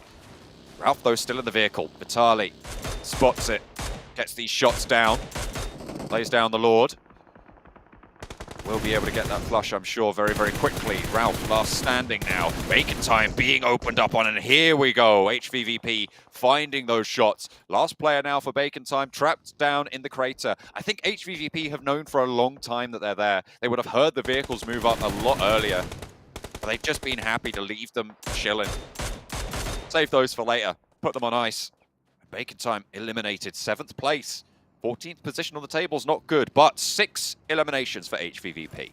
It's a good start, but they need to go further with 6 teams remaining. I think that the reason we haven't seen HVP lighting up the kill feed, the elimination feed as much as we might have liked, is just because of Bacon Time's been here. And I respect the fact that they've tried to keep as many sight lines on them as possible before moving out to a more proactive and aggressive position looking down towards the southeast. This means now that they're completely clear. They know that they can play this ridge side with confidence. Tixie can move down if he needs to. And now they can just start to take shots down to absolutely everyone on this southeast side. Maku already opening up towards DRS, finding a knock to start it off with. Look at how high up Maku is, and Kitsune as well. Matic, just, I mean, all of them, right? They have absolutely perfect high ground. I think Vampire are only saved by the sheer fact that they might be out of render distance at this stage. It's really, really coming down to just stuff like that. The vehicles will be spotted, sure, but difficult to hit those shots at that range. They're more concerned about the teams closer by. Matic spots Vitali, shots with a Mini 14 over out to Inco's backline. Tixi moving in as well. Has taken a bit of damage there. They want to get a little foothold forwards, but Ralph is close by. The teams down the hill might be able to deal with that, however. Schwepp shots over towards Rules. And Blank, we said both HVVP and Vampire needed to have good games. They needed it. We said they couldn't do it. Blank, we might be being proved wrong. Maybe. Meku makes his way down off that cliff side. Starts to move around towards the rest of the team. Ralph removed. Sleeping Galaxy out. Tixi still trying to keep the guys from Inco at bay. Matic also supporting from this position. Difficult for Inco to move out. Little to no cover available for them. Now we get into nade range. Tixi will pull out the nades. Inco sends off towards the east, so Tixi wants to put that one away for the time being. Circle goes very central, but still under the watch of the HVVP high ground. They might have to descend from the super high ground positions, the plateaus that Kitsune is currently on. He is outside the circle, but he can leverage it for as long as possible. Vampire picking up a point or two on their way, as well as DRS faltering under their gaze. Fortunately for DRS though, they're right at the top of the tables. They're in this very late, yet again. 3 players alive. Yeah, this is really good news for DRS and should secure them some good point scoring towards the end of the day, which sees them very safe in terms of a buffer coming into tomorrow. Still, there could be some massive strikeouts for some teams. Get them back into a fighting chance. Again, though, DRS still in a very, very good spot. At least the first couple of matches tomorrow, if they can match the type of performance they've been able to show us today, which is getting late into a lot of these circles, really could be DRS. He's seen as one of our first secured members going through to the grand finals. Was looking for a nade in Mythic's backpack there, but doesn't have one to play with. Behind DRS in both the tables and the position. The smoke forwards actually going out. Will give the game away. Mythic has a little bit of trouble with Gianti close by. It's actually Ravenclaw from Vampire to spot him. Lands a headshot there, sneaks the elimination point away. 4 elims, Alpha 7 out in 5th. Again, similar story to DRS. Good point scoring to close out their day. They still have one more match to play. They'll keep themselves in those top 5s for sure. Vampire now from the south side. HVVP from the top. Trying to trade it off. Knock over towards HVVP for the first time this game. That might be worrisome. Inco, southwest side, being left alone by pretty much everyone now. In comes Vampire to put the crunch onto DRS. The DRS are being shot down by HVVP in the time being as well. Ravenclaw moves up far and far. Schwepp cut down. And in comes HVVP from the top as well to find Vampire shots as well. Ravenclaw out wide. Vampire down to 3. Matic spots Ravenclaw, takes him down, looks for the flush. We'll be able to find it. 10 eliminations for HVVP. Blank. The heat is coming back to this roster. This is what they needed. Hopefully they can roll this confidence forwards. Vampire in it late too, but Inco is still alive. And this is what we're talking about. You drop the magnifying glass on this team, you see what the real problem is. And it looks like it is just this case of playing on the edge with such a central-based lobby that it's difficult for them to find these positions where they can sweep and clear. Inco Gaming move up. Nenebete's first to handle. They know they have a knock. Kitsune's got a grenade. Be able to send it over the top, get some good damage. That's fantastic. A nade might do the job there, and Nenebete knows he has to move back. I think those shots came in from potentially even Vampire across the way. Stepped a little bit too far up that ridgeline. Becca on the off angle might be able to get Matic done here, but Tixi bursts it in the air super high, and those shots from earlier are crucial. Nenebete falls, and they can res. Move closer to the edge of here, though, and Becca might shut you down. Vampire is there, and Squash has an off angle for Inco. This ridgeline is so dangerous for HVVP. It is their savior, but also their curse to play around. They'll have to move closer to the center of the circle. Heals come through. They'll have been fairly good on the ordnance for now. Kitsune wants a peek, Meku wants a turn, and they're getting shot down. Vitali falls, Nenebete again from Vampire on the sidelines. Becca spot out, but shot down, stoned. Squash will be able to deal with it. And out Fluke, the only player for Vampire. 1 player active for Inco as well, with the backline still active. Vampire eliminated. 3rd place, 3 eliminations. They'll take it. 13 points is not massive, but it's better than what they've been able to do so far. Inco now against HVVP. who have been claiming so much of this lobby in such a crucial time. And Inco as well, performing in a way we haven't seen since the start of the day to get this late in. Squashed down to the zone. Nenebete looking to heal everybody back in for the roster. Nenebete moves up, back to challenge here. Squash denies the point, out in the play zone, but Meku with a disgusting angle on the side. But Nenebete's already up, takes down one with the DPS, looks for a little bit more. Will push through, all the way through the smoke, looks for Kitsune, who's in the reload. He'll find a second as well. Nenebete for Inco, needs the challenge, but HVVP turn it back around. It's not elation, we've seen them. The Icemen of the lobby. They keep it calm, even under such pressure. And they are happy, they're relieved to keep themselves alive in this last chance. And with that kind of game, honestly, 12 points at the start, we'll see them around about 20-ish points there on the higher end of 20-ish points. We should see them just about underneath, getting into that top 5 now. I mean, it was a little bit good there for DRS, getting quite far into the game, secures their top side in that first position spot. And VPE also similarly getting some points on that game too. Very, very well done. Look at that, Matic. Look, man, when you don't go and scout out with the vehicles and get shut down about 500 meters away from your squad, look what you can do. It's unbelievable good stuff. That's crazy, isn't it? 8 knockouts, incredible stuff coming through from Tixi for the roster. 14 eliminations, 29 points, Blank. It is a great game, an absolutely insane game coming through from the guys from HVVP. And again, it's this thing where we had to take a look at them from a position where they could play, and it seems to me that there is just that edge play that is causing them some problems, John. Vampire in late. HVVP getting this chicken dinner. This is the turnaround that is needed. But is it too late? Have they got enough time to make that run back?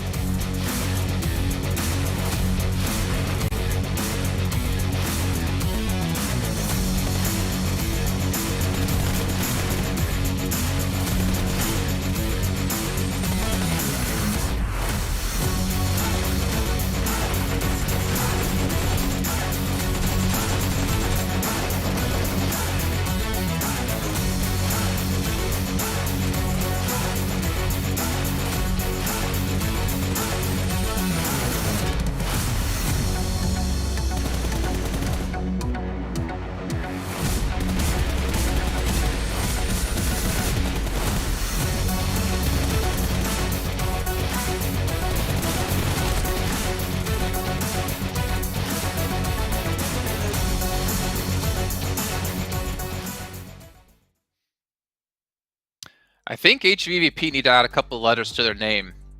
It stands for look good, smell good, if I remember correctly. They also need to add in play good. 29 points for them.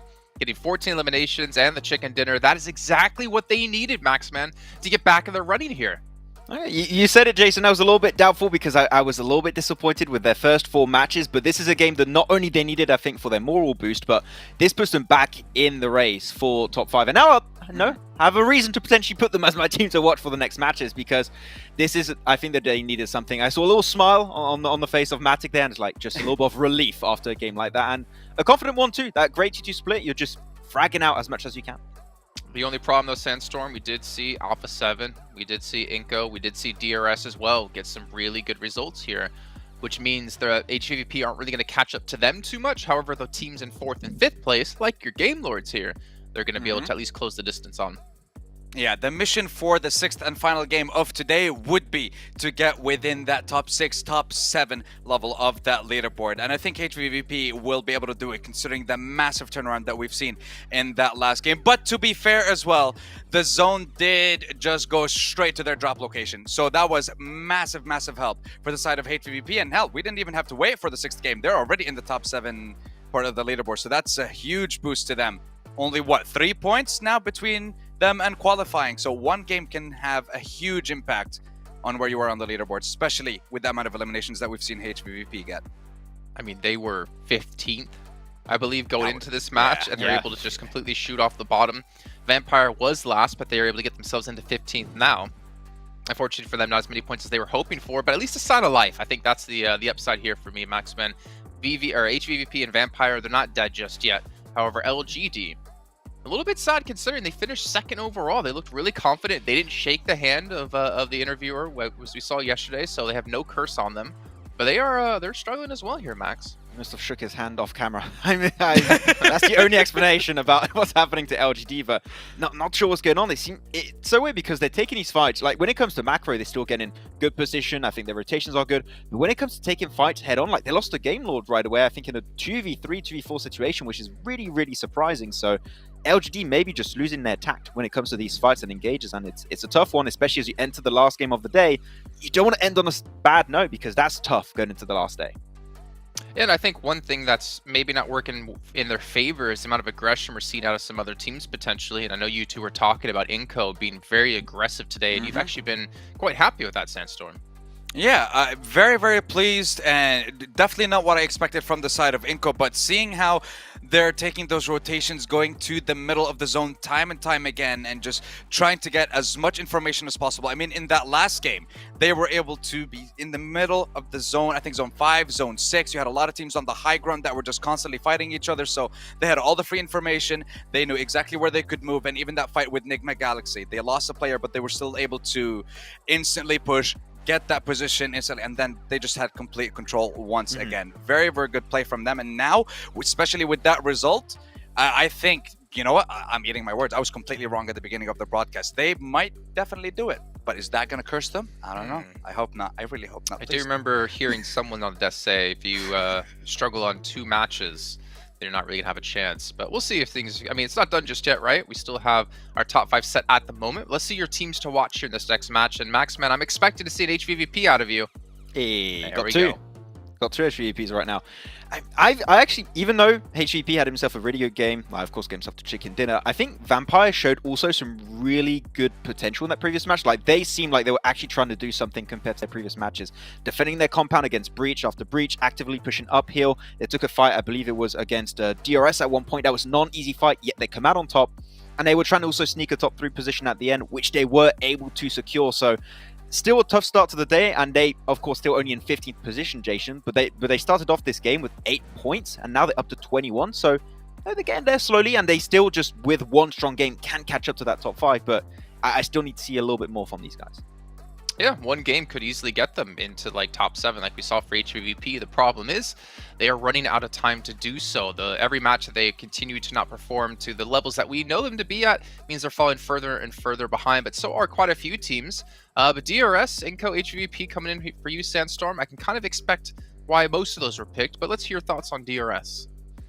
So DRS, the team that had the biggest change, I feel, coming into the last chance stage of the tournament. They struggled a little bit during the survival stage, but we said, or I focused on the fact that when we get to this stage, it's going to be a complete change in the strategy from them, going from playing the edge of the zone and being super passive to actually picking the right time to take your fights. And now they are leading last chance. So I want to see if they're going to be able to finish off the first day of this stage and still keep that lead, because I think that would actually cement them as one of the 5 to already qualify, because it would be quite difficult for the rest of the teams to get to them, just with the fact that they still managed to get a top 4, top 5 in that last game as well, with HVVP getting the chicken dinner. So good performance, and hopefully they'll be able to keep it up and secure themselves a spot in the grand finals.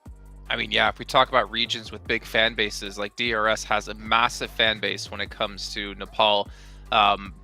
DRS for them to qualify would honestly be phenomenal. The thing is, we've known DRS, the real soldiers, for years now, Max. Like, we've seen this organization around in PUBG Mobile, but we've not really seen them make the splash that we've seen out of a couple of other orgs. I think I mentioned it on the very first pre-shows that they were like, it's a tradition to have DRS in PMGC. It wouldn't feel like a real PMGC without them here. So yeah, and I think that they're a team that for the first time for their first time in PMGC, making big changes that I have not seen in previous iterations of this team. And I think it just looks amazing to see that they go for this passive play style, and now they're just ramping things up because they know a middling average performance is just not going to cut it to make into top 5. It really isn't, and you need these big step ups. And I think that that's maybe what LGD is struggling with, because PL, really long tournaments, and now you got this 2-day tournament now where you have to qualify.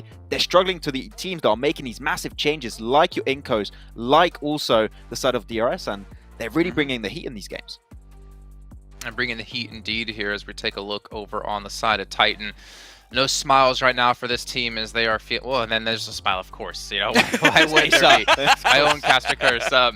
But yeah, I'm not looking to new happiness necessarily. And we're also getting word that unfortunately we'll be playing with 3 players in this last match as Axer unfortunately needs to go get some medical attention. So a little bit making things a little bit tougher, but maybe more awesome for Titan if they can manage to get a top 5 here at the end of our day tomorrow, to kind of relive things and potentially push themselves further. But on the HVVP side, I mean, even with that last victory that they just had, they're not looking really calm. They're looking a little bit worried. They are looking a little bit stressed, and my question to them right now is, which drop are we going to see from you guys in this next game? Are we going to see you revert back to the good old-fashioned drop in North Georgia pool that gave you first place in your group 3 days in a row? Or are we going to be seeing you drop off on the west side of Military Island, get mediocre loot, and then suffer with a lack of information and a lack of ability to rotate into the zone, like we've seen in the first half of today's games? We saw in Miramar, they tried to go in from the north and they struggled against BTR. We saw that again in Sandhawk throughout the day. So there needs to be the proper drop location and just the proper start for HVVP if they want to stay within that top 7, top 8 range, just because of, again, how close the overall ranking is, and because of how us not having so many teams dominating, the results are just so squeezely tight, or tightly squeezed rather, at this point in the leaderboard. I like squeezely tight. I think right? that was a good one. It's Metal to the pedal, you know, it's cool. Yeah, we have a new one to add to the list here. Oh, wow.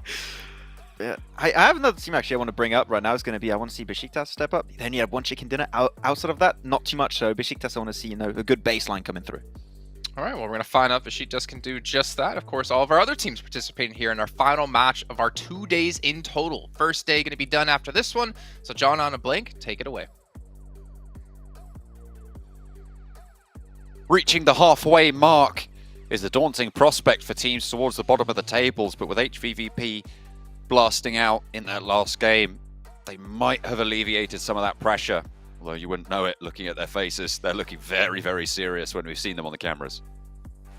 Still, they realize that, you know, they need to do a little bit more here. I think match 6 will be important to them, and I think that when you look at that last game, light bulbs should be flickering on now for them, in the case that on their side of the map in North George, yes, they might need to play there still because it is their drop spot. It'll be unlikely they'll change it right now, but I think the looting session needs to end a lot sooner for them, and moving towards the circle can occur quicker. A lot of times we have seen the eastern circles or down towards that south side, which is getting a bit more difficult for HVP to actually contend with and head down to early on. But I think if they make an early move, perhaps they can get towards one of these compounds that can be picked up right on the edge side, and at least they're not playing inwards versus a lot of teams that are currently holding a lot of these western compounds. Alpha 7, on the other hand, towards the northeast, able to find a lot of easy positions to move in towards the circle, a lot of undetected areas. This still requires a lot of skill and a lot of scouting from that team,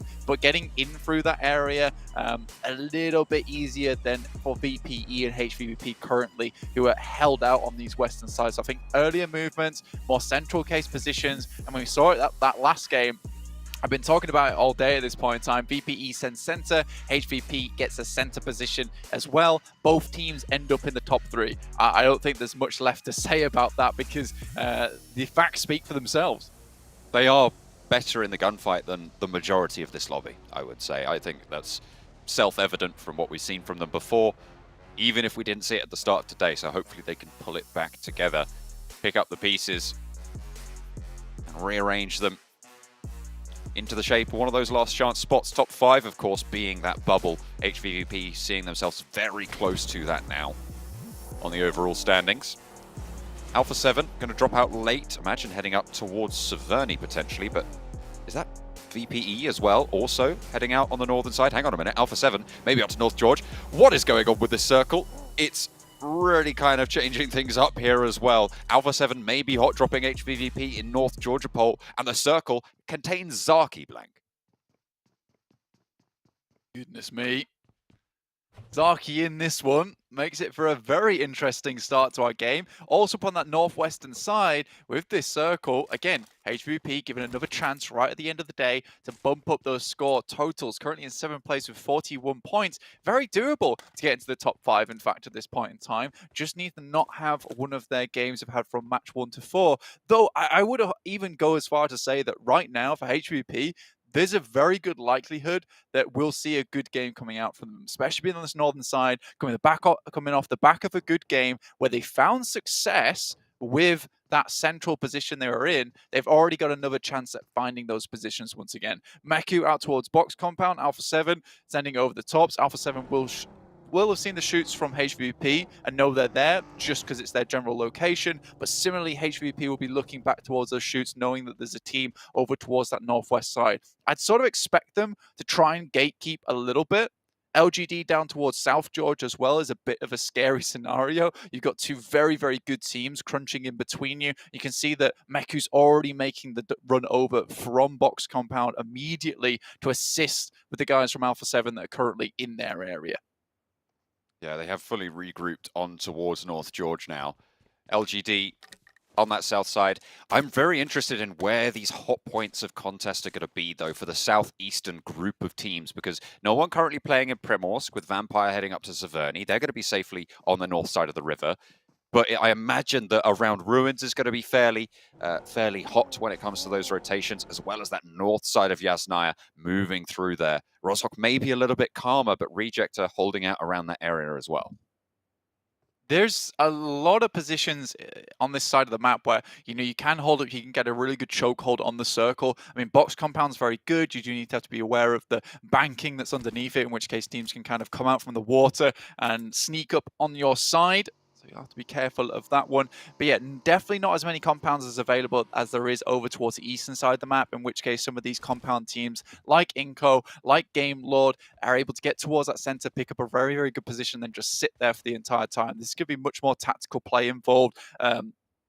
Micro rotations required to get down to certain positions, slowly move your way into a better spot while sweeping, scouting, making sure there's no teams around you. So definitely a good way to end our day. And I think that I would 100% say this circle is very fair in the sense that so much of the previous 4 matches has been favored towards a lot of these eastern teams. It's giving a bit more of a break towards those guys that have had to play Northwest a lot. Interesting split from VPE as well, heading up towards Severny side after seeing this circle, opting not to head down towards Primorsk. I think you're now starting to see, these teams that are not doing so well, like VPE, like HVP, starting to make some adaptations to try and fix some of the scenarios. And they know that Severny's a free area, so pick that one up. It's a no-brainer.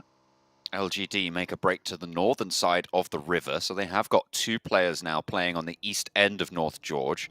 It's going to cement HVVP into that location a little bit further, a little bit firmer as well. Reject moving up as well along the north shorelines with Reiji scouting out for the squad.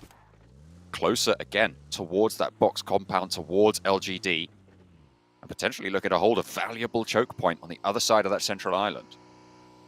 I mean, LGD's already moved up past Hospital, past Crate, up towards the eastern side of George. Now, HVP stuck between a rock and a hard place at the moment. Brazilian squad, Chinese squad just either side of them. Jen Foster looking to take some damage over towards down 1, who have been really suffering towards the end of the day. Still 44 points though, riding high on the amount of eliminations they've been able to get over towards those previous matches. Still in 5th place as well for down 1. Right now, 1 point ahead of IHC, 3 points ahead of HVVP. Bigatron taking shots their way as well. 39 points. They are still very, very much in the race and keeping things going. Game Lord trying to suppress these shots. Game Lord, kind of a surprise entry, I would say, for a lot of people towards the top of these tables.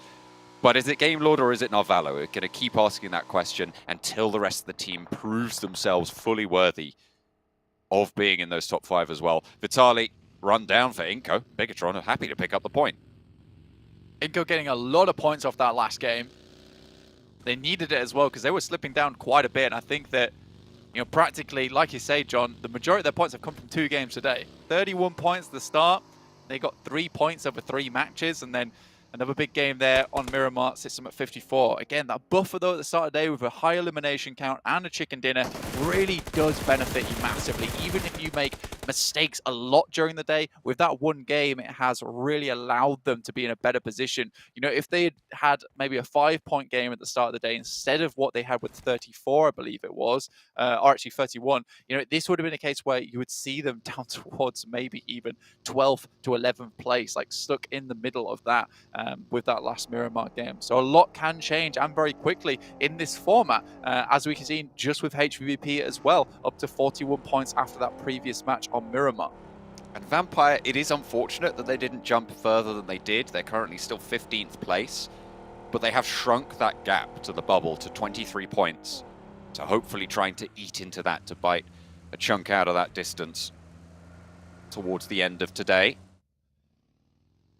Teams starting to crunch in. HVVP have not left North George yet, and a lot of teams are starting to move into the positions around them, so potentially difficult for them to maneuver. Alpha 7 actually leaving North George and heading back up towards Zaki to play right at the back. Nobody's going to be able to backfill them there. Why would they?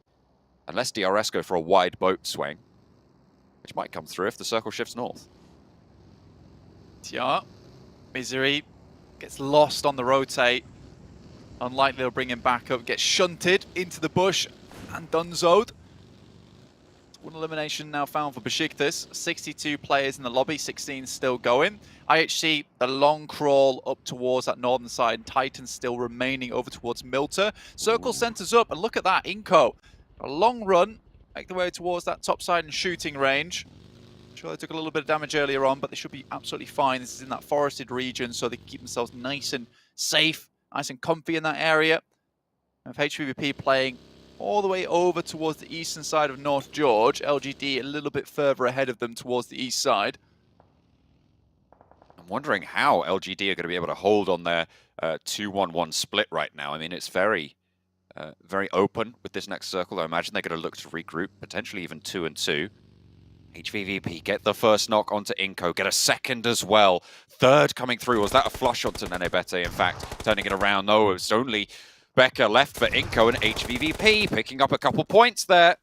Make that 3 that they're able to claim away. Someone must have pinched one of those points away from them. But either way, Inco down and out in the final game of the day. 54 points is their total blank. That is below a 10-point average on 6 matches. It's a 9-point average.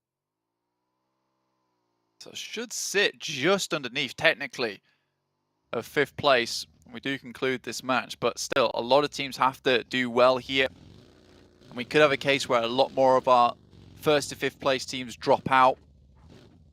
We have more of these 7th to 8th place teams start to ladder up just a little bit. So we'll see what happens. I mean, 54 is still a 10-point buffer between them and 4th place at the moment. All moving out down towards Besiktas' area. This is in the ruined airplane area at the moment. Nice position to hold for a little while. Ooh, fortunately, you can get naded out quite easily. Shut down. Navalo gets the flush as well with the DB. Akashi takes a lot of damage but doesn't go down for Game Lord, so still 4 players active. Aegon XI8 not so lucky, taking a knock their way. HVVP holding off against Vampire, who have managed to appear here in the circle. Moving in from Severny a long time ago, past Alpha 7 somehow. Into the north side of Georgopol, to one of the buildings underneath the hillside on the north edge of it. Seemingly allowed to do so. That's going to be dangerous. Potentially a bacon time situation for Vampire. Very close to a lot of these guys. At the moment, HVP continues to hold off both these teams at the same time, getting some knocks through. Sure, if they're stolen by other teams, it's not too bad as long as they're providing themselves some space in the area. And with VPE all locked into one building, there is a chance that you can take some good nade tosses over towards that area, maybe find yourself a few eliminations, a few knocks that way. You could diminish the actual power of VPE, that's good. But again, these were our 2 top teams coming into this lobby. But going head-to-head against one another, it's not always as easy as we make it out to be. LGD also similarly a top dog, but haven't really found that power that they were looking for quite a while. Circle sent us up towards LGD, VPE, and HVVP. So looks like a lot of these guys towards the top of the tables have now a chance to prove themselves and get some big points on the board and get back in the running towards the top before tomorrow. And look at DRS as well, all the way out on that west side. They're crossing on the West Georgia Pole Bridge to the north edge. I'm wondering if that's going to go detected. Should be just about close enough for VPE, for HVVP to hear those vehicles move.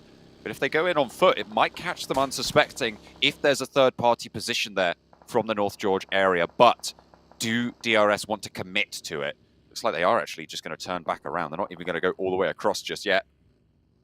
Teams making their way in. Bacon time. Sailing in the hills underneath Alpha 7. Noise gets knocked out, flushed easily.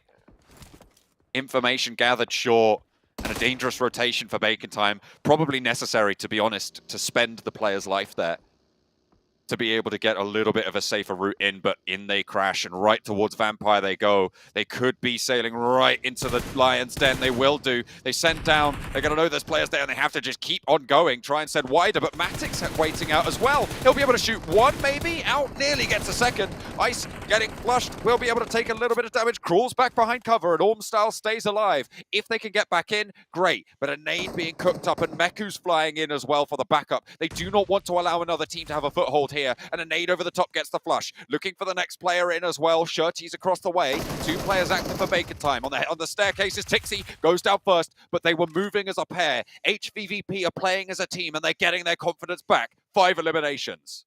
Really good refrag there coming through from Maku and Tixie. Also backed up by the fact that Matix remained in that building, so isolating that engagement away from any team that wanted to go for a third party. So VPE still locked down by Matic, able to quickly peek out those windows if he needs to. But HVP in a really good turn of events at the moment. Bumping up their score points, already now in 5th place, laddered up above Dan 1. For now. Disaster for Bacon time, though. Last place on the standings, 1 player remaining. The first day, absolutely getting cooked. I'll have to really come into tomorrow swinging, best foot forward, try and turn things around. Titan moving in, having to play with 3 this time around, unfortunately. It is far from ideal, but middle of the pack, if they can just get 6 points on the game, they'd be okay with that. That would give them a chance for tomorrow if they can come back with 4. Titans still in the game at the moment with the 3 players, like you say.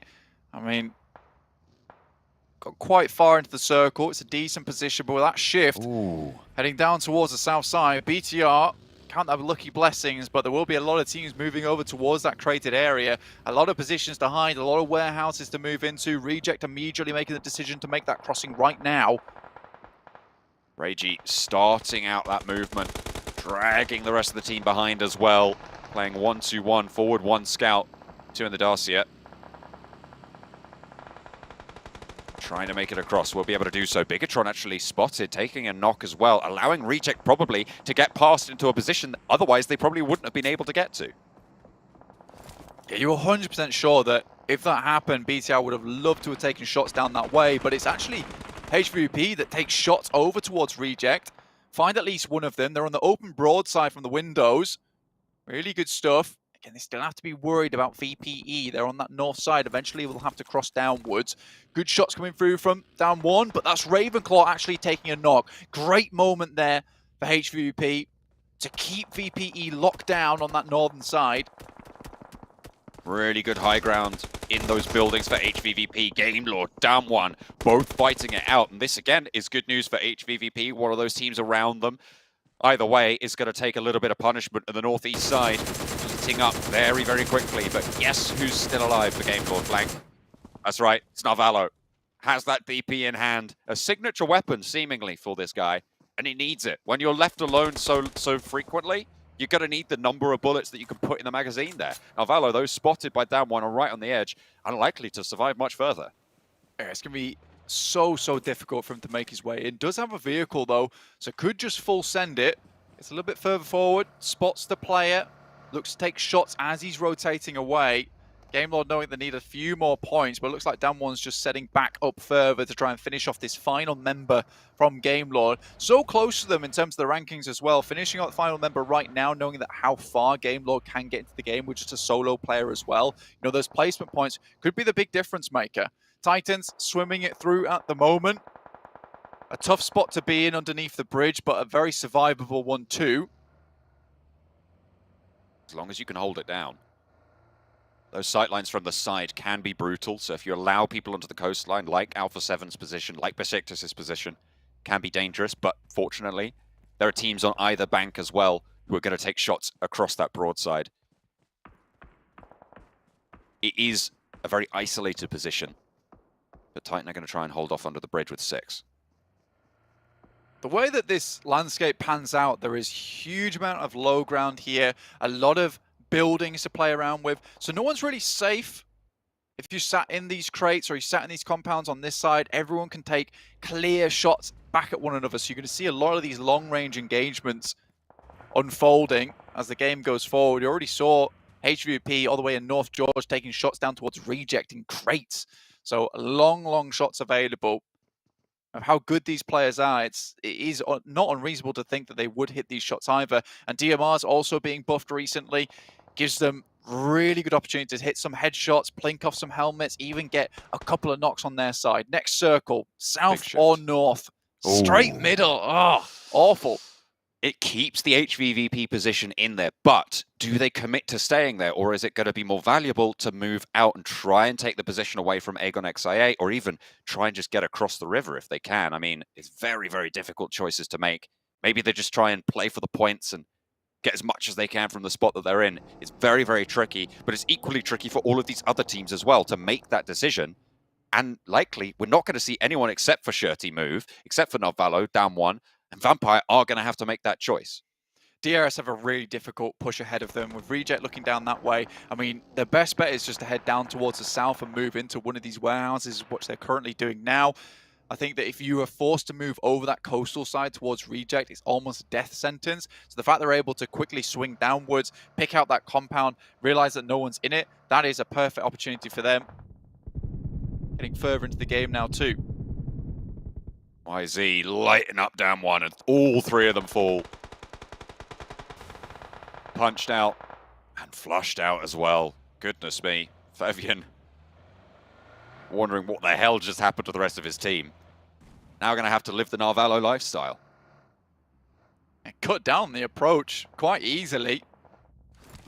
Very, very sharp reaping blade coming through from the guys of LGD. Instantly shut that down. Narvalo's even looking for a little bit more, maybe hoping to pick up Fabian. That is a dangerous position to be in. 6 takes some shots. Doesn't quite hit it, and Fabian finds the mark he was looking for to get towards the water. Drops out maybe a little bit too short, though. With the vehicle there, if he can fall back and explode it safely, that's some really solid cover. The difficulty obviously will be nades coming in from LGD and from Titan. LGD actually taking shots over towards Aegon XIA, who have pushed up to North George.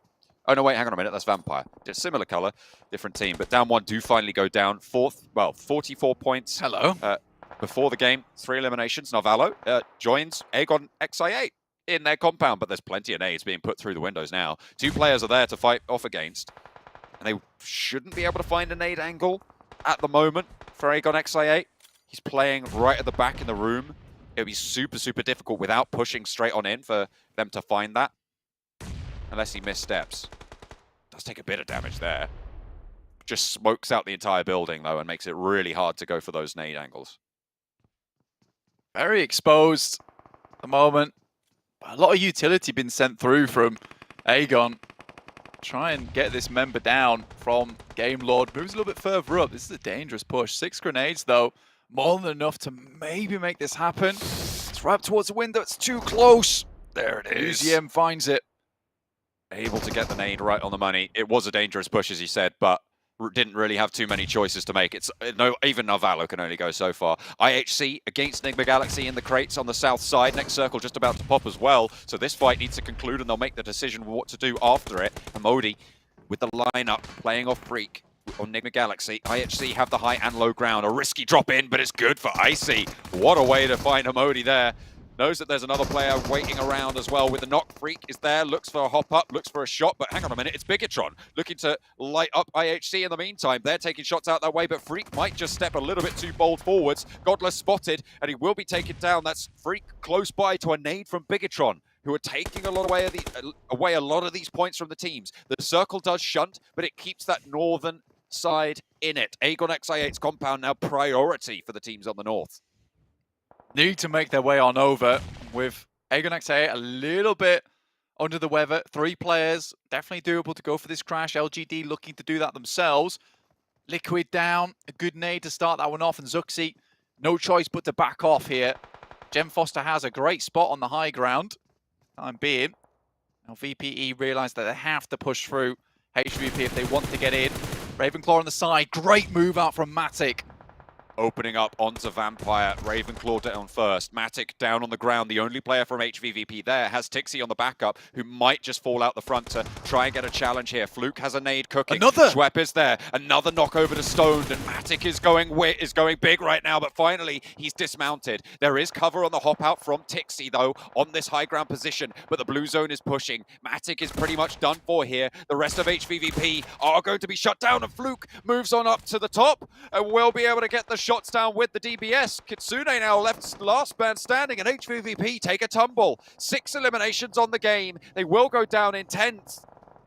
It's probably going to be all right for them into tomorrow. They'll have that platform to play from with all of the teams right in front of them going down early as well. Blank, that pack doesn't close fully. They even managed to get one from the grave. 7 eliminations.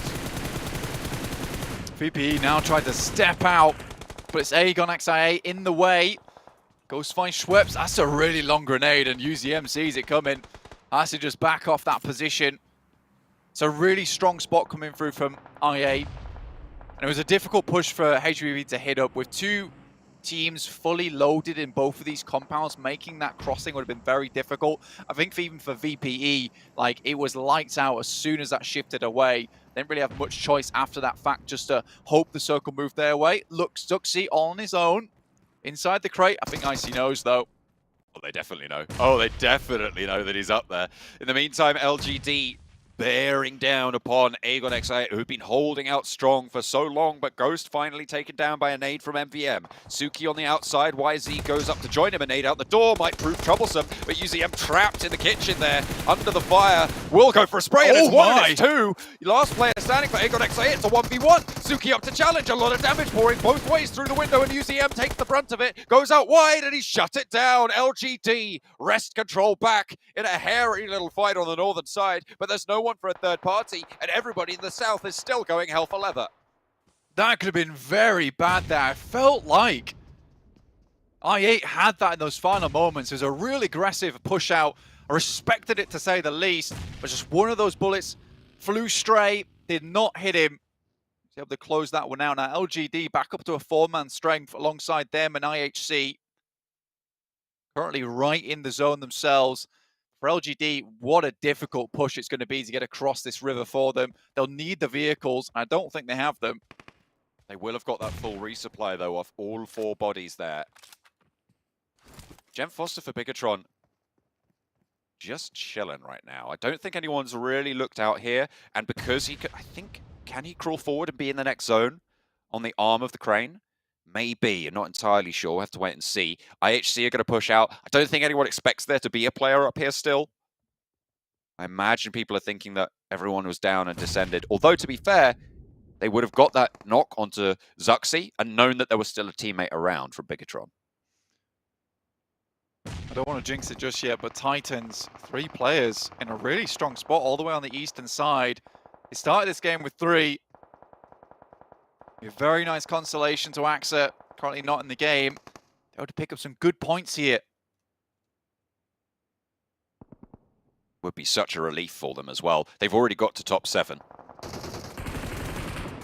Looks like they're going to try and take the fight with LGD. A tough task. Atik goes down first. They have got cover.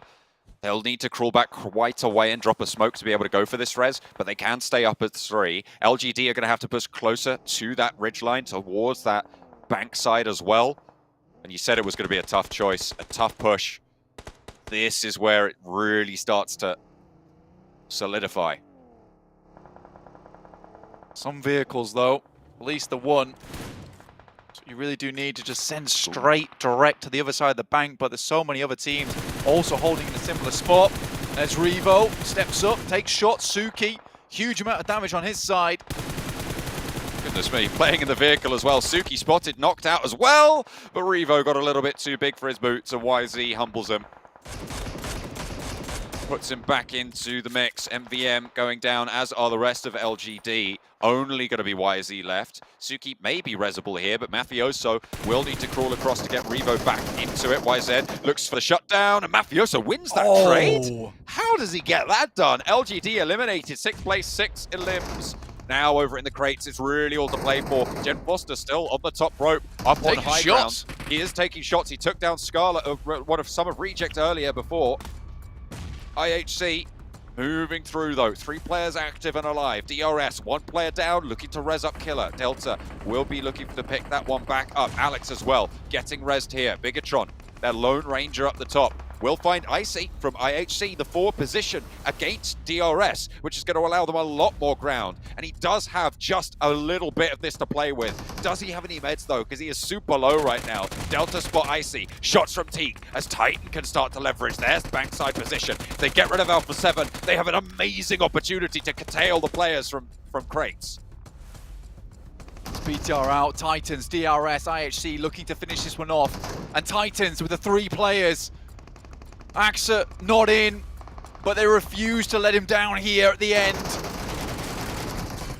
Shots from IHC, good. Line them up onto DRS, finding 1, finding 2. Ziol now with the last player to worry about, and Tightener on the bankside. You do not have anywhere to go if you're Gianti right now. Pushing all the way through. This is a broadside from Godless, just completely bold there. If Titan peek up, that's a dead player for IHC, but Gianti playing around the corner. They know he's there. Ziol trades it off Godless, playing 1, playing 2.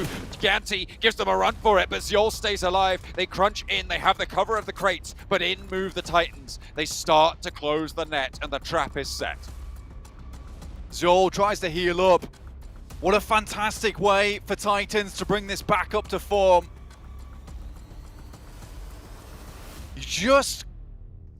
You can't write things like this, John. From IH jump up into this one, to Axa having to leave the lobby for 1 game, but the Titans wanting to keep this up for him. Doing him proud. 4 eliminations, looking to put 6 on the board, and they will be able to close it out. That is how you do it. And what a relief as well for them coming into tomorrow. I'm sure they were absolutely dreading dropping in with 3. But Axa's going to be happy with that. They've absolutely shone the light and done phenomenally well. 3 players. Throw it up, be proud.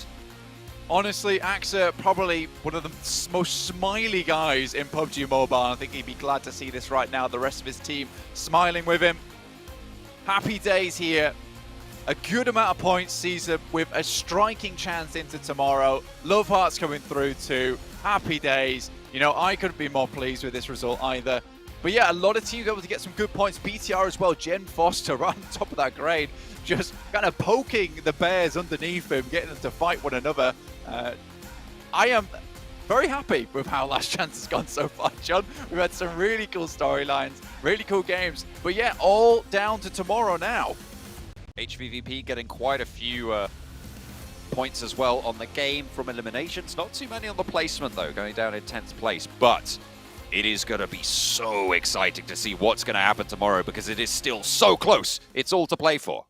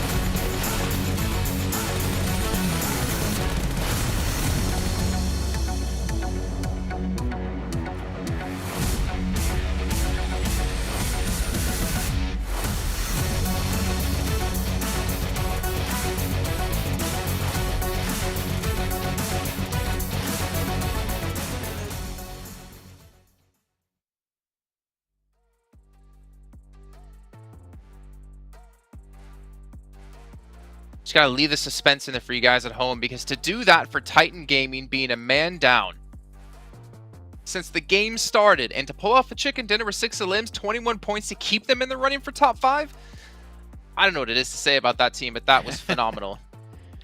They go from Milta right to here. It's a really, really long rotation to make too, and they must not have had a lot of information in this game. But yeah, as you said, as a 3-man, a game like this, very, very complicated to get. And a lot of teams, what they did is like, oh, do we have to go north of the river? Oh, do we go south? They're like, we'll go in the river. How about that? We are the we river. Are the river. we are the river, pretty much the bridge tolls of the game. And the moment all the teams are eliminated on a north sandstorm, you can start playing that ridge line, and you know you're never going to leave George Pole in one piece. Well, DRS get another 14 points as well. Genfo's getting a bigger chunk. I believe that was 12. Some big points needed here for some of these teams, but DRS lengthening the lead even further. But taking a look at a quick recap of the day, Matic, 15 limbs, leading the charge here. Kind of surprised by that, to be honest, considering HVVP only really had one good match. Yeah, considering the fact that when we started today's games, they started off in 12th place, 8th, 13th, and then in that 5th game, getting those 14 elims was absolutely massive for them. And then once again, having the zone coming in your favor towards that northern western side for Georgia Pool definitely helped out HVVP. And in the rankings, they are still 7th. 5 points between them. Yeah, actually 2 points between them and getting to that top 5. But Titan, jeez. How do you predict? I don't know! I don't know! I am a little bit shocked by it. This is completely off to what I initially expected going into this, but DRS in first place. We said it, the change of playstyle has been working great for them, Jason, and I want to see if they can keep it up heading into tomorrow, because I think a lot of changes are going to be made by these teams on the second page of the rankings.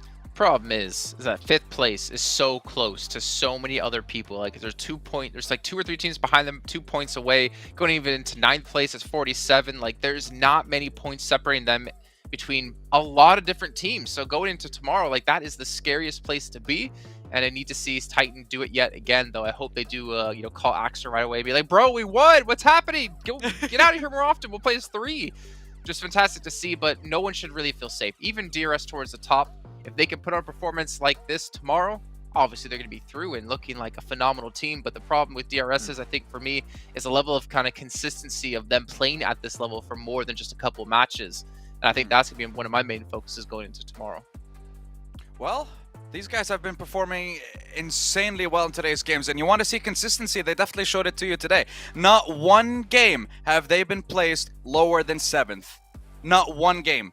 They had 2 7th place finishes, and then the other 4 games they had, it was top 4, top 5 every single time. So this is exactly the kind of change that you wanted to see coming into this stage of the tournament, and it is phenomenal to see for these guys. And now we can see the fans being very, very happy for them. We saw how many times they were voted for in the group stage, so definitely a happy community and a happy crowd for DRS. I think that DRS and Inco are my 2 teams that stood out the most throughout today, because I think they brought something to the table we have not seen these 2 teams do, if it's in their group stage or if it is especially in the survival stage. So I'm stoked to see these changes happen. It's paying off really, really well, and I'm stoked to see if it can work out also tomorrow. Well, you know what? DRS, they're leading the charge. They're going to be on the stage with Flavor for a quick interview to talk about the matches today. Ladies and gentlemen, welcome back. We're currently here at the PUBG Mobile Global Championship, the last chance that's actually happening right here today, day number 1 itself. We have just concluded all the matches we have today. Amazing 6 matches right here. And of course, I'm joining together with a representative from Team DRS. How are you feeling right now, placing first? I'm feeling great, and it's an honor to be here. And yeah, we are feeling really great and having a good time today. Right. And of course, how are you feeling now that your team takes first place in a ranking in such a competitive race right now, since everybody is looking forward to being top 5 out of 16 teams? Yeah, the game is really tough, and all the competitors are equally good, and we are also one of them, and we are feeling great, and we are feeling little bit uneasy, but we will adjust ourselves in this lobby, and we will try to take the #1 place. tomorrow. Yeah, most definitely. So they seem that despite the confidence in being in first place, they are still a little bit uneasy. Probably they want more right here. And of course, what do you think should be taken care of to keep your team in the top 5 tomorrow? We should be. I think tomorrow we will play calm and composed, and we will try to be in the top spot and not leave #5. But I believe in my team, and I think we can win the last chance tomorrow. All right, that's an amazing response right there. And of course, which team and players' performance impressed you in today's game? Was there any particular team or player that comes to mind when it comes to this? In today's game, I think our team was the best and our players were the best in the lobby. And that's why we secured the #1 place. All right. So, and of course, last question here. Tomorrow will be crucial in determining whether you can reach the grand finals. Now, what will you do to prepare either tonight or even tomorrow morning just before we kickstart day number 2 in the final day, the final chance? After going to the hotel, we will discuss about today's game and we will study others' game and rotations. And I think we are ready to fight for the glory.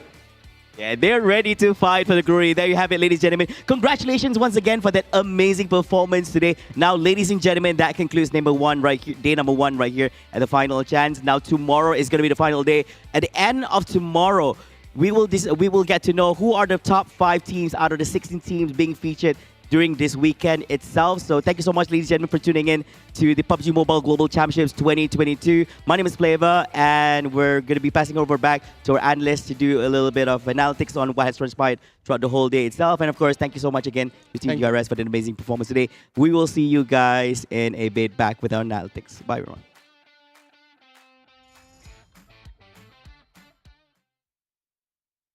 All right, so DRS have a little bit of confidence, realizing they're played the best today, which obviously within the settings they definitely have been able to do so. But can they do it yet again tomorrow?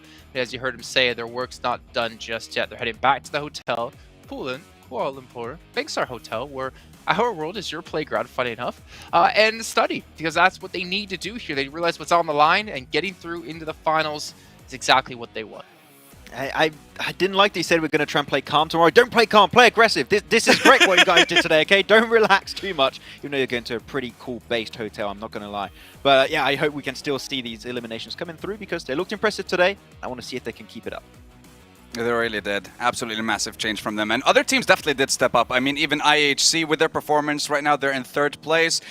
Pretty secure for themselves, but just the fact that we're having 5th place so close to even 10th and 11th, just that small margin, it's so close that any one game can change it up. And again, because we didn't have 1 or 2 teams, let's say, completely dominating today's games, how close it is, it just makes the end that much spicier. And I absolutely love this PMGC. And you know, I'm on the hype train. This is the best PMGC ever, and I love it. Well, the hype train will continue tomorrow. We'll find out which 5 teams will be joining the rest to head over into the PMGC Grand Finals, kicking off in Jakarta over in the month of January, just a few weeks away. Hope you guys have a great night, but you better be back tomorrow to find out which teams make it through. We'll see you guys then.